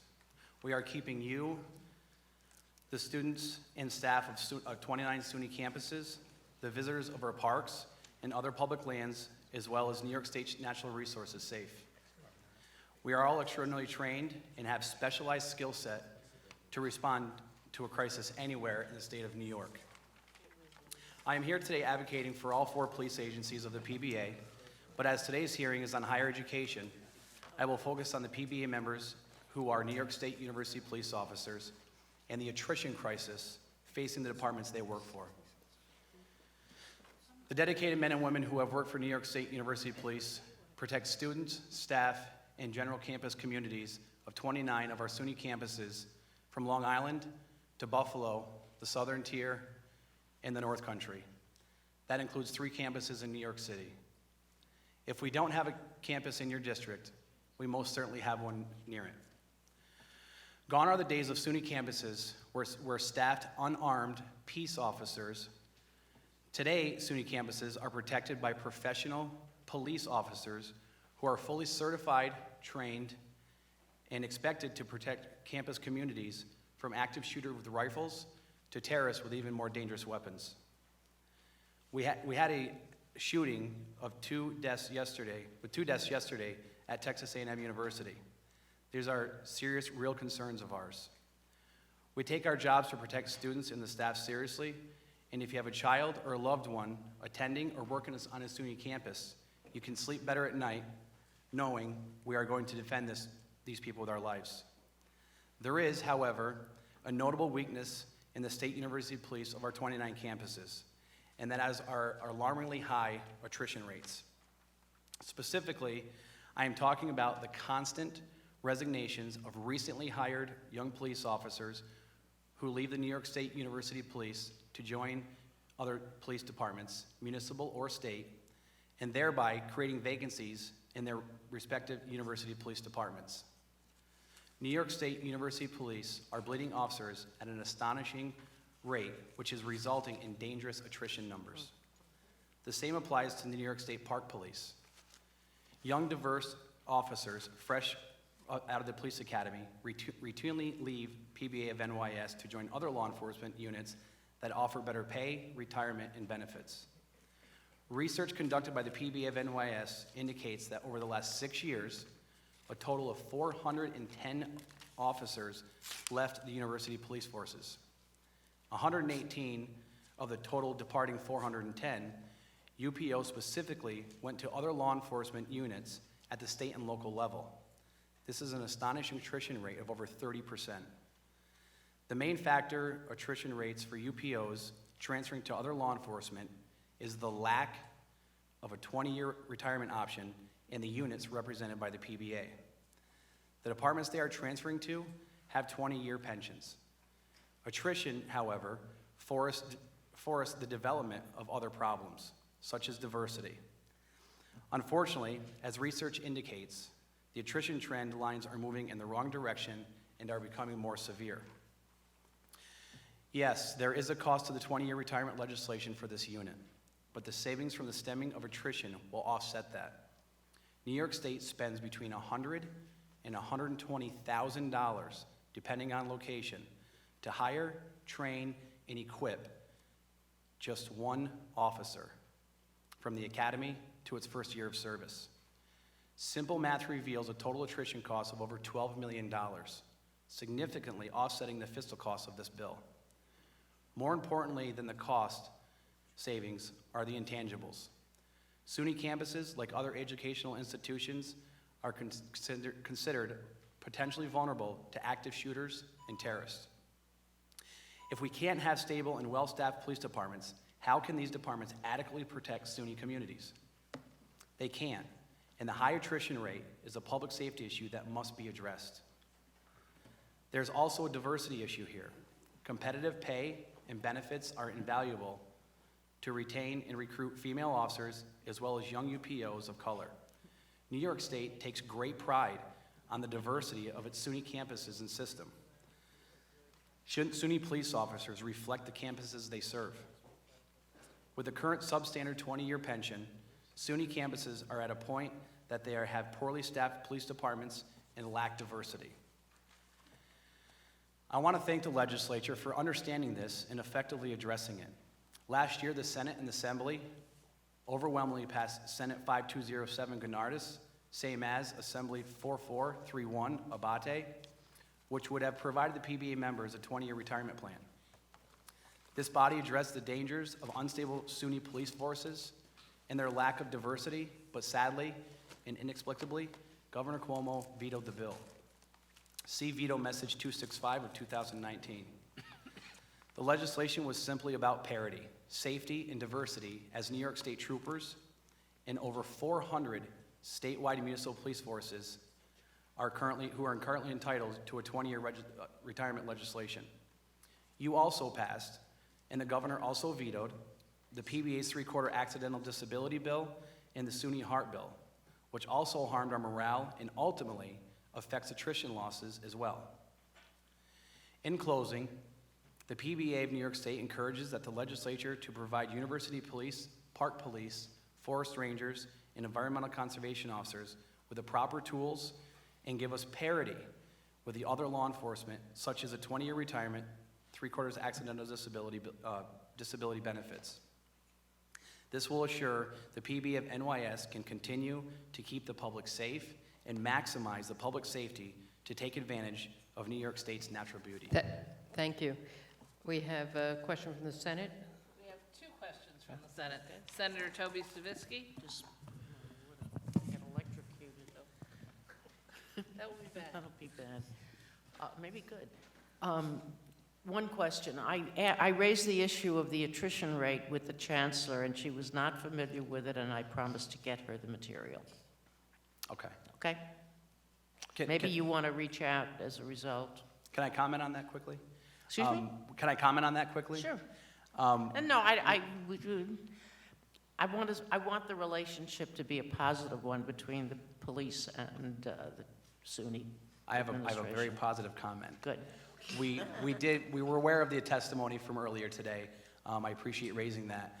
And we did reach out to the Chancellor's office today, and as about an hour ago, I heard back from the Chancellor's office, who stated that she will be making an effort as early as tomorrow to reach out to us, or us to reach out to her to make a meeting.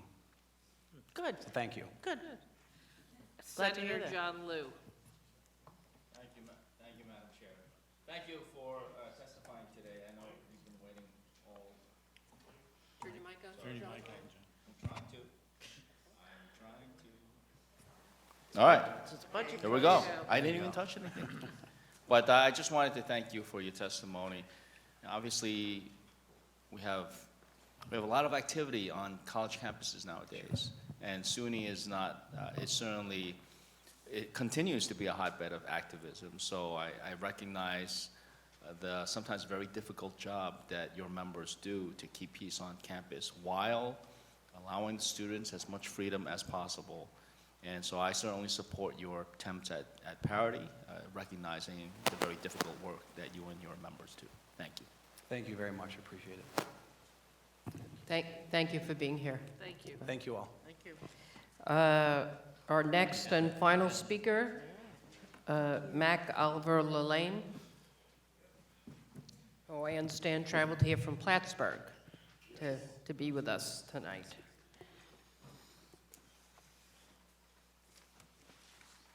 Actually, as a quick rundown, there was like actually a technical difficulty with me printing the copies. So if you see anything missing, I apologize for that. And there's also, not to repeat like the stuff that people said beforehand, which is kind of most of the stuff I said on my testimony. So I could put some additions and to summarize it since I have a short amount of time. So I'm gonna start now.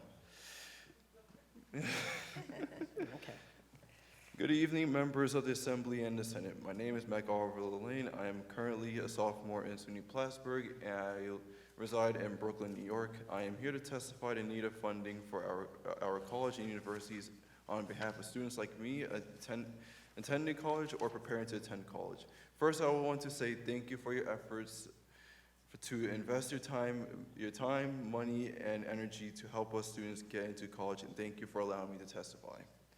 Next, I would like to say that although we appreciate the effort, we all believe that more can be done. Every year, colleges and universities tend to increase their tuition and fees, which the students tend to have to go through tough decisions on either continuing their education, apply and get a private loan to pay the increase, despite the consequences, in hopes to get an education, get a job to pay for the increase, serve in the Army via ROTC, or leave school, and the list goes on. During my time as a student, I physically witnessed times departments from within SUNY Plattsburgh have come over and talked about their budget and the importance of increasing their fees, in which I was also the senator for the Student Association.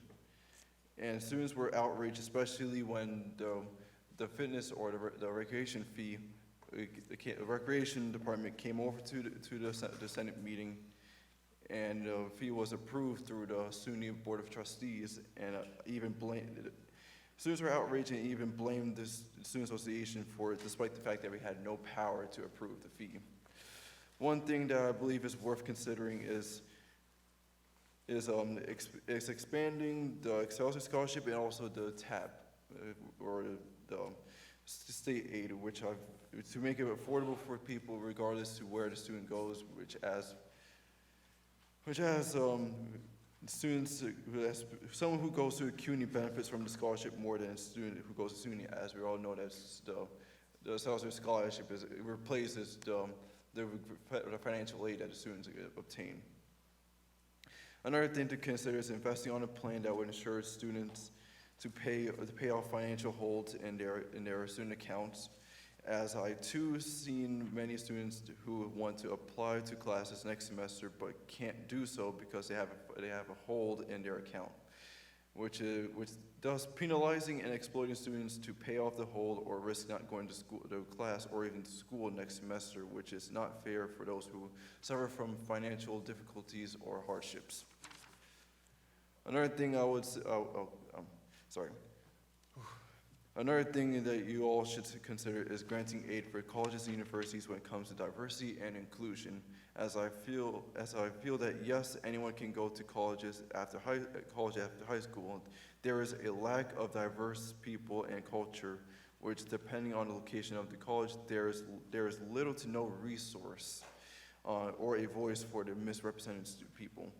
During my time as a college student, I have heard stories and incidences that students like me have faced, which, to summarize it all up, college administrations throughout New York State didn't quite do a good job on addressing issues concerning racial issues or that involve misrepresented people. I know my school isn't the only one, which actually one example is that, a true story.